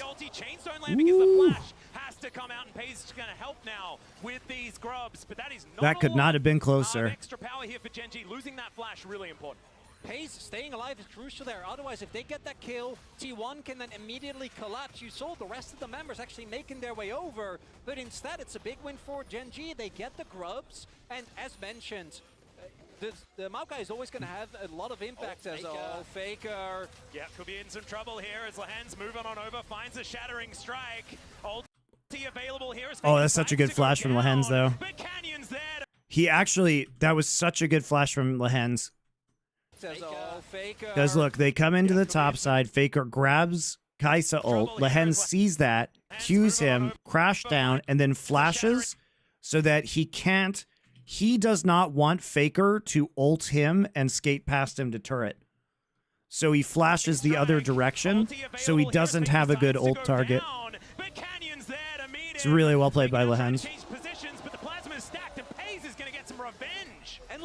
To reposition there to deny the ability for Faker to ult. Yeah, Chronicler caught it. With that Kai'Sa ult.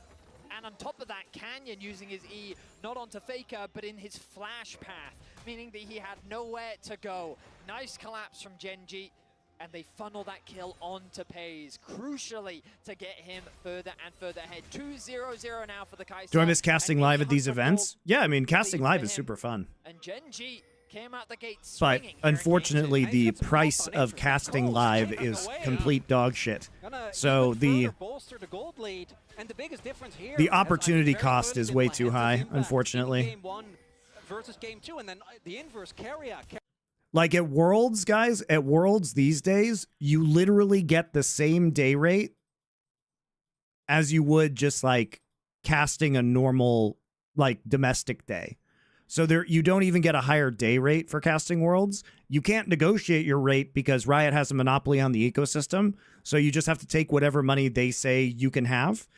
They've basically capped caster rates at this point in time, and which isn't technically illegal because they'll be like, well, you could always go to a different game. But what they do that's illegal is when they have granted licenses to other companies to cover events, they have literally told those companies that you can't pay the casters more than Riot pays them. Right? So, and that is illegal wage fixing. And they have done that. They have done that. So what's the point? Also, you have to deal with Riot Games, which is shit. And there's no career advancement. There's no career advancement. So, casting's great. Everything else about casting sucks ass. Possibly looking for a little bit more here, but level 4, as is Carrier. The 80 carries that now actually have some levels in them, as we can see here. Some Berserker's Greaves done for Gumayusi. It's a bit of a battle towards the bottom side of the map. Zayas could be in trouble. Canyon, once again, just lawnmowing his way over. Owner going to get caught by the Brambles. Actually not, because of course there's Zayas's. I'm getting confused. Should be a jungler that has that ability. Keen jumping back though. I don't know about that one, but he has the counter-strike. Zayas now looking for an opportunity here, but Keen looks like he's out. Canyon now the one moving forward, but Owner is continuing these autos. The Dance of Arrows can get him in range as they get the Bramble Smash to slow Canyon down. Impale's going to be dodged beautifully. Counter-strike for the stun. Canyon on about 1 health, and Owner cannot dive the turret. Not even close. Canyon holds on to his flag. To slow unity here, but because of course, meanwhile in mid, getting confused. Should be a jungler that has that ability. Yeah, what's going on in mid? Let's check mid. Just lawnmowing his way over. Owner going to get caught by the Brambles. Actually not, because of course there's Zayas's. I'm getting confused. Okay, I'm watching the picture-in-picture right now. I don't know about that one, but he has the counter strike. Zayas now looking for an opportunity. Wow, Faker goes in on that, so he actually steals Ahri ult. Because of just there's Zayas's. I'm getting confused. Should be a jungler that has that ability. Man, Ahri low on mana. He has the counter strike. Zayas now looking for an opportunity. Faker steals Ahri ult, goes in, doesn't get hit by Charm, and then dashes back out. Man, how does he know that trade? He goes back in again? Oh my god. How does he win? Oh my god, Faker. What the fuck? He dashes back in again, hits the AoE, and then flashes out. So he sees that the Charm is down and he re-engages. Wow. I linked you a full screen. Did you? All right, hold up. All right, we do have a full screen. Thank you. I haven't seen this. All right. The turret. Hold on, we'll watch it in just a second. Okay, Tab, can you please cooperate? Thank you. All right, let's check this out. Do have better quality. I think this is the best quality we're gonna get, guys.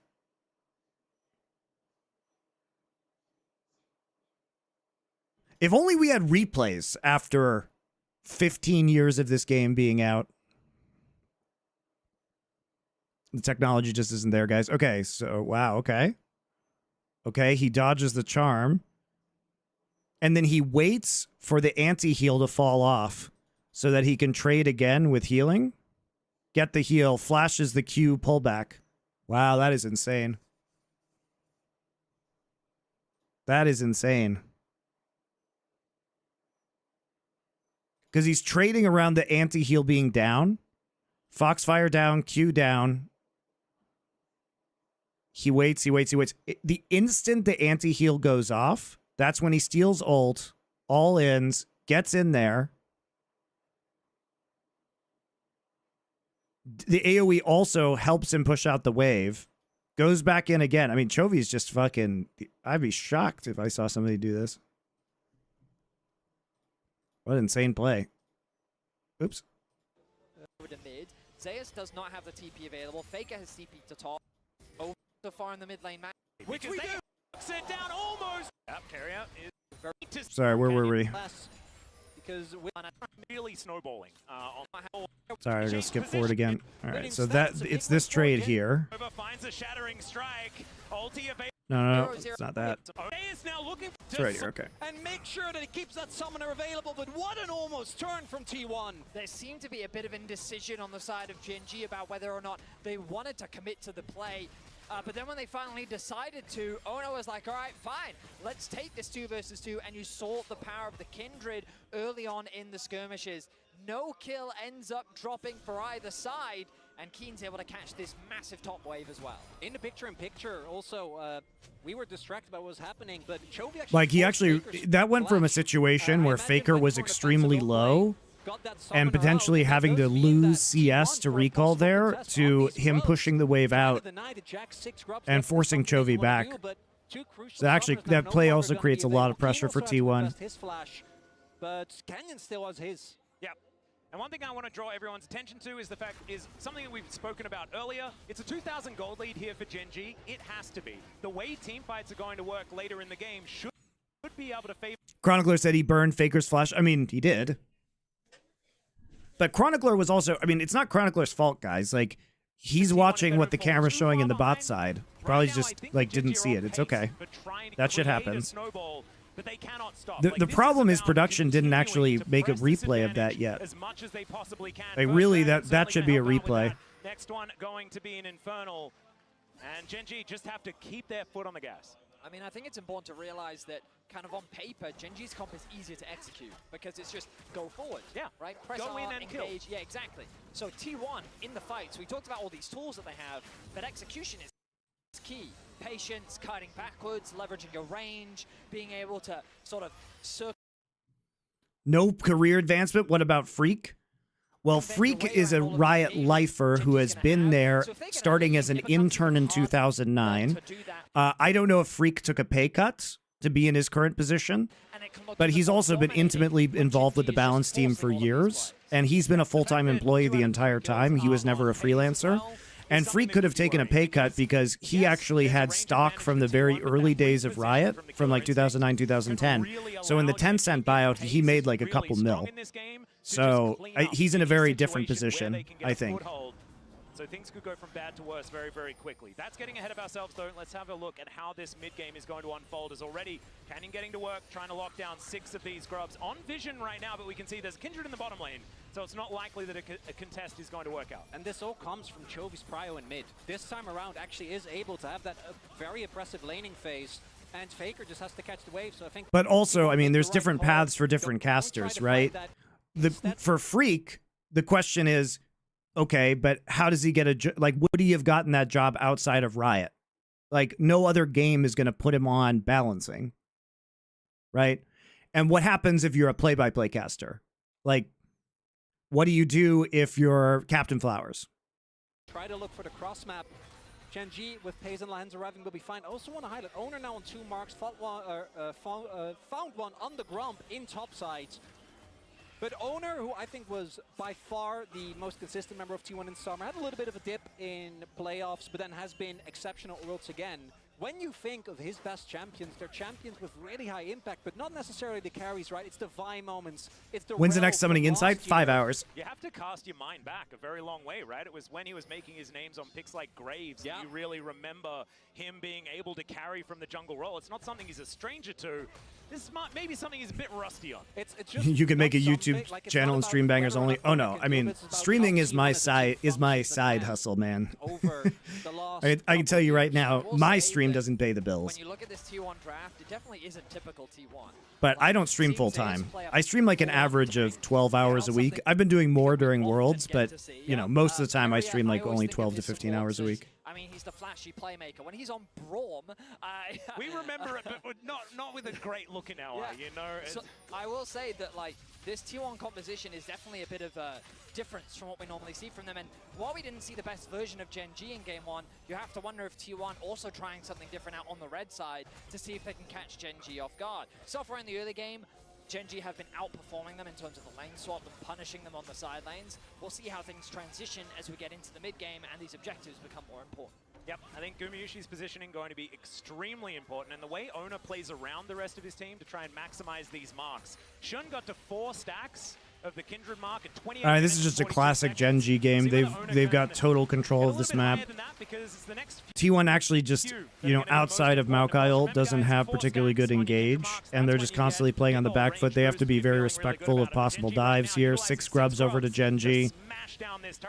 This game's probably over. That level 1 really fucked him up, Gen G, and I like Faker's like attempt to make a play to try and get them back into it by using that clever TP. But the timing on Pace's level 6 was just unlucky.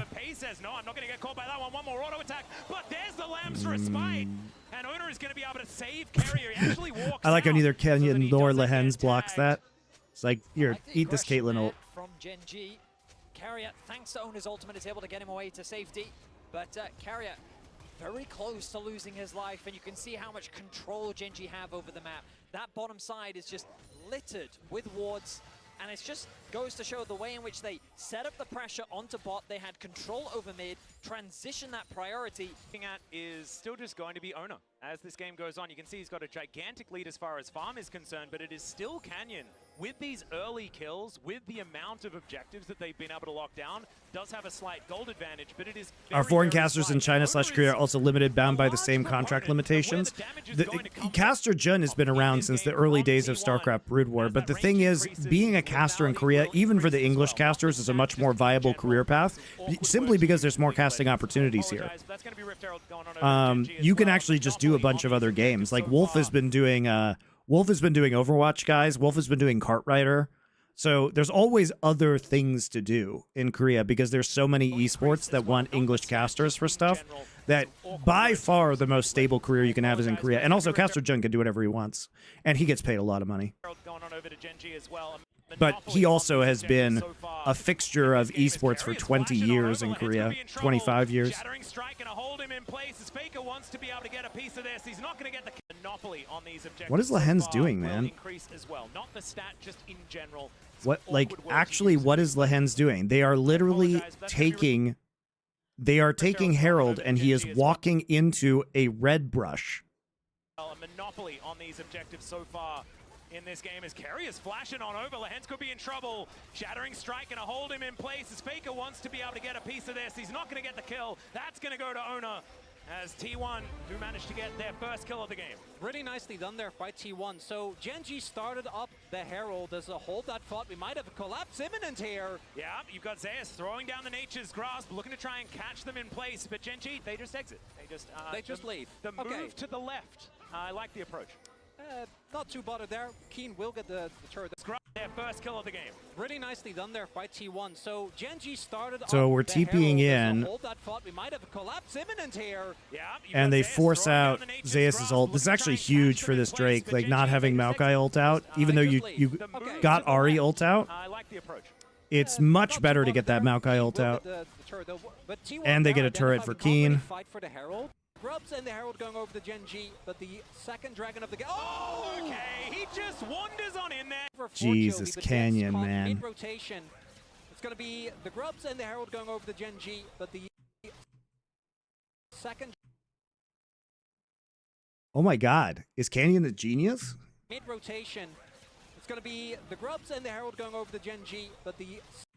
So I think what happens here, guys, and why he does this is I think with Kaisa W, he sees Drake, he sees it at sub 1200 HP. In like a quarter second, he realizes Owner doesn't have smite, and then he just goes in and smites it. Oh, okay. He just wanders on in there. He'll flash away. So he actually just understands that Owner must not have smite because of the HP that he sees it at from Kaisa W. Owner didn't have smite. Dude, the fact... Look how fast he processes that, though. That's crazy. He just wanders on in there. He'll flash away. So they at least get that. Faker also taking the outer turret on the bottom side, but that is so big. And now Somebody years here on Twitch after randomly browsing like 5 years. Lots of love from India. Nice, man. I wish you also good health, prosperity, and peace of mind. Thank you very much. That's very kind of you. It didn't get smited, and so he's like, wait, I think there's an angle Something's here. fishy, yeah, and so he just went for it. He also knows Smite was down from Lehen's inting on red. No, he doesn't. He could have had another charge of Smite. And the player that we haven't talked about, but is getting monstrously scary, is Keen in the top lane. He secured a full tower on the top side. He was already going. He's almost got I don't know, man. Gold lead. That Trinity Force is on the horizon. Have in there. He'll flash. Chovy, but gets caught mid-rotation. It's going to be the Grubs and the Herald going over to Gen G, but the... Oh, yeah, there he goes. His E is already going. Huh. I wonder if he just guessed from the red buff then. Oh, okay. He just wanders on in there. He'll flash away. So they at least get that. Faker also takes... The thing is, he can actually... You're right. He can bail on the E. He doesn't actually have to go into the pit, guys. So I think... Okay, here's what I think happened. I think... Lehens dies. He calls Smite down. And they don't know whether owner has another Smite or not. So they make this play. And Canyon is preparing to go in. But he can actually just drift out, right? But because he sees it, he doesn't bail, and he just goes in. He just wanders on in there. He'll flash away. So they at least get that. Faker also taking the outer turret on the bottom side. But that is so big. And now it's Hextech. So, yeah, we got to the bottom of it. I think that's what happened. And the only way that Canyon knew was because he saw the W from Pays go over the wall. He saw the HP. It didn't get smited, and so he's like, wait, I think there's an angle Something's here. fishy, Yeah, yeah. and so he just went for it. Beautiful play from Canyon. Great read from him. The Herald gets dropped in mid. And the player Can Skarner E enter into Dragon Pit and out again? Yes. Scary is keen in the top lane. He secured a full tower on the top side, uncontested. He's almost got a 1k gold lead. That Trinity, the Maokai is just going to do his best to... This snowball is a rolling. Gen G are capitalizing, but it's only 2.5k, something like that as far as gold lead is concerned. 6 grubs and 2 dragons are what they get for it, though, which is still very, very valuable, especially with the soul being this Hextech. In game number 1, T1 found the one win away of the Baron call, and it was a weird moment because it felt like Gen G was aware of it, yet still This is such a classic Gen G game, though. Just like hit the side lanes, control every objective, slowly strangle your opponent out. And what the fuck is T1 supposed to do? They have no engage. Like, they actually just can't play, I think, around these Drakes. And Caitlyn is just kind of cursed, where if Caitlyn falls behind, you can't put pressure on towers. She doesn't do any damage. You know, Caitlyn's such a win more champion. Maybe if they get into ultra late game, it'll be different, but that's tough. And Gen G is just very methodically suffocating T1 out of the map. Yep, pulling them around, as you can see, moving over towards his inner turret in the mid lane. Ace in the hole does go down, fair bit of damage onto Lehens. Decent knock up there, but Carrier had to invest the ultimate just to get them away from this turret. It's just Gen G trading up at this point in the game.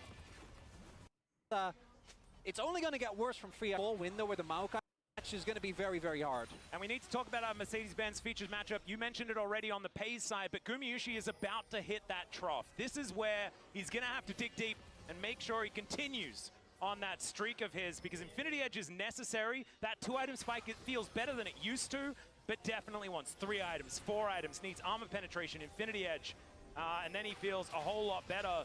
It doesn't get better. Oh, yeah, it does have a sapling in position. Actually a bit lazy. Not enough damage. Yeah. Not going to actually spot him. So, yeah, Canyon spotting them out completely as owner. Shout out to the level 1, though. This is just one of those scenarios where the level 1 strategy won Gen G the game. Makes his way up towards the He's not quite there, sitting on the pickaxe and the BF sword as the Baron is about to spawn. 10 seconds until that dragon is good sidestep there from Lehens. It's just going to be some support. This is Gen G dealing with the fallout and trauma of last game. Look at the amount of vision control set up. I can't believe they lost that. This time around, that Drake in the last game, or the Baron in the last game. That was so crazy. So much worse. Last time they had an incredibly quick Baron. This time that's not really going to be the case. Yep. T1 not going to be able to get on the limited resources to lock down Soul Point for themselves, continuing that. I mean, power. Is anything else interesting happen in this game, guys? The legends got changed for exactly these type of games, and if you think the map is lit up now, go back, watch some old VODs. I mean, Europe is very fond of when they nerf that. Okay, yeah, let's have a conversation about control wars and how much. Followed by an immediate. This is just a classic Gen G match. Many teams, when they were feeling like they were in a position of power, the problem is that generally Gen G doesn't really bite. They just let you play it out, keep their patience. It's the way they love to pull 100 gold off sporadic. And also something it's like the one the roll from some really, really rough situations. Not really gonna have the same level of playmaking as the Brandwin's now done for Canyon. Gonna get so much value out of that steel caps on him as well. And I can guarantee you Faker is not really interested in trying to kill a Skarner. But for the 80 carries, it's going to be quite tough. I think Pays might be mega close to his Nashes. Does Should he have be, it yet? Pretty close is now Carrier going to have to flash, get out of the way of Canyon. All right, striding with a purpose, and that could be important moving forward because we know that Carrier loves to play Engage Braum. We don't like looking at it necessarily, but now without flash, he's definitely not going to be able to utilize it. So Gen G, they have so much control of the tempo of this game. As Lahan's gonna have to crash away from this one. T1 just attempting T1 to just bully them out of desperately the trying to river, make picks and here. moves on over and says no. So they can't really do anything else. To be able to really be much stronger. T1's not buying it. What is Zeus They're up like, to? you're not going for this. Well, we'll see what they can actually get done here. As it's gonna Dude, be Carrier Canyon's blowing E's are up next level, like a man. balloon. His Skarner They were E's. not. Yeah, They were not doing it. no. They did not want to. And Oh, his now force just face moving checks. I mean, terrifying what are you going to past do me. there? Does You have to manage respect stun the up Canyon. possible He can Baron get over that take. wall pretty comfortable, but with rush running, They were not. Yeah. They were not doing. T1's not buying it. What is Zeus They're up like, to? you're not. See, this is, guys, this is one of the issues when you have top lane Maokai as opposed to jungle Maokai or support Maokai is like, at this point in the game, Maokai has to split bot. But what you want is for Maokai to start throwing saplings here, but because he's not jungle or support, he can't do that, right? Not going for So this. you get tankier, but you don't have the same level of vision control with top lane Maokai. His E becomes way less useful. So I'm not... I don't know if I'm sold on this Maokai top thing. I think it's just kind of bad. Still with that spirit rush running, Faker able to dodge out of the way. Keen. Oh god, this flank angle is absolutely terrifying. Of course, all of the things about T1's team fight still kind of stand, but without the Braum, that's a big piece of that puzzle missing. We'll see what they're able to do here as the nature is grasping. Does manage to stun up Canyon. He can get over that wall pretty comfortably as now they've just singled out Zeus. So much damage. Lahens takes the kill. And T1, they had the trap set up, but Genji don't want to go there. As now Ona trying to dash back. Keen says, no, I'm going to buy time for my teammates as Carrier comes over. The Winter's Bite does nothing, and Keen, he just wants to fight again. They'll take the Baron, and Keen gets back into position. And now Canyon is just crashing Beautiful. into them. The two All right, that's it. Gen For Baron here for Genji. Oh, they don't even have a chance to finish. On top of it. One by one they fall. One by one the objectives follow. Genji. I think this is smart. You just go for soul. Just eviscerate it. And let's be fair, this is what we all wanted. Oh yeah, and this is beautiful execution. Oh, him strike now on cooldown, but Gumayushi, oh my god. That was insane damage. We've also now got a Seeker's Arm Guard on Pays. They really want to finish this game right here, right now. Look at that, another Void Seeker gonna connect. And Zap onto that Caitlyn. They can't walk up. Like, how are they supposed to stop this? Yeah, they actually just can't engage into Hextech. I mean, they couldn't engage already outside of Maokai ult. Two inhibitors in a matter of seconds. It's a 10,000 gold lead plus here with this Hextech Sol, and T1 once again throwing out some grasping nature. They try to line up behind their tank, and it is absolutely working. Pays is indeed unstoppable as Carrier goes down. The Killer Instinct is named well as theirs is his second one. Wow, beautiful E from Keen. Keep them alive for now, but who's it healing? It's only healing Genji as they move to 1-1 in Counter-Strike too good, man. This is the full game 3. All right, guys. I'm going to go to the bathroom. I'll be right back, and we'll finish the last two games.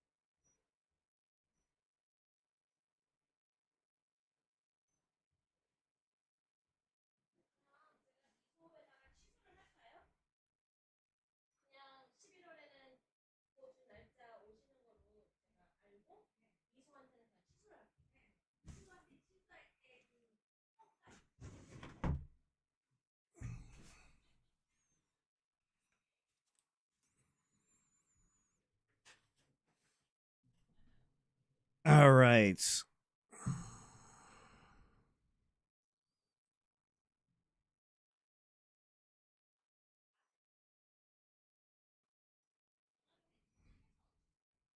VOD of the match. D1 have played 171 games this year. LEC Rogue played 27 total. Oh, you're good. Nobody wanted to watch more Rogue. From the semifinals of I didn't even want to watch 27 games of Rogue.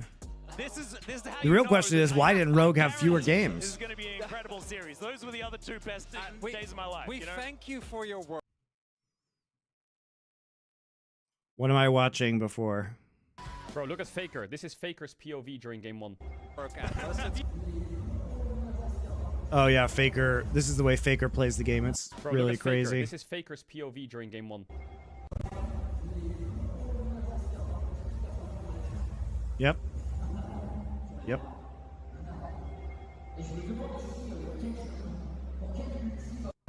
You know how I say you should use your F keys? You should really use your F keys. You should use your F keys. Greatly appreciated. Power Spike is this morning? No.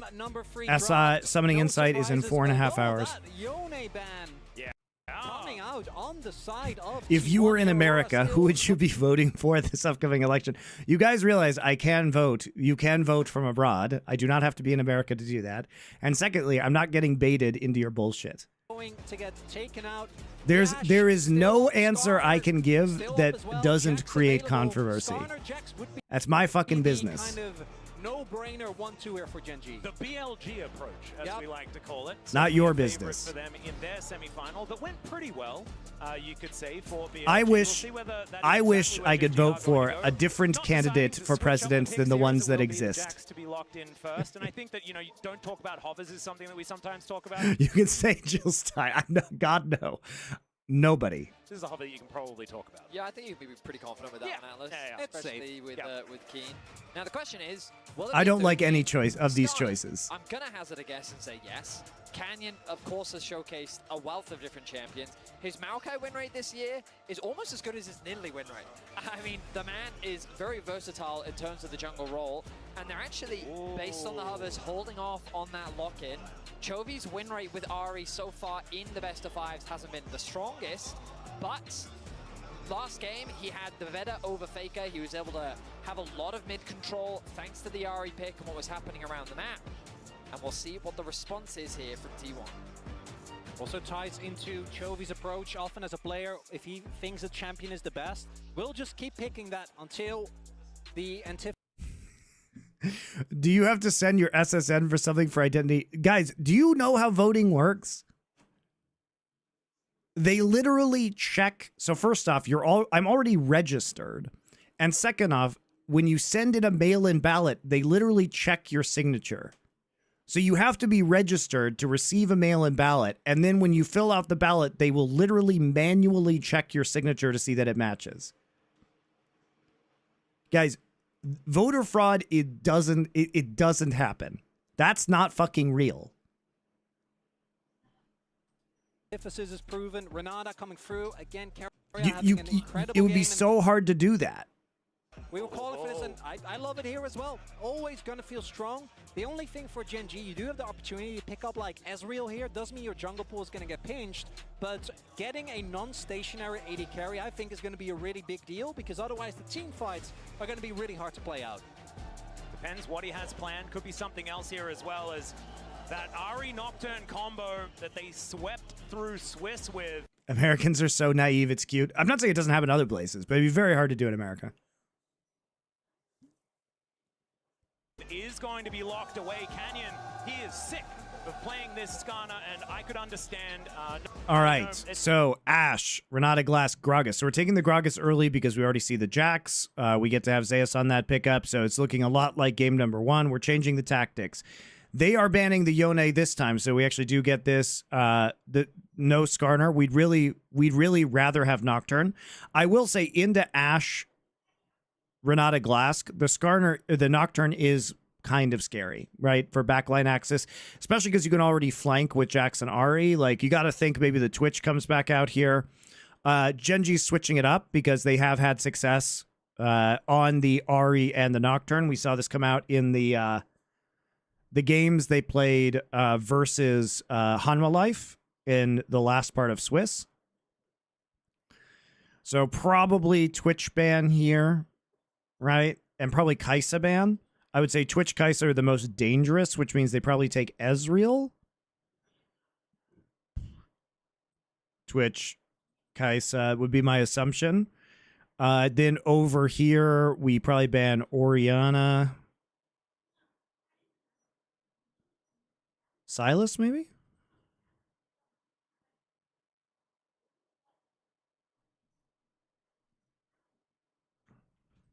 It just doesn't do very much damage. You only build health. It's just less fun. The Nocturne, who does slashy. You are setting up very But Skarner not getting picked here is pretty crazy. Are we going to ban Skarner now? I mean, they could Genji could ban Skarner too, but probably you think T1's probably going to go for Vi again, right? Kindred? I guess because you could kite the Nocturne on the dive. Or save the backline with Kindred ult. On the side of Genji, just take that away from Owner, one of his best champions. Yeah, protecting a lot of bans as well, because T1 basically have to ban Kaisa Ezreal. And so it's going to be no, they're going to ban. I think they ban Twitch here. Going to be taking into this game. Of course, T1 not too worried about it because Ashe Renata is just universally strong. Yeah, I was about to say, Ezreal is another, but I think the Ziggs makes a ton of sense given what we've seen so far. The Ziggs pick is, I think, pretty good here. So they do ban Silas, but they leave Ori up. So I guess that's the 3 picks that they were happy to grab. And if you've got 3. Yeah, it is Twitch, yeah. So do we pick Ezreal or Ziggs here?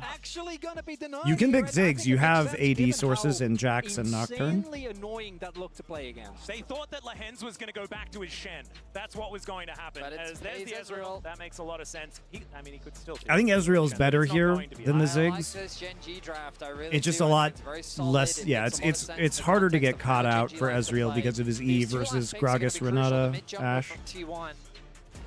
Okay, and what are we picking? Akali? Like, Faker has been good at Akali in the past, but I don't know about recently. However, still, this guy has played competitively like 80 different champions, so he's fine. What? Why? I mean, Akali's better in the pick comp when the Silas is banned than the Ori would be, so I guess they just want to play pure pick. Locked away for Owner, although they do have a bit of time. Yeah, the Vi is definitely coming through.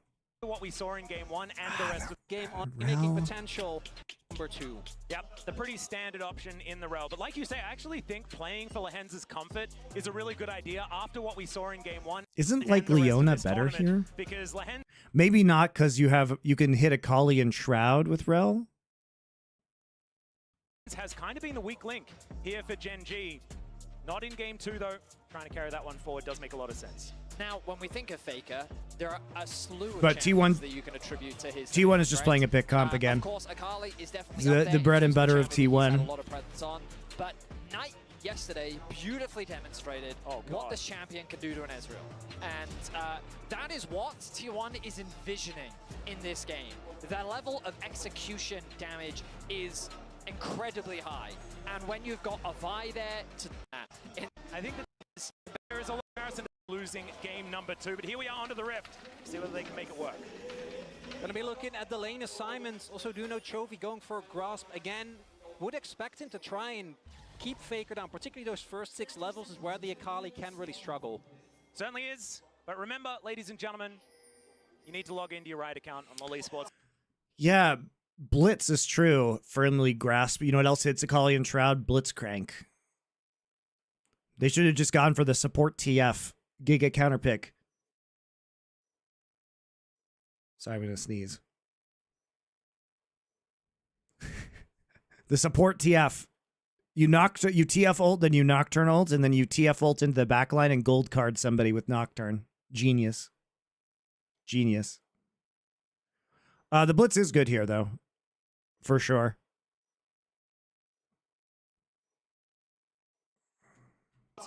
And earn watch Worlds Live to earn exclusive emotes, icons, capsules, all that cool stuff. We've got a little bit of time here. You're not going to miss too much, so you can hop on over and you can get that one done. Just to get some free stuff. It's really cool. Okay, Zeus is standing on a ward, and there are a lot of bad guys in the brush. Oh, there's the charm. The crash down as well. It's a dead Gragas. It's going to take a little bit of time because he's relatively tanky. But still, ooh, that's good. First blood to Ezreal. Chovy with hop the on over, flash, get the that one E done. Just flash. get some free stuff. It's really cool. Okay, Zeus is standing on a ward. And Wouldn't they get all that ward cool down? stuff. We've got you need to Would expect him It's to try Jax's and ward. keep Faker down, particularly those first 6 levels. so they can make it work. Gonna be looking at the lane assignment. I don't think Also, Gragas Nuno saw him Chovy ward. going for grasp again. Maybe Would he did. expect him to try and keep No Faker down, pings, particularly though. those first 6 levels is where the Akali can really struggle. I don't think he knows Jax Certainly warded that is, brush. But remember, ladies and gentlemen, you need to log into your Riot account on lolesports.com. It's a great punish. Watch Worlds Live to earn exclusive emotes, icons, capsules, all that cool stuff. We've got a little bit of time here. You're not going to miss too much.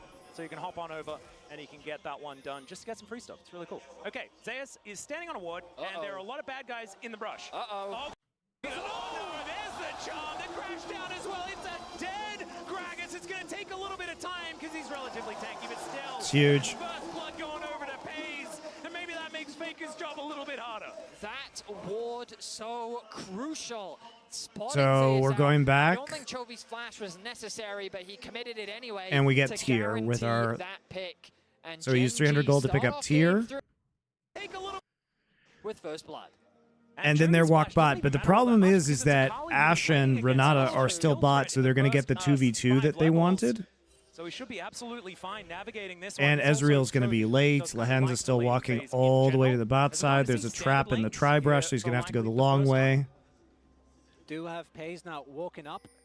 Tier from the start. Oh, God. Something you're going to be very happy about just in what it means for your spikes. Because obviously doesn't really Okay, he doesn't give actually you miss any XP, any though. combat Oh, he stats does. early. And in this lane, Pays Lahenz and misses Pays are some of just the playing to melee clear the XP. waves, don't be diveable, and get Not that big of a to deal, though. your Worth items. it for the 2 kill. items for Ezreal is always the main breakpoint from that point on. The only But bit because stronger. he's delayed, this isn't as We big do of a see deal as both junglers it might starting appear on at opposite first. sides of Plus, although like, Canyon it's not like started tier his Raptor adds. half It's not like tier is really going to help Gen.G avoid down, this garbage lane, right? Whereas Owner just doing a full You're still in a topside garbage clear. lane and If you you're still have looking no to combat impact this stats. bot side, and Nice these handshake. trades are actually really valuable because it could set up for a possible dive towards the bot side of the map. I will say, it's nice to see move away from the lane swap, only because while T1, I think, in the Swiss stage, really had phenomenal execution on the lane swap. This, to me, is the bread and butter of Gumayushi and Carrier. Their 2v2 lane Yeah, tier doesn't give you lane power. I mean, it kind of does because it allows the Ezreal just to have more mana for abilities like Q spam, but it's obviously not great. It's not gonna make you has been a joy to watch. win this And lane. You're seeing it right now. They know the strength and the advantage they have. They don't care about the tier. They know that with this Ashe Renata, they can bully this duo as much as they like. Yeah, and I think that this is the biggest benefit of not having a lane swap this time around, and it's curious that Gen.G didn't decide to opt into it themselves. Maybe just saying that now that we've got a kill on our Ezreal, we're going to be okay, but a tier doesn't really give you a whole lot of stats. Still, the fact that the wave is going to be pushing out and Pays Power can spike pick up win a bunch of tomorrow. farm underneath the turret, that's going to be okay. As Faker only hit by the non-true damage part of the Orb of Deception after a couple of abilities go his way. Not going to be feeling too bad here as he's playing with his health bar into Chovy in this lane. Now, the Ahri Akali matchup is pretty interesting because once you get to level 5, you can actually start winning out very easily on a lot of trades for the Akali. Just because the bonus movement speed from the W makes it very easy to sidestep the E from coming out from the Ahri. The problem is when you go for the electrocute over the fleet footwork, it's very easy for Chovy to kind of chip away at your HP bar when you're trying to farm, and it means the Faker's in this awkward spot where he now needs the wave to bounce back into him, which is happening, fortunately, but it's this weird, awkward middle ground where he's now relying on his Doran shield to kind of mitigate and heal back up in this midterm level laning. It's also, again, the grasp, and I do think that we have seen in the past players really get caught off guard by just the extra amount of health that can give you. Akali in particular plays around kill windows so well, but if your first couple of plays don't end up working out and you fall behind the curve, it can be really hard to play out. As obviously Canyon just wants to do exactly this, which is just farm, and even though they don't spot him directly, if they see his top side is down, we'll know that he's on the bot side of the map. But it's an early game Nocturne, not really expecting a lot, but that does mean that Keen is actually in a really awkward spot. His wave state not looking good, already chunked to half, and Owner is on the top side of the map. And full information over to T1 as well. Okay, Chovy having a good time in this lane so far. Everything going pretty good for Gen.G. Now Canyon going to try and clear that one out. Does get information of the ward he just walked over. Yeah, read the Keen, movement. Yeah, as a result, Keen actually just going to go for a recall right here, not wanting to risk too much. And despite the fact that Faker is sat on below half health for the majority of this lane, he has kept these minions. Why did you stop casting the LCK? Because Riot are shitters, because I got paid way more money to not cast the LCK because I wanted to do something different with my life. Many reasons. I'm good. Now the wave will finally bounce back, but he ticks over to level 6. Ideally, Faker wants to back now so that the wave will freeze here. And now Chovy's back is a little bit awkward. He's going to try and interrupt Faker. It will be crucial if he does. Massive. Oh, wow. Massive, he was on that ward. They wanted their own personnel. No. Just a prophet, but no. Oh, they've actually brought I could have stayed casting for OGN for another couple years, but the writing was on the wall with them taking over. And then I would have had to work for Riot directly, and I had no interest in doing that. Plus, I made way more money not casting LCK, which allowed me to do things like buy a house and have a family. So pretty sure I made the right call there. Will be able to do so. And the first objectives spawning now. We have the Grubs online. Drake's there as well. You can argue either team is very happy to just wait till level 6. You have a Vi composition on one end, a Nocturne on the other. It's just going to be a trade here. Does mean that this time Genji not going to have the Jax with an unreasonable amount of Grubs. Even early trades here. Certainly feels good for T1. This time it's going to be a trade, so it's not going to be the, the Grubs team picking up all of the dragons as well, feeling a lot more even. Grubs secured. And I think both teams are quite happy with the current game state. Obviously, T1 are setting their sights on a top lane play right now. Keen level 6. As there's resistances, no Ashe Arrow available yet. Yeah, Lahan's looking to get himself into position. I think they had an idea that something was going down. Notably, Canyon not quite level 6 just yet, doesn't have that paranoia up and available as T1 don't opt in for any sort of dive attempt, but Keen still wanting to get aggressive on Nagumi Ishu, does have to cleanse and pushes him away. So just going to be able to settle for the summoner spell and just move off. Nicely as well, Genji have moved Pays out of the bot lane matchup in towards mid where he's much safer. That means that they can keep Chovy into the Faker matchup where the Ahri can continue to into position. I think they had an idea something. I mean, this is been going pretty consistently in Zeus' favor. Wow. Really, like, shout out to Keria, man. Like, ideally, Faker wants to back now so that the wave will freeze here. And now Keria actually doing a lot. It'll be crucial if he does. It's actually a huge stop on the back. Faker's not 6 either. Chovy has no mana. But T1 just comes right in time here. Faker can now actually TP bots and go lane against Pays, who can still... Oh, body slam going to Why is, that could be a big deal here. This is weird. Like, Pays still bot in this situation. So I guess they just decide to give up Grubs. Chovy looking to TP back towards his lane. Will be able to do so. And the first objective. And they're just going to trade it for Drake.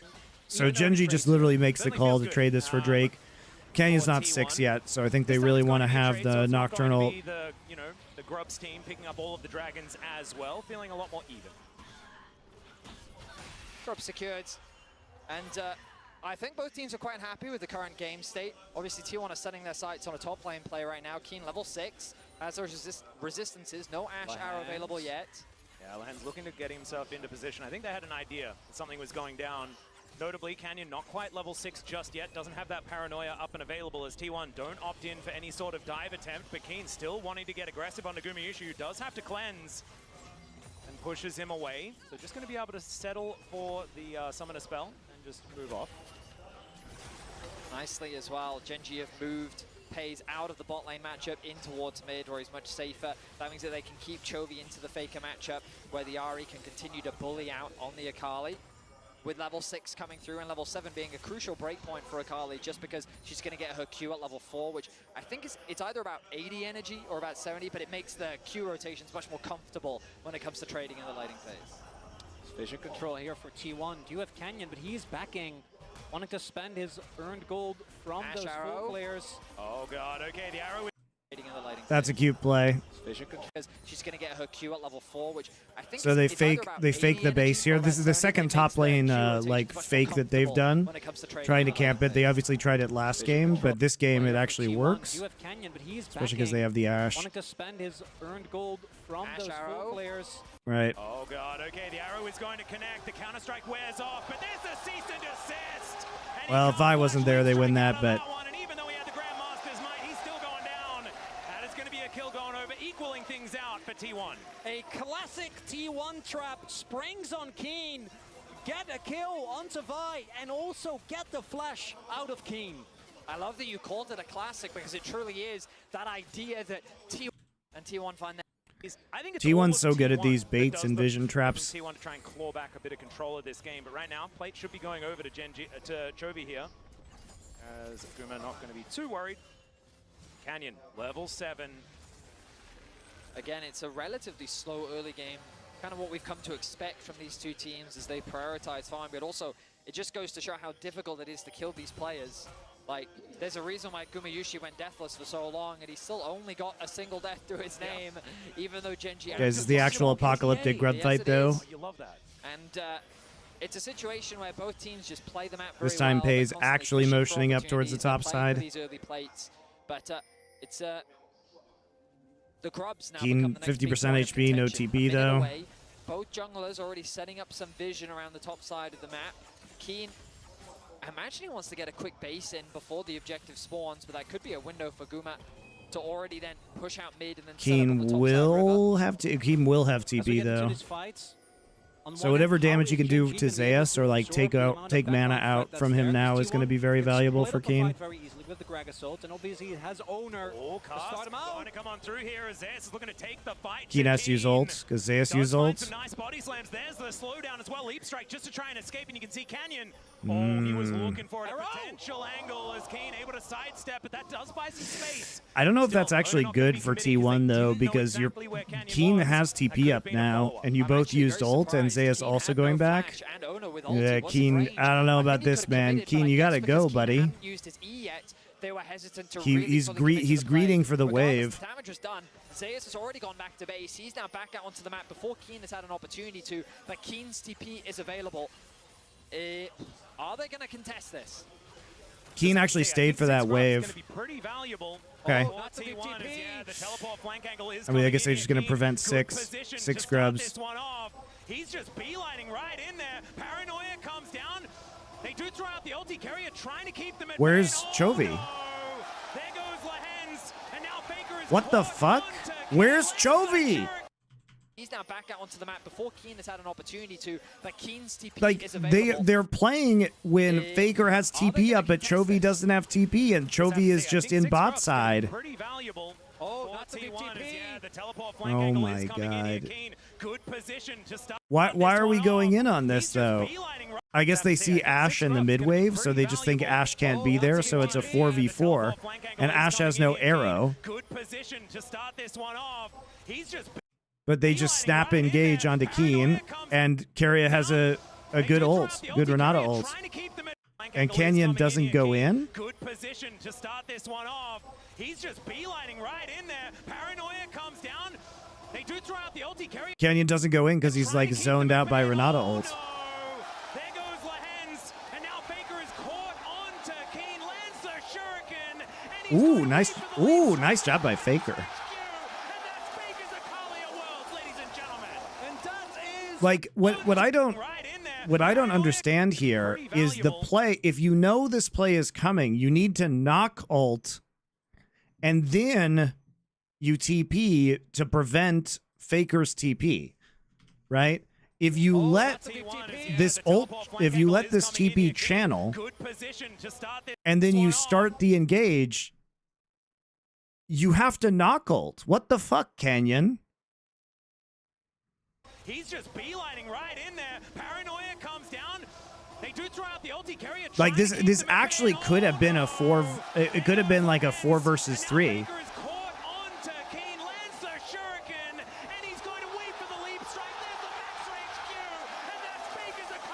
Like Canyon, like what is that setup? Coming in huge, but it's the team response from T1 that's the biggest thing here. Chovy couldn't join that fight. I think Genji was expecting them to back off when the Nocturnals came through, but T1 said no. And now you lose we 6 can scrubs take it. and you lose a million it. plates. All right, well, that's probably the end of this game. And then, of course, also has the ultimate available too. So even though they're getting collapsed on by every single side, the TP comes in, a nice flash comes out. Carrier doesn't care that he's getting focused on the Gragas then arrives, and crucially, as you said, Chovy can't join the fight. Yeah, and Keen and Lehen spent most of that fight fighting each other because of that hostile. Faker plays that very well too. Faker gorgeous on the 5-point strike there. You see T1 with Reckless in the back. Feeling pretty happy about this one. And Helper and Mata getting more and more stressed as this game goes on. Keen said later in an interview that their comms were off that day and they were calling for different plays. It's so wild to me. A lot of the gold for Gen.G is on him, but into a Fett, Akali, and Owner also getting bigger and bigger. They're looking to punish Keen. Again, this Jax not having a great time. 4 men at the ready. All right, Canyon does have that paranoia up and available. They know exactly where he is. This is a big gamble if Gen.G do decide to go for it once again. Chovy is very far away, but this time has the teleport up and available. Canyon just did nothing in that entire team fight. Now with the counter-strike on cooldown. He doesn't actually like hit R2 because he's zoned out by Renata ults. Like it's an absolute disaster. With all those grubs, the Void Mites and everything like that, Gen.G just going to back away. Gen.G, what is Keen supposed to do there, man? T1, no, like we don't have to dive this. We can just poke them down. The only way with the range that Gen.G have that they can ever Ari didn't have TP. Actually hard commit. Mikers 5. Vision, T1 knows everyone is in the area. Chovy was showing on top wave, and they weren't worried about a possible collapse. The timing was fantastic as well. T1 had gotten a deep push into top side, which meant that Chovy went to go and answer. Bear in mind that he's a large part of Gen.G's wave clear, so while he's present top, it gives T1 the ability to 4-stack bot. They then keep Zeus in mid, he catches the wave there, and they don't really lose anything. Sure, Zeus lost like half a wave in the top side of the map, and crucially, Chovy does have an experience advantage over Faker, but he should be able to claw that back as long as he starts matching in the side lane. He's got his fully completed rocket belt, which means that he's now going to What time is it in Korea? It's 4 p.m. It's telling that the Ari Nocturne Summoning Insight in 4 hours. And when you look at these two compositions, it does really feel extremely volatile. Because they are both so short range, you really, once you find yourself in a deficit, have to be extremely clean with your fight selection. As this bot lane turret will go, but the Herald might be dropped in mid. There it is. Yep, that's going to be even. This is a very weird play from Gen.G. Like they're trying to cross map, but they're just gonna lose mid turret for it.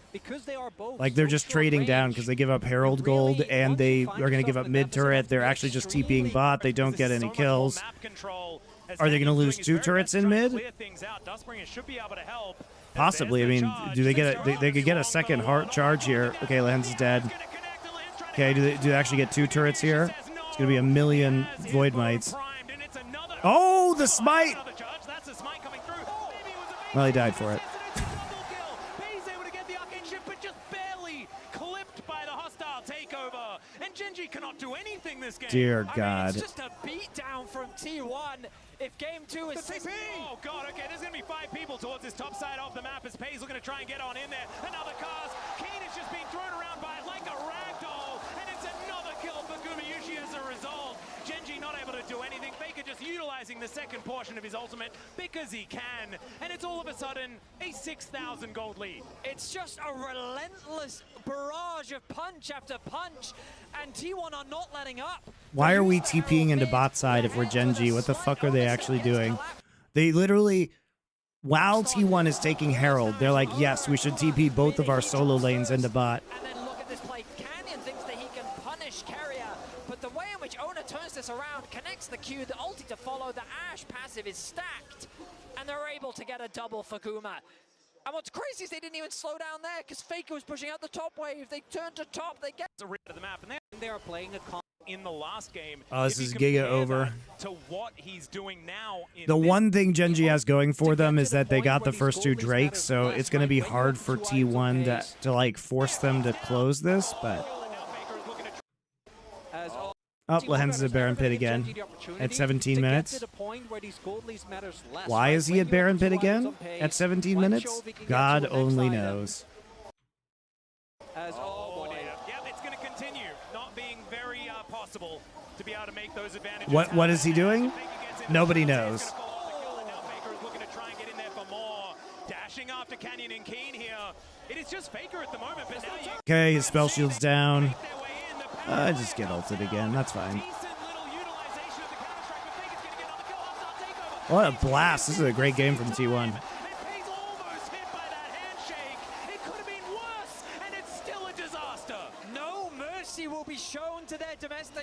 themselves as T1 just runs. I like how they can't even take G1 Baron, even score. though it's a There is 7,000 gold lead at 18 minutes. Suffocated. But in this game, T1 are just He literally saw him too. Shout out to Lehens, who literally saw Faker. from Gen.G. They controlled the map. They were patient, and T1 were suffocated. But in this He literally sees Faker right here. game, T1 Nice. are just brawling. It's a sledgehammer. It is a beatdown.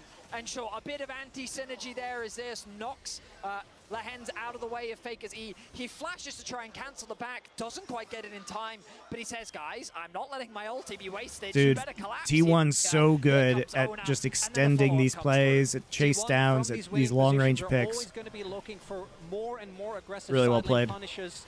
And Gen.G, well, respecting pace, just has to watch his teammates die. Nothing that he can do there. And the travel on the shuriken backflip there as well from Faker. This guy, when he plays Akali at Worlds, it's just a beauty to watch as we're straight into it once again. Magnus Storm going to come down. This could be a pick as carrier. Actually more tanky than we might have expected. He gets bailed out as well as Faker gets another one. Make it two as Ona is in on the action still. He's going to go down. The cast just to remove Jax is just so useless into Akali. Akali pick actually really good this game. Faker's playing very well. This game. Carrier doesn't even die, gets the full value from the bailout. The T1 is just thing. And fight for Gen.G. Try and make sure that they have some semblance of information. Yeah, maybe something won't get swept. With how deep in they are, like even when it comes to these Baron minions. Oh, handshake going to connect there. Not a lot of follow-up onto Lehens as they didn't have a lot of information. Red buff is the prize that they're looking for, but it's going to get reset, and it looks like Ona should be able to. Were you talking about the control LCK of format it. changes during SI? Yes. Oh, here we go. I already talked about them a little bit on the stream. You can rewind on YouTube. They want them as over the wall goes Chovy. He's got the flank angle, and they take down Guma to start off the fight, but it has to be paid for by Keen. Now a 4 versus 5. They think they might have them where they want them as over the is the prize that they're looking for, but it's going to get reset, and it looks like Ona should be able to take control of it. Into the shroud goes Faker. Paranoia. They think they might have them where they want them. All right, good flank by Chovy. Very nice. You can go back over the wall. To start off the fight, but it has to be paid for by Keen. Now a 4 versus 4 as T1 look to rally back into position. Can they win And the this is an fight okay trade for without Gen.G, all Guma is things the considered. question. He's so much of their consistent damage. Is now Chovy dancing around, not able to find too How much more. how T1 does back away. Gen.G not have A Faker in terms of bounties, itemization. gold bounties? So there are still avenues for Gen.G to turn this around, but they need to find more picks like this. A very deep TP starts this off, and it's hard to respond 41 because they don't have the vision. The Nocturne denies them so much, but this is where the wallets come through. Even with the carry being taken out immediately, Gen.G don't really have an opportunity to chase further. What is this If they shot? get another kill there onto I love Baby blurry Faker. You turn it into a Baron. Moving up the arrow, not going to connect. As Gen.G are now looking to back away. Now it's Zeus' turn to start a bit of an engage with a body slam. And this push and pull, Gen.G putting that phalanx back together. All about this Baron right now. No one really being able to get too much ground. Crucially, the Dragon is completely exposed. The bot wave has been Chovy pushed in by CS T1. prevents bounties. I mean, Faker Chovy commits CS his is ultimate crazy. to try and force 240 something at out from 22 Chovy, but minutes. He holds his nerve, doesn't get dissuaded, still has his ulti available, but the problem is all of Gen.G was shepherded to the top side of the map, leaving the mid lane exposed. T1 get the objective. The map, and it's because the map is so incredibly wide and dark that it's very difficult for Gen.G to get down there as Lehens trying to set a trap here for anyone who unwittingly moves towards this top side. The Drake will just be taken here, evening out that count 2 for 2, but next one going to be very, very scary because a 4 Drake Hextech Soul sounds unbeatable. Shattering Strike going to get a fair bit of value here, but Lehens still in a whole lot of trouble as Faker looking for them. Still dashing forward as the Paranoia does come down. The stun is gorgeous. The execution. I mean, the Nocturnal has just been completely useless outside of the one pick onto Gumayushi. Crucially in all of this, while the trap was turned on its head, notice that Chovy has a 2-level lead over Faker. He has been over-grouping, and he has been denied a lot of farm. Even that top wave just now, he conceded over to Zeus to make sure that he was getting the resources. And while there are advantages across the board, Chovy becomes the sole win condition for Gen.G. If he's able to find those picks, if he can find an opportunity, then there is an avenue back into this game for Gen.G. And while the Baron damage for T1 is pretty solid, right? You have Vi passive, you have Gumayushi who will shred through it fairly quickly. It's so hard to deny Nocturne access to the pit. True. And we saw T1 themselves show that a single Baron steal can be enough to turn a game on its head. And T1, I imagine it's going to be looking, unless they get a really good Baron opportunity, just start stacking these Drakes, because the Baron actually does a ton of damage, even as we get this late into the game. You gotta have to really respect it. Not really the same for the Dragons, but that, even if you end up going for that, as dangerous as a 4 Drake Hextech Soul is, that's 8.5 back of Gen G. Well, T1 do want to look for this Baron. They do have control vision of the area. So hard to play into T1 like this. Zona going to dive into the back of the pit. They can just create picks anywhere on the map right now. They can just do this Baron super easily. But they do need to get vision of it. They see it. Vision right now, and T1 immediately back away. The amount of respect being shown this game is incredibly high. T1 They have to make a pick. They can just keep doing this. They're trying to sneak it, but they could just they'll start it again. Run out as Criers, and they are gonna have to face check.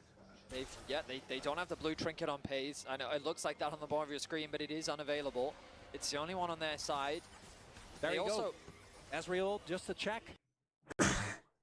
Yep, that T1 are playing with the pressure that they have well, forcing Gen G into this uncomfortable They just have so many position. tools too, especially with the Ashe Hawk shot. Figure out where Gen G are and it allows them to ward safely. Trophy gets ever closer to level 16. Only picks up a needlessly large rod, so maybe it hadn't been as long as I thought. Never bet against Faker. I don't know what that means, dude. Faker's literally lost so many domestic matchups at this point. It's crazy. If you never bet against Faker, TK Hale, you would have lost so much money. And you have to respect it. It would actually be crazy how bad at betting you are by never betting against Faker in the last 3 years. By the way, this belongs to us. Please vacate the premises as we take all of your... In fact, here you go. If you just bet against Faker in every single domestic final, every Worlds, and every MSI, you would have done very well. Jungle camps. Yeah, and this is the thing. This is the Never bet against Faker at Worlds. I don't know about that one either. Right? I'm pretty sure last year at Worlds, if you had been betting against Faker, especially with the Swiss stage that they had, you probably would have been doing okay. To win the game, T1 have been known to take some liberties as far as advantages are concerned. Oh, yeah. And this time around, not necessarily doing so as much. But what it's doing is giving Pays time to get farm, giving Chovy time to get more levels and farm himself. And so maybe when Pays also the betting the thing about it, you may not know this, but the betting odds that against T1 are crazy because their fans like tilt the odds. Like you get such good odds betting against T1. Zeus on his Gragas has made magic happen. T1 and on his Akali needs no introduction, and Gumayusi on this champion that, if given the space, can really lose control. I mean, I think that this is a They only lost a game versus Gen G. That's true. They just looked shaky. They looked shaky. I love that you said T1 on Akali as opposed to Faker on Akali, which actually it's synonymous, right? It's synonymous. It's perfect. And the level 60 now hit, as you pointed out, that Chova's getting those free items hit. And it's really weird because I do feel like T1 was absolutely demolishing this game. I still think they are highly favored in this game. They're going to get the soul point, and I don't think Gen G really has anything that they can do about that. But there's got to be a point where the inhibs have to start falling, or the Baron has to be threatened as the check comes through. Obviously quite early. But Faker's been playing very well in this series. I mean, this game has been great. Because it kind of just bought them time. They can choose to concede this objective as well. The top wave being pushed in, Gen G playing the side lanes methodically. They're not over-forcing their hand. And what felt like a beatdown earlier, it felt like that we were going round for round in a boxing match, and T1 was just generating point after point after point. But now we're kind of in this back and forth. A lot of dodging's been happening, and Gen G have been able to stall out enough where it feels like their stamina has been regained, and a single good punch from them could be enough to swing the whole game. Especially now that third item does come through here for Pays. He's feeling a whole lot better in this game right now. And on his Ezreal, we know that Ezreal can do some pretty ridiculous things as the game goes on, thanks to Elk for letting us know. Actually, but thank you for being That's out good. on me. That helps. That goes with the plan. Real smart. Well, now I don't have to. I feel like you've cast with him before. Yeah, no, I've seen him around. Every now and then. He looks like an imposter. He looks like Chronicler from back in the LCK, but he's got this moustache, so it can't be him. As T1 desperately tries to catch someone up Gen G. Gen G 100% is going to have to play towards that soul. I know that in theory you can do the, okay, you get soul, we get Baron, but it's Hextech Soul. We saw in the previous game how hard the game becomes to play out, and Guma's volleys alone are going to be an absolute nuisance if you're trying to play, particularly if you're trying to play very far forward, very aggressively. The slow makes it so hard. Gen G still setting up these traps, but it's so easy for T1 to check. Yeah, Hawkshot is a pretty powerful ability. I like how T1 is playing, though. This is just very methodical. Like, they just have a complete stranglehold on this game. You know, the thing about this is that both of these teams have been very good in these 3 games at closing out advantages that they've had. I mean, Gen G, that level 1 did them an insane amount of favors, right? Like in your waters? That got them such good laning leads. But still, Spirit Rush has to be invested as Pace gets caught by Handshake, and now over the wall they go, but Ona might be going a little bit too far. You've got Zayas coming in, though, just trying to be the hero. And speaking of heroes, Faker finds Pace, but not enough damage. I like how everybody's just sprinting at FaZe. FaZe, we must use all of our flashes onto FaZe. Coming in, though, just trying to be the hero. About it, the arrow is going to go wide, but still Spirit Rush has to. Why is FaZe getting hit there? Why is FaZe getting hit by Handshake? Oh yeah, Ona was thinking about it. The arrow is going to go wide, but how is he getting hit by Handshake? He has flash. Doesn't he have E? Yes, he does. He does have E. He has E and flash. a little bit too far. You've got Zayas coming in, though, just trying to be the hero. And the arrow is going to go wide, but still Spirit Rush has to be invested as Pace gets caught by Handshake, and now over the wall they go, but Ona might be going a little bit too far. You've got Zayas coming in, though, just trying to be the hero. And speaking of heroes, Faker finds Pace, but not enough damage. Lehens, the first to go down in the exchange, and now Gen G are scattered. I like how Guma just flashes into both solar laners. You cannot take this belly. Damage Lehens caught by Handshake, and now over the wall they go, but Ona might be going a little bit too far. You've got Zayas coming in, though, just trying to be the hero. And speaking of heroes, Faker finds Pace, but not enough damage. Wow, Lehens did nothing in this fight too. Watch Lehens. Watch Lehens here. He runs around in a circle. He continues to run around a circle, and then he flashes into a wall, into Renata ult, and dies.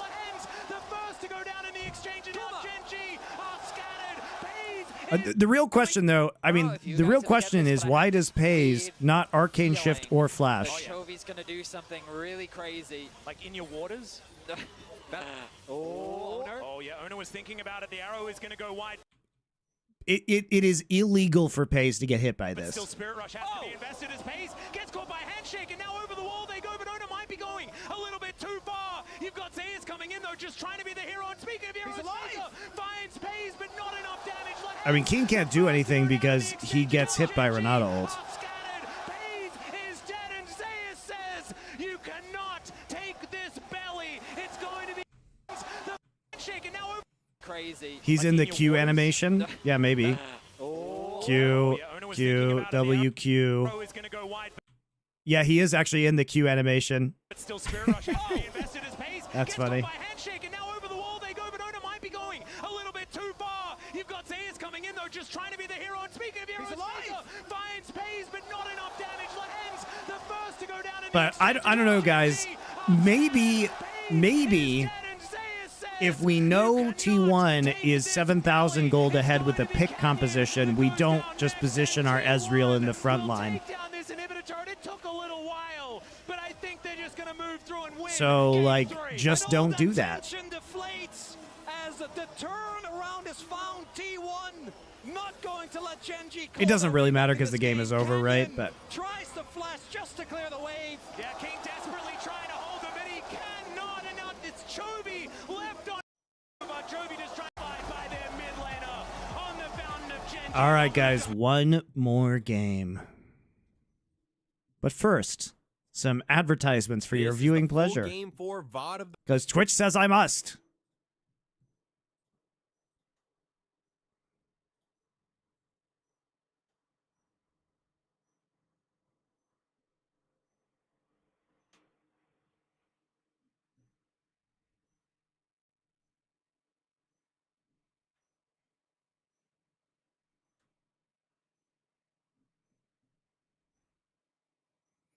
How was the wardrobe for LCK OGN finals decided? They had our measurements and we showed up and they had crazy suits for us. Faker Styles on Chovy at the end. Fine. This is the full Game 3 VOD of the matchup between T1 and Gen G from T1! Some time, and he knows that this game is over. Jovi just trying to get back to his fountain. Goes golden alongside Faker. Woo! As the next is not going to go down. That's fun. Good times.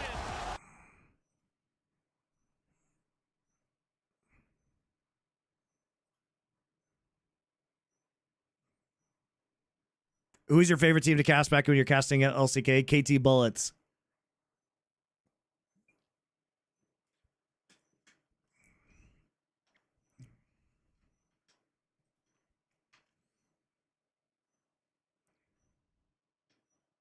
My favorite Asian cuisine. Oh, it's so hard.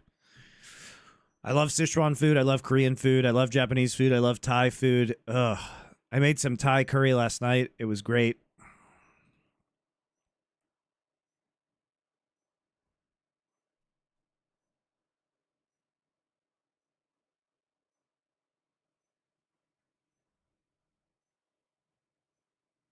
Do you watch these games blind? I know the final result, but I don't know who wins which game, and I haven't seen drafts.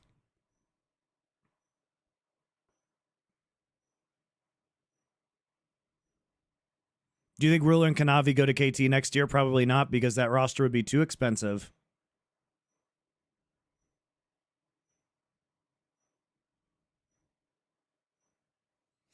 How did this Cadril guy take over the league viewership? Didn't it used to be LS? Any insight?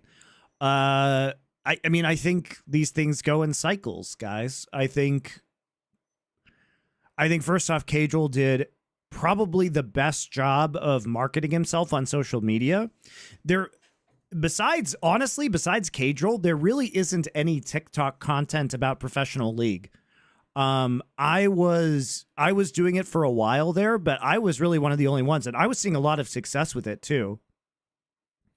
So, I mean, I think part of it is like Cadril's been really good about promoting himself on social media, especially to a younger audience via TikTok. LS also just like, I think, you know, either because of health reasons or because he just didn't care anymore. Like, he just didn't do it. And if you're not on the grind like 24/7, I mean, look at Dom too. Dom overtook LS like a few years ago. And Dom has just been on that crazy grind, and now he's up at like 30 fucking K, 40K at Worlds. But LS, just like, the consistency is such a huge part of it, guys. It really is. It really is. You know, I think Cadril's just super reliable because if there is a good match on, Cadril will be streaming it. Right? And he makes good content, but it's just the dedication to the grind. I think it's like Cadril hit TikTok really hard, which nobody else really did. So people know who he is. It's also the effect of once you're the biggest co-streamer, it's really easy to snowball that because people will just pick you because you're like the top stream.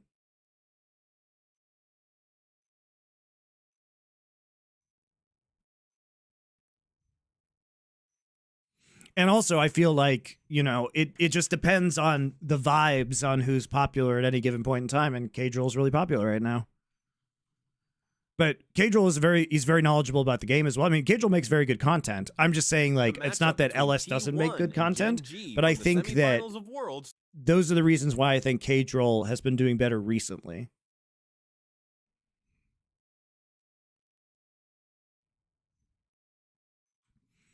Your cooking show would probably do really well on TikTok. I know. It'll be on there. Don't you worry.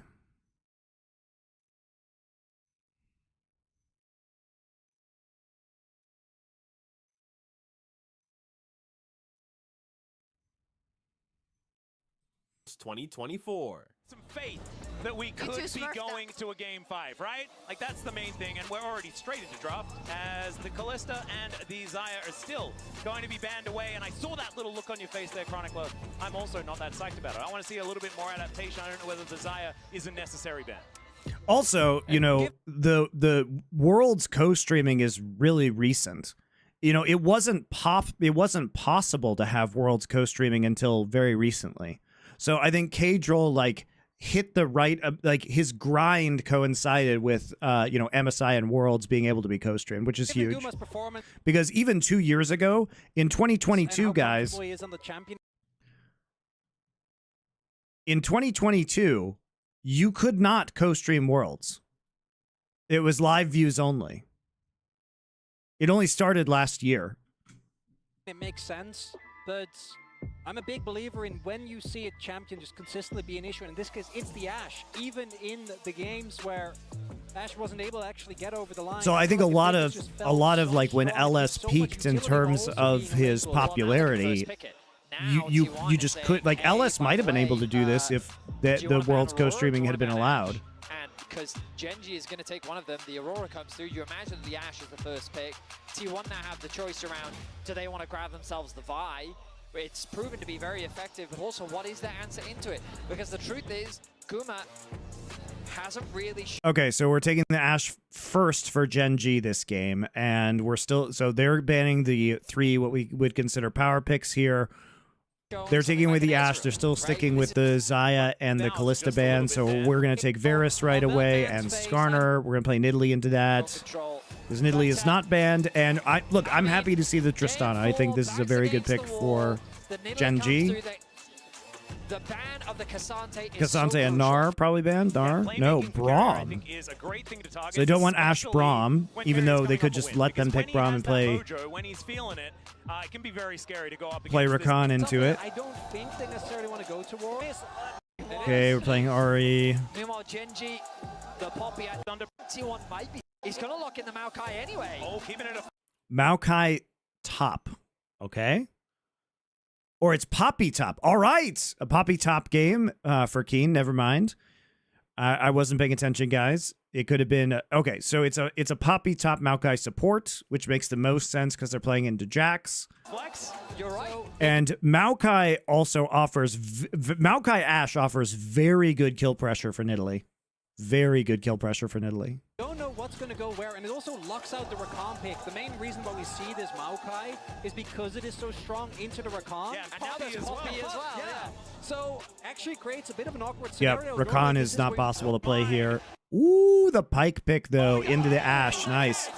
It's another pick composition for T1. We're back to the bread and butter, guys. You can play Varus as part of pick compositions using his ult. Blew my mind. Vedius, I'm so glad that you had your finger on the pulse there, because this could be fireworks on the bottom side of the map. Genji, certainly, with some experimentation here right now, it looks like the Maokai is going to be going into the support position, and Keen will be taking the Poppy into the Jax on the top side. In the LCK, this is seen as a really good matchup for the Poppy, and so something that Keen has played around before. I mean, I think even internationally... But yeah, I think what people don't realize about the co-streaming game is that it gives you a ton of advantages, right? Because obviously you're going to be there in regards to casual stuff. So first off, you're just going to be there as the game happen, which is awesome because that's when most people are watching the games. But it also does some other things. So first off, his VODs are just out instantly. You know what I mean? His VODs are being edited while the games are live. So he drops the replay of his VOD like the instant the game ends. So people who want to watch the games later, you also capitalize on the VOD market, and his TikTok is being edited as the games are coming out. So the issue is like it creates a huge competitive advantage for co-streamers, because if the biggest co-streamer is just going to be at the top, he's going to be at the top of the Twitch stack, right? Top of the Twitch stack.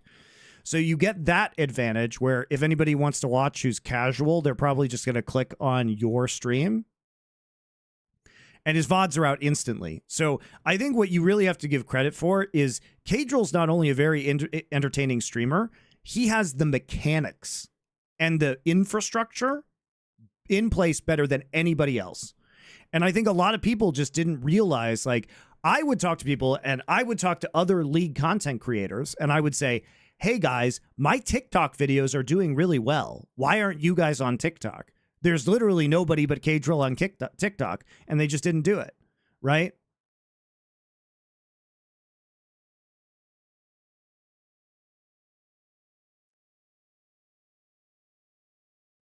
So, I mean, he just Cadril has done, I think the most impressive thing about Cadril is just the way he has set up his content machine.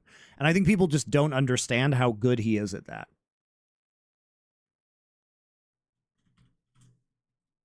Do wonders into the Jax matchup as well. Cadril also tries to move a lot of his viewers to his other platforms through giveaways. Yes, he's also very smart about that. Cadril is really, really smart at the mechanics of streaming.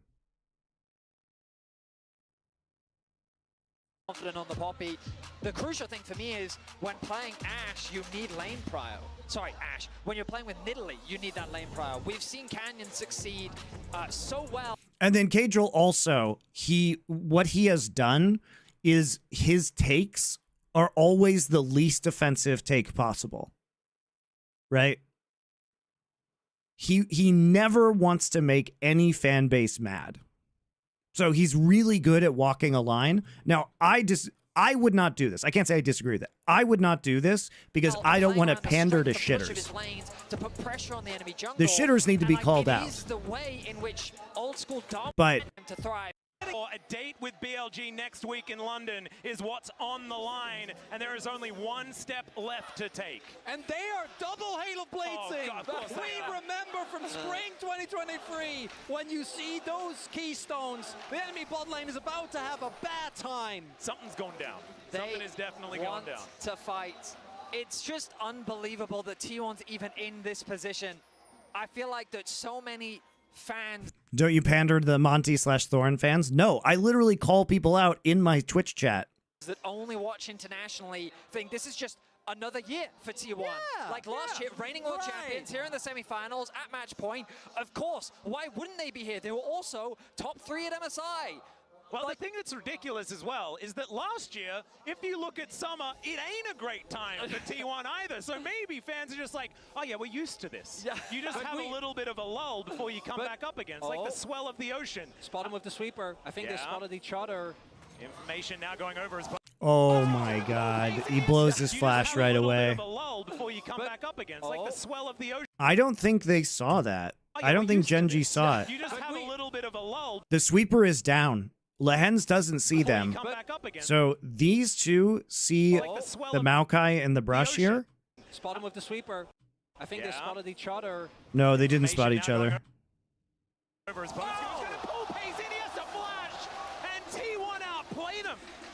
The invaders come through from Genji though. Canyon gonna be able to steal away this buff. We'll see how Ona responds as we get.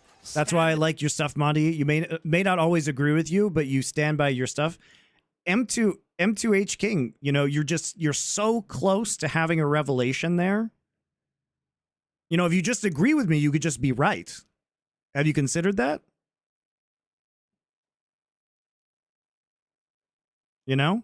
I would just choose to agree with me and be right. You're just being wrong for no reason. It's crazy. Why would you do that? Volatile. Ashe lanes typically give you a lot of control and prio, but Varus is a lane bully in his own right. His E gives him a lot of control over the lane in the similar way that the volley does to the Ashe. Meanwhile, in the mid lane, Chovy leveraging his pro. We talked about how important that is for the Nidalee. As the blue is taken away, Canyon returns to his side of the jungle. I think we're going to need to see another Chovying performance, much like we saw in Game 5 against FlyQuest on his Smolder. We're going to need to see absolute domination. I see why Motzi won most pretentious in high school. Make sure that these items come in exactly the right. It is funny, guys. I do agree that that thing on my Wikipedia is funny, or my Liquipedia, but obviously my high school did not have a vote for most pretentious. But if it did, I might have won it. The curve, make sure that these items come in at exactly the right time. And I probably would have deserved it. And by deserved, I mean would have been honored. The flash, they'll take that, and this is a T1 bottom lane that, yes, we've always known that they're capable of. We haven't really seen this level of aggression for a long time. Paze even went for Halo Blades himself just to try and be able to trade a little bit better, stack up that passive early.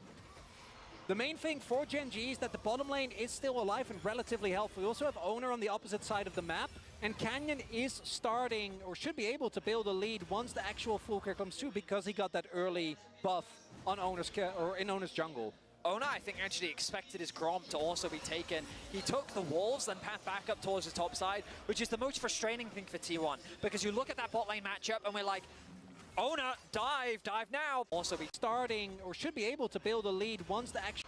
This level of Carrier finding the Bone Skewer onto the hands. That's another flash. God, he got both their flashes.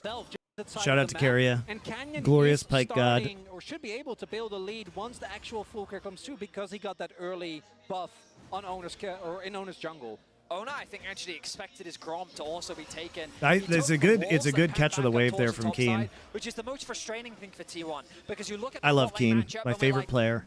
Ona, dive now, please dive. But because of his pathing, it's hard for him to actually be in a position to really set that up. He's setting. Oh, I didn't even notice this. They're playing double Hail of Blades. So Pays is also playing Hail of Blades to not get his ass completely whipped in this lane. Yeah, Ona now driving in, looking for Chovy. Just gets the Oh, it's another flash. I think the rocket jump must have been on cooldown, and Ona. He's setting his sights on mid after, because you look at that bot lane matchup and we're like, Ona, I think, actually. Where was his rocket jump? Oh, his rocket jump is right there, guys. He took the wolves, then path back up towards the top side. And it goes on a 20-second cooldown at level 1. Because you look at that bot lane matchup and we're like, Ona, dive now, please dive. But because of his pathing, it's hard. I mean, you don't for him expect to actually Owner be to in a like position to level really set 3 that up. gank you He's after setting 4 his sights on camps. mid after Faker got a really nice trade onto Chovy. Yeah, Ona now driving in, looking for Chovy. Just gets the flash. I think the rocket jump must have been on cooldown. And Ona is just going to take that explosive charge and be absolutely fine. Meanwhile, setting up for a potential dive is another max range Bone Skewer going to connect from Carrier. This guy, it's targeted, right? That's now 3 flashes down, and for a pick as volatile as Pike, that is a playground. You have so many lanes to play for. Owner, will Canyon hold off? They are going to know with the saplings. Bentley is actually pretty shit at counter dives, though. Yeah, Carrier moving on over. Was hit by one of the traps there, so information was given as to his whereabouts, and they will just back away. If that back completes, that bot lane is not surviving. That gank, the thing about that gank, though, for Owner is you get the flash, but you have to capitalize on it, because otherwise you just fall behind Canyon in terms of farming. Canyon has a good read, too. Paths bottom just to cover the possible dive. What's crucial to remember is that Canyon is continuing to farm. Canyon's Nidalee is not terrifying. See if he goes actually for enemy Raptors here. Every minute that goes by, this champion will continue to get stronger. Keen in the top lane matchup continues to do well. It's a tough matchup for the Jacks as well. And so Genji definitely don't have to be too terrified, even though the bot isn't going the way that they would like. I'm also wondering if Canyon thought that Owner took his blue, because his blue has actually been up since the start of the game, because they they read the early play from Canyon definitely thought Owner took his blue. I assume Canyon made the read. I figured when he went to his Gromp, he would have seen it, but... Nice trade from Keen. Oh, yeah, there's another Bone Skewer being charged up. First one that he's going to miss outright. And Keen will survive. Ice cold. Yeah, I like that. Just continuing to... Faker left his wave to sweep for Pike. Terrified, even though the bot isn't going the way that they would like. I'm also wondering if Canyon thought that... Oh, yeah, he uses the Scryer's orb there. So Faker walks out of lane when it's pushed up to use Scryer's orb here to make sure there aren't any wards so that Pike can path top. Has actually been up since the start of the game, because they they read the early play from because Carrier caught Pays, right? So I assume Canyon made the read. I figured when he went to his Gromp, he would have seen it, but... And then they pink ward Pixel Brush, because that's the one ward they didn't get, the one place that could have been a ward where they didn't get vision from Scryer's Bloom. Yeah, I like that. Just continuing to walk. It's the continue to walk strategy, one that we haven't seen for quite a while. No jukes abound. And Chronicle has been talking about this, the impact of the supports, right? We saw it from Carrier Game 1, Game 2, we saw Lehens very active on the map. Game 3, I think both supports were trying to make plays around the map, but with Carrier kind of just finding those advantages because T1 was finding advantages. But now Carrier's on a champion that has so much agency, but his AD carry is alone. Oh yeah, Gumayushi in a lot of trouble. Does have to use that cleanse. Okay, he's going to take some damage back, though. Okay, that's the disadvantage of showing in the top side when you don't get anything done. You don't even get a flash out of the top side. Don't force a TP or anything. It's not actually a very good gank for Carrier. And as you rightly said, this man has a bit of a history on this champion. I'm actually surprised it hasn't come out more this world. After Faker, the GOAT is Bengi Barrel Piosik. You're playing a dangerous game in this chat, Matty Man. The way here, didn't we, Atlas? Where, like, the mobility and how, like, in the meta it feels it can be difficult to play, but in a position like this... Barrel is in his own realm of back-to-back-to-back World Finals. Yeah, who else could have done that, guys? Who else could have been in back-to-back-to-back World Finals?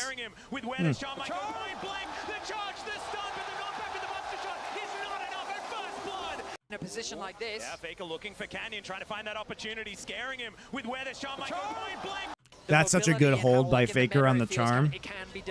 He holds this for so long. I mean, look at this. Canyon's just trying. He's not flashing because he's trying to predict the charm, but Faker just gets on top of him, and then it gives him no time to react with the charm. And then it goes immediately into the E. It's really well played by Faker and Owner.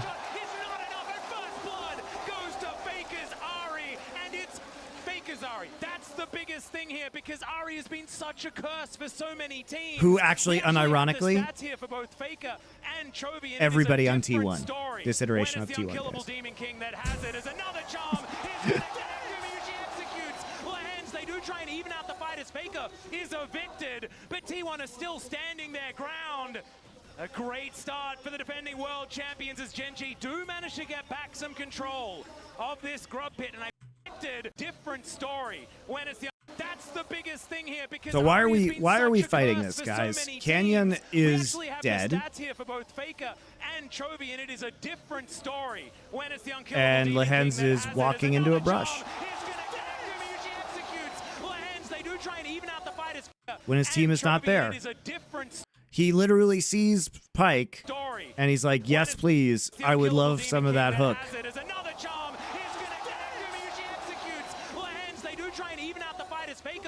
I mean, he could have just waited for Keen and Chovy, but no. A great start for the defending world champions as Genji do manage to get back some control of this grub pit, and I believe for the very first time we're going to trade a couple of grubs instead of it was actually a good engage from Keen, right? This is great from Keen. He forces Guma's flash, he punts Faker out. If Lehens hadn't decided to die, this could have been really good for Genji. Great start for the defending world champions as Genji do manage to get back some control of this grub pit, and I believe for the very first time we're going to trade a couple of grubs instead of just taking 3. That's such a hefty prize though.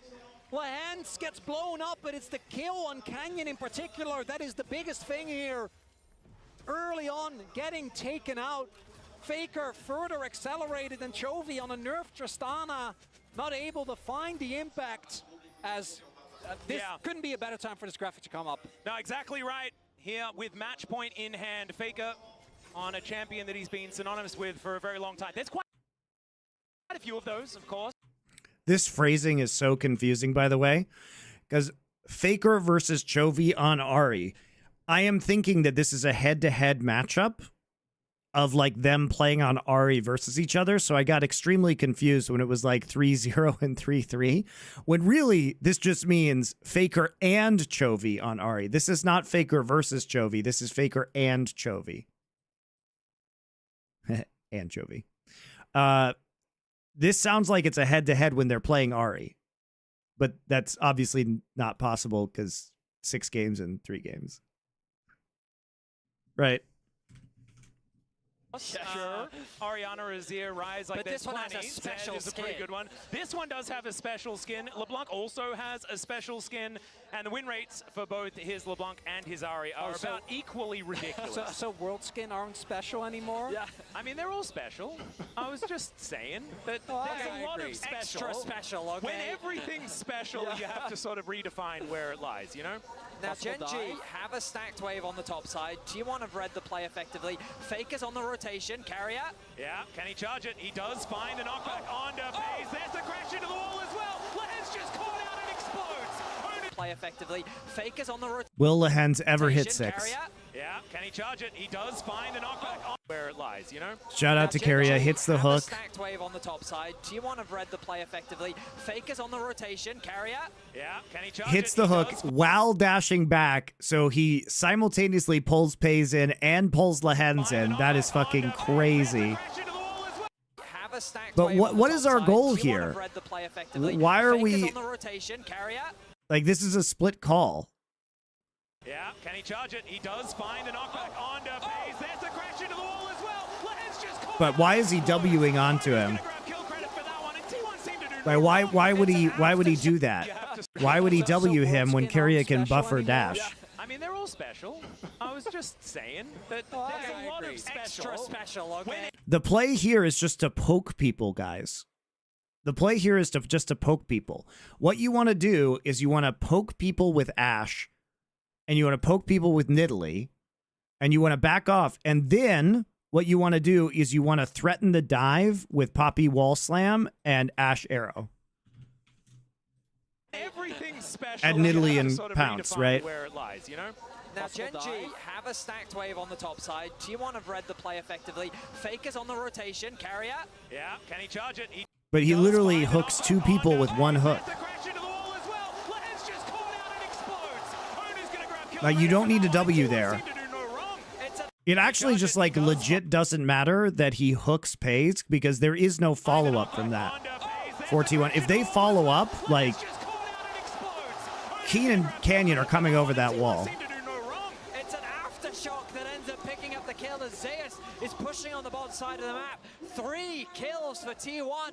And we talked about the momentum earlier, but it feels like that this train just continues to ride in the way of T1's victory. And Lahens, if the enemy champion has a dash, do not just W in. Did it there, gets very, very heavily punished, and now we already have a 1.5K gold lead here for T1, only 8.5 minutes in. You wouldn't think, watching this series, that Gen G have been the father of T1 for so long in their domestic history. Because Worlds T1 is just a different beast. They are the only team in the world where the plot line truly seems to be unbreakable. All right, so now Gen G is trying the old... As much as you talk about it, Yeah, but Guma has cleanse. it still seems infallible. As, all right, Oh, they don't even have the patience for it. They're like, nah, just push for plate. It's fine. Move back up again, trying to dodge vision as he does get back up there, but he's going to be spotted on the that just yet. Still, T1 did have some issues closing that gold drop. That's when It's pretty terrible for Gen G, though. This time around, we haven't quite seen that happen just yet. Still an opportunity for Gen G to try and turn the tide. Being behind as Nidalee versus Skarner is fucking terrible. Obliterating these turrets and creating leads that way. The only problem for Gen G right now is they're not in a great position for grubs. They have just secured the Dragon, which is a nice pickup for sure. However, on the top side of the map is T1's bot lane. Zeus does have the TP available. I'm pretty sure he has it available at the very least in a few seconds. So this is going to be a difficult objective to contest, meaning that 4 grubs will go in the favor of T1. Don't let it go. No possible contest, and a Nidalee composition that isn't able to snowball early objectives. And a Tristana composition that doesn't get a decent amount of grubs. Yep, quite rough, and there is vision. Gen G obviously knew that this was happening. Oh, Carrier for a bone skewer on his on Keen there towards the top.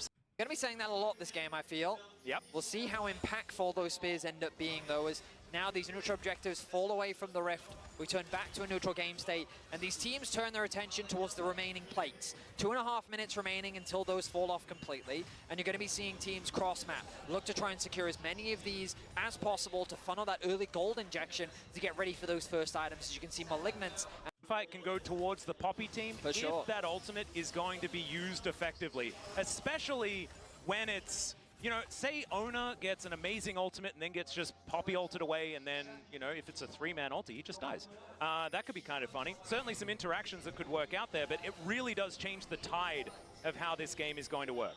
There's also a lot of champions on T1 that rely on their mobility to make plays in fights, right? Pyke is the most obvious one, but even for Ahri, it's the case. Is I don't know if they really have an angle. They don't have any vision, so they don't want to risk it. 2v2 could not go their way. Could you argue that this iteration of T1 is the best team ever? Can we wait until the end of Worlds? But probably not. I mean, their consistency just hasn't been there. Look at the game state. Look at the map state. Carrier is everywhere. I mean, it's kind of crazy how little they've actually won. Looking for a possible punish now and reinforcement. They've literally won 1 domestic split in 3 years. That is terrible. I don't know if you're in time. Flash has to come out because those Chains of Corruptions would have just killed Pays, especially with a Scorpion making his way in. Lahen's a little bit late to defend the summoner spell of his lane partner. Still, just plates going over for T1. As, man, that bone skewer very, very close to lopping down the tree. That's what you do, right? You lop down trees? Yeah, it's correct, actually. That's the perfect terminology. Sure. Herald, going to be the next objective that lobbing will be commencing. We'll see who gets that objective, as right now the T1 members are resetting. Vision needs to be replenished, gold needs to be spent. Gen.G gonna push out these waves. We'll give them initial access to the topside river, but it means that they haven't had that opportunity to base, spend some gold, and look at those items between the 280 carries. No Blade of the Ruin King completed yet for Pays, or even Static Shiv rather, I should say. And we'll see what direction he goes as yeah, and getting Gumayusi onto that single item before Pays gets there as well. We know what this guy Keep can playing do this Jax with matchup his really well, I Varus. think. He is just exceptionally strong on this pick as Keria continuing to be annoying. And like you were saying, this guy is pretty good on Varus, as we can see. He's somewhat familiar, yes. Yeah, somewhat. This feels like a Hail Mary here for Gen.G. If they lose can't this start a fight, Baron though, because Gumayushi's on Varus, like we were talking about. You can't do that. We're talking about plot armor. I mean, that's to bridge too far. As now Owner is just trying to bully them out of the area. Got to lock it in as Keen gets in there before the arrow does come down. Slightly mistimed, but yeah, Keen was already softened up. And you can see Zeus makes his way into the mid lane. They are taking control of the lanes as Gen.G are committing onto this Rift Herald. Chains of Corruption going to connect onto Lahans. He's thrown down the ulti, but he's just... And you can see Zeus makes his way into the mid lane. They are taking control of the lanes as Gen.G are committing onto this Rift Herald. Chains of Corruption going to connect onto Lahans. He's Oh, he just gets exploded by Guma. Hits his empowered Q. There's nothing you can do, but Keen gets rid of two, and now Faker, he's able to dance his way out. Carrier, he's burning, but he should be absolutely fine. Regens that health because he's out of vision, and Chovy still in a little bit of trouble. Zay's going to take a mid lane out of turret at the same time. God, they lose mid turret too. It's such a disaster. way too much cost. They give up 2 turrets. A kill. They literally lose top turret, mid turret, and a kill just to get a Herald. And you can see Zeus makes his way into the mid lane. They are taking control of the lanes as Gen.G are committing. It's also just not using Nidalee's strength to like pre-put. Great ult though. Great ult from Guma. Nothing you can do in that scenario. There's nothing you can do, but Keen gets rid of two, and now Faker, he's able to dance his way out. Carrier, he's burning. I mean, he could have flashed it. Was already softened up. He could have flashed it, I guess. Zeus makes his way into the mid lane. They are taking control of the lanes as Gen.G are committing onto this Rift Herald. Because it wouldn't have hit Chovy or Pays there. I'm pretty sure Pays also has cleanse, so it would have been better for it to hit him anyway. But also, let's appreciate T1 because they play this nearly perfectly, right? You have Faker and Keria on one side. Zeus is just TPs into the mid wave. And so you're creating so much pressure. You're bottling them up here, which gives you a very valuable Varus ult because these people are now afraid. They're going to actually just scoot back. Faker has now time to get here.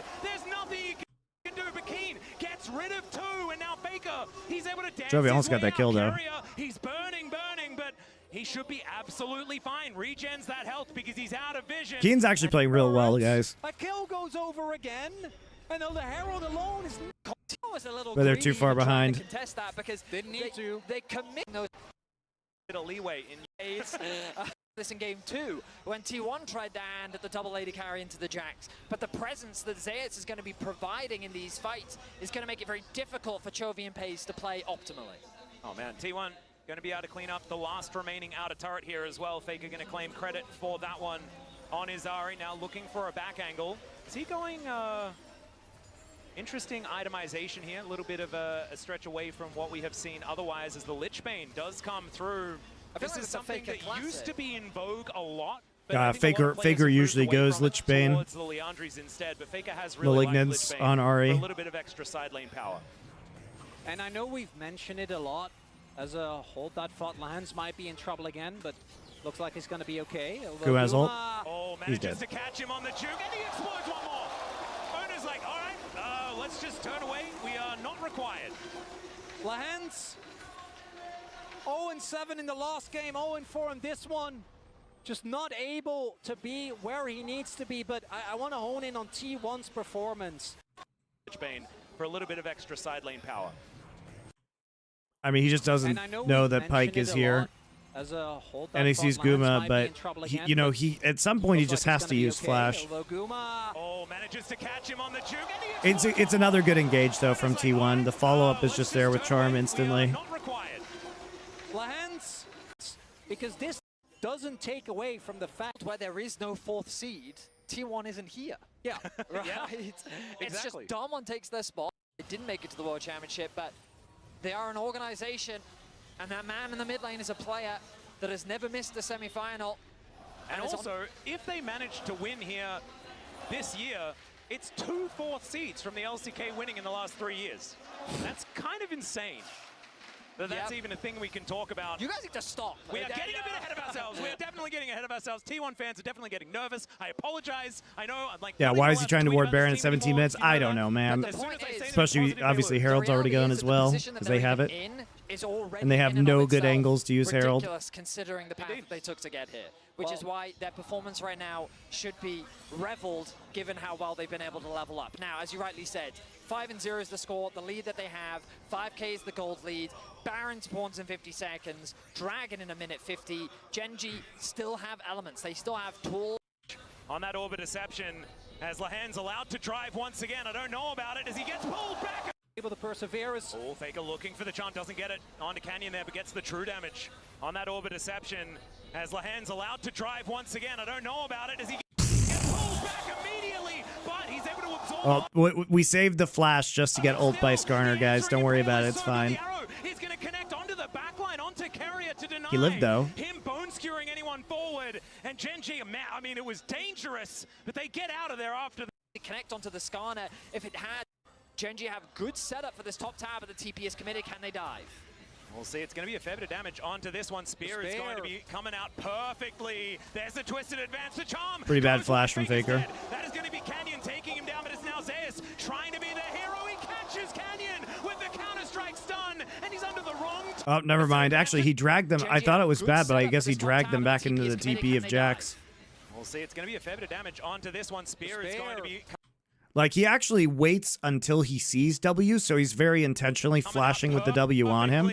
I think he just wants them to overextend so the Jax can actually pick up some of these kills. Nice flash from Zeus.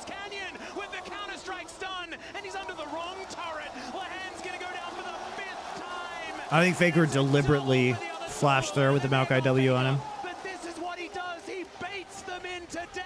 I think that was actually really good. I'm wrong. Every T1 fan has seen this one before. You think you catch Faker in the side lane, and Genji, they know they can't contest this Baron. They're just TPing to mid to try. They're trying to get as many turrets as they can. Genji just wanted the tower. Faker TP's in. They sit there and say to themselves, this should be an easy pick. His ulti wasn't off cooldown, but the collapse I don't think they can get Drake here. Genji, I don't think you can do this, Dragon. They're going to start it, but the collapse is coming through. Faker's back out onto the map. Zeus as well. All right, items for this year, but that was a few going the way they're going. Genji with opportunities to try and create miracles, but it's looking like they're going to need exactly that. They want to make their way back into this one. Only a 4,000 gold lead. Monty wrong, WTF? Pretty rough. Well, you see, I mean, worlds aside. Monty's not wrong. It just sometimes takes me a while to arrive at the correct conclusion. The fact that T1 is even getting revenge for a rivalry that has been so upon further consideration, I have realized the correct thing. Is impressive as we look back at the dive. The idea, I mean, it makes so much sense from Genji. Dive onto Faker. He's an easy pick. Even if the TP comes through, we can turn it. But they don't expect Ona to collapse this quickly as well. A beautiful flash from Zeus to get really good flash from Zeus. He leaves the tower to finish off the kill, and they convert it onto Lahen's as well. Canyon actually, I think, got aggro because of the Leandries. So because he hit the perfect spear to set up the initial damage, because there was a wave, not a big one, but would have been enough, but as a result takes so much damage.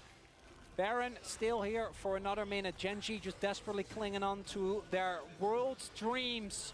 Steadfast presence now on cooldown for a little while as T1 look to set up a 5-man siege on this inner turret. At 23 minutes, sieging is quite difficult unless the Bone Skewer comes through. Oh, huge play, huge play. Huge poppy ult. Kabloom. Zeus dead. Will explode. It's Canyon that locks up the... Oh my god, huge plays, huge plays. He's able to take down Carrier, but it's Gumayushi standing tall and taking down King. All right, that's actually enormous. Like, I don't think they can win this game, but it does get them. back into it. The Maokai ult actually had a lot of use there because they're able to knock out the front line with Poppy ult. No resets for Carrier. He ends up getting focus going down, and it's not enough. But think back to that previous game where Genji held. It's even crazier because Keen has barely had any top Poppy games. I think this may have been his 3rd game. He's played it a little bit. It was his 1st game this year. 1 other game last year. I think he had 1 game prior to that. Yeah, he's played 3 Poppy games ever, guys. And it was his 1st game this year. They have the confidence then to turn it back as they get a kill onto Zeus. And you'll see here this play. Nicely done. Keen's just too good, man. Keen to avoid the resets from Carrier. He knows how dangerous that could have been. And Saya skipped to overforce. They throw.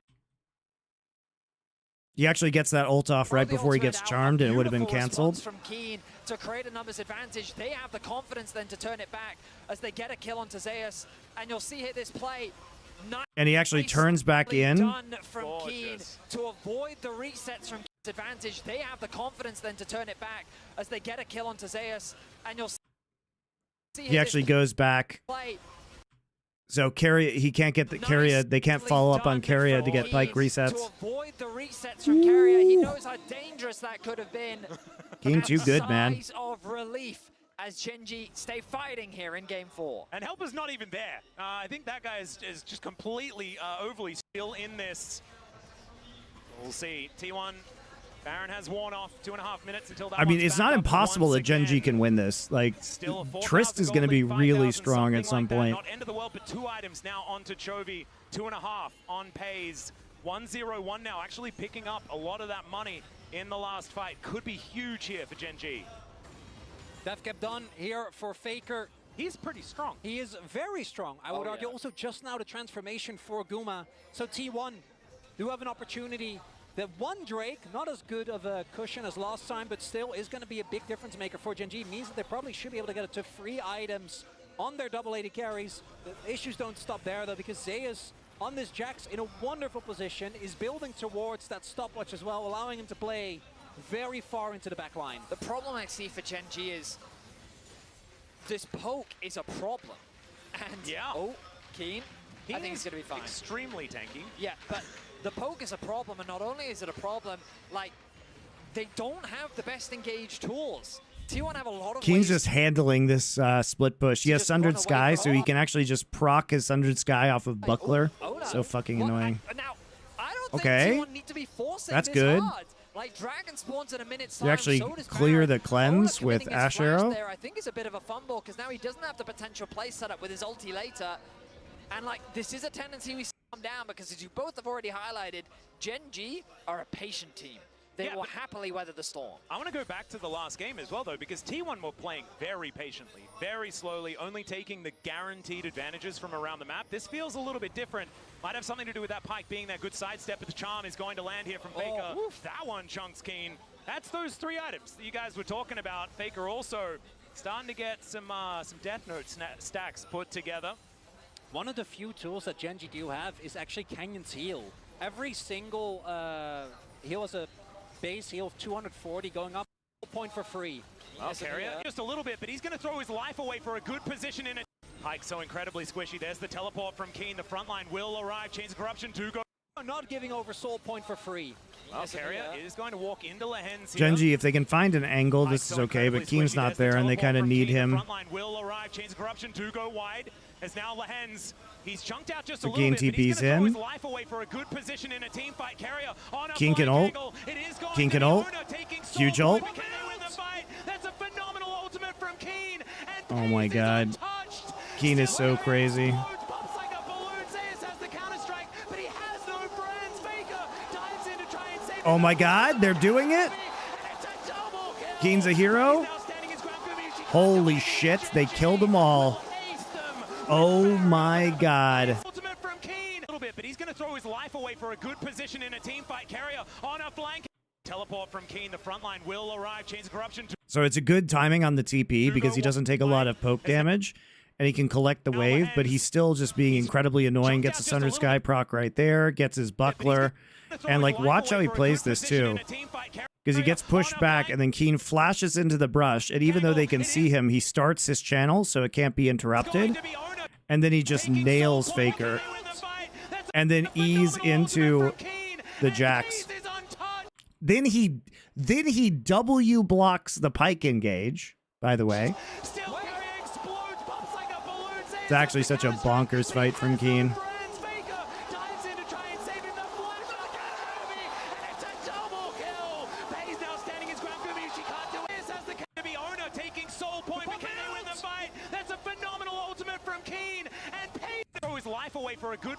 Keen trying so hard, man. He flashes the Skarner ult. He hits the ult onto Faker. He E's the Jax into the wall. He W's the Pike engage. And the Pike ult. Focus Pike. And then he zones out Faker. Faker flashes. Can't actually get Chovy. Ashe is there to get the slow.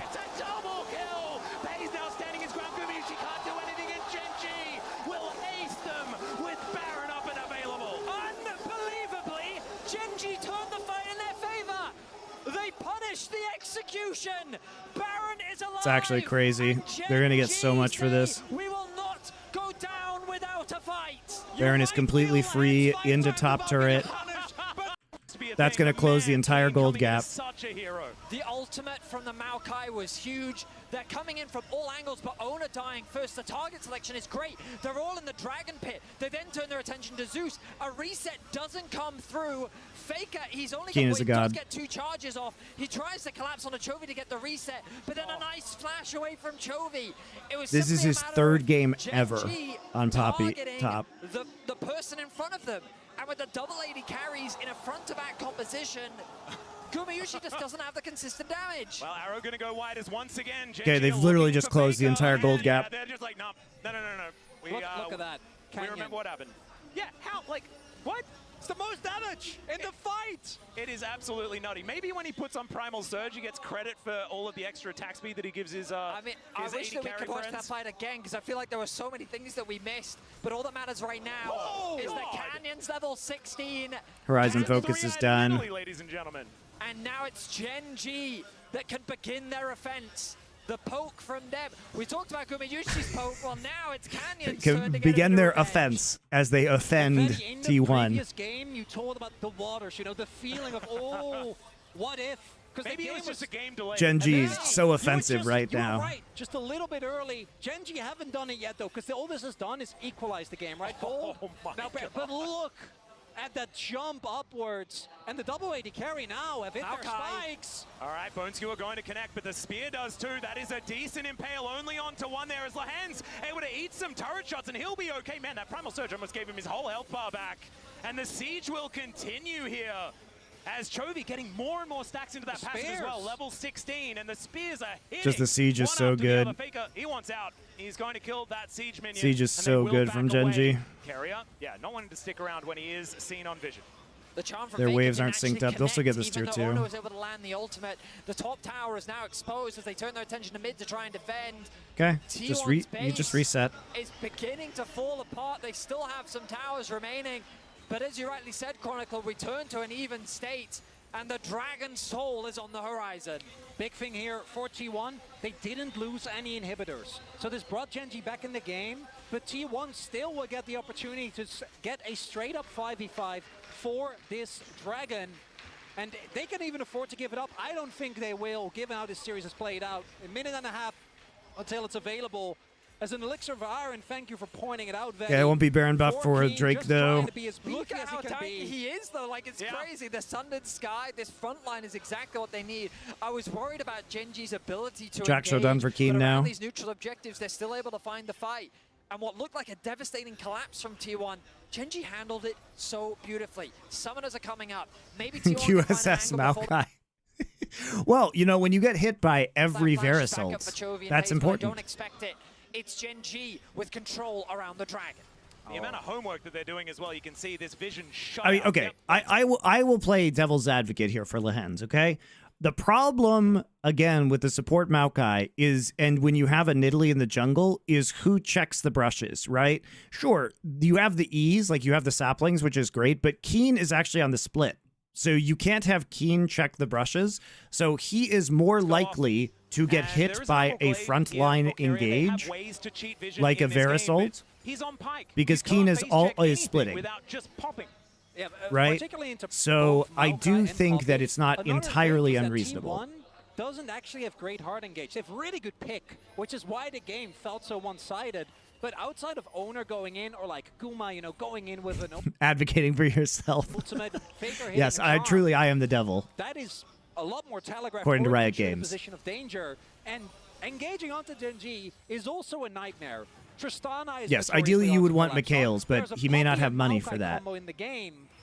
And there's a lot it's fascinating how quickly the dynamic shifted, right? It's just, it's ridiculous. But they don't need to go for this, is what I'm saying. T1 can bide their time. I just don't think they will. Yeah, Nature's Grasp going to cut out the arrow, connecting on Owner. Chains of Corruption, just try and buy some space with the flash. Under Faker, the knockout. Oh my god, huge play again from Keen. It's just, it's ridiculous. But they don't need to go for this, is what I'm saying. They're fishing for an engage. They want to collapse. They have Ash Arrow up. They get the Ash Arrow onto Skarner. Maokai ult's already traveling, right? Faker is going to dodge, but when Faker dodges back because the Skarner gets hit, Keen realizes he can just flash W, ult him, and they have so much single target damage between Ash and Tristana that it just gets done. Wait, what? Why does Paze get hit by Skarner ult? Skarner flashed out. Paze has flash. He literally walks into Skarner.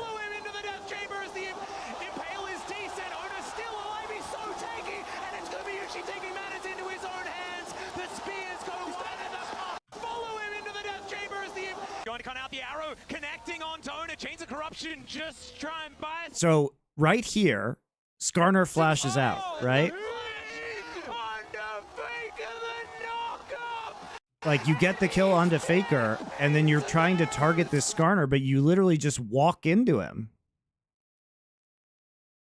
Like, I also just don't understand. Just go get the Drake. Just go get the Drake.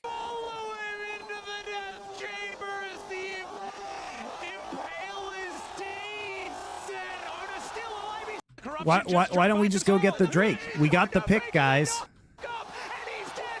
You traded Faker for a fucking Maokai. Just go take the Drake. Or, I don't know, flash this.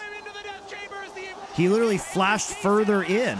He literally flashes further into Skarner ult. Look, he flashes into Skarner ult.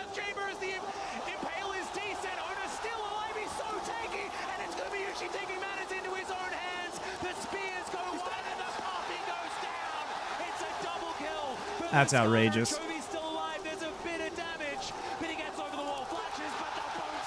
It was such a good play by Keen, man. It was such a good play by Keen. Technically, he flashes after the Skarner ult into the pikey. Is that what happens? No. No, I think he flashes before. His flash is right here. That gold thing is his flash.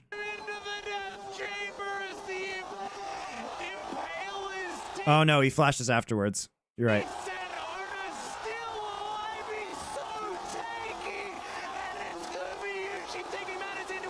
That was Poppy's flash. Sorry.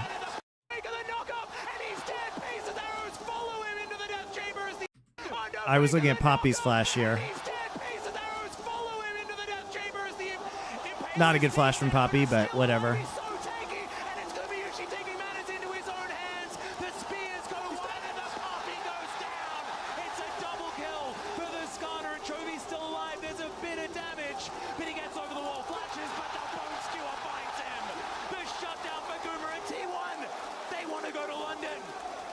Whose flash is that? Action just trying Yeah, Poppy used flash here. That's what I said earlier. Yeah, yeah. Whose flash is it right there?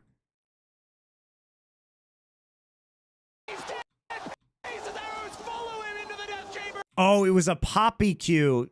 Sorry, guys. I get confused because I have old man eyes, and there are so many fucking... There's so much ability spam in this fucking game now that I literally can't tell one gold flash in a team fight from another one. It is actually a Poppy Q. You are correct. It is a Poppy Q, the second proc of Poppy Q.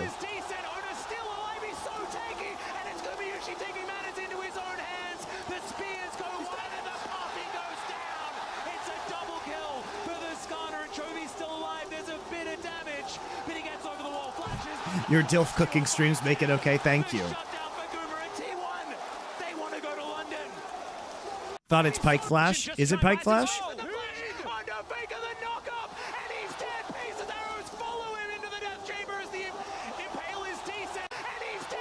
Let's watch Carrier.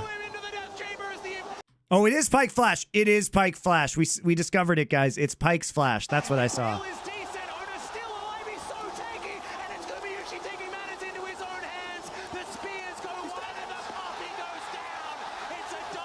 And pays flashes, but because Carrier flashed, he gets hit by Pike's stun.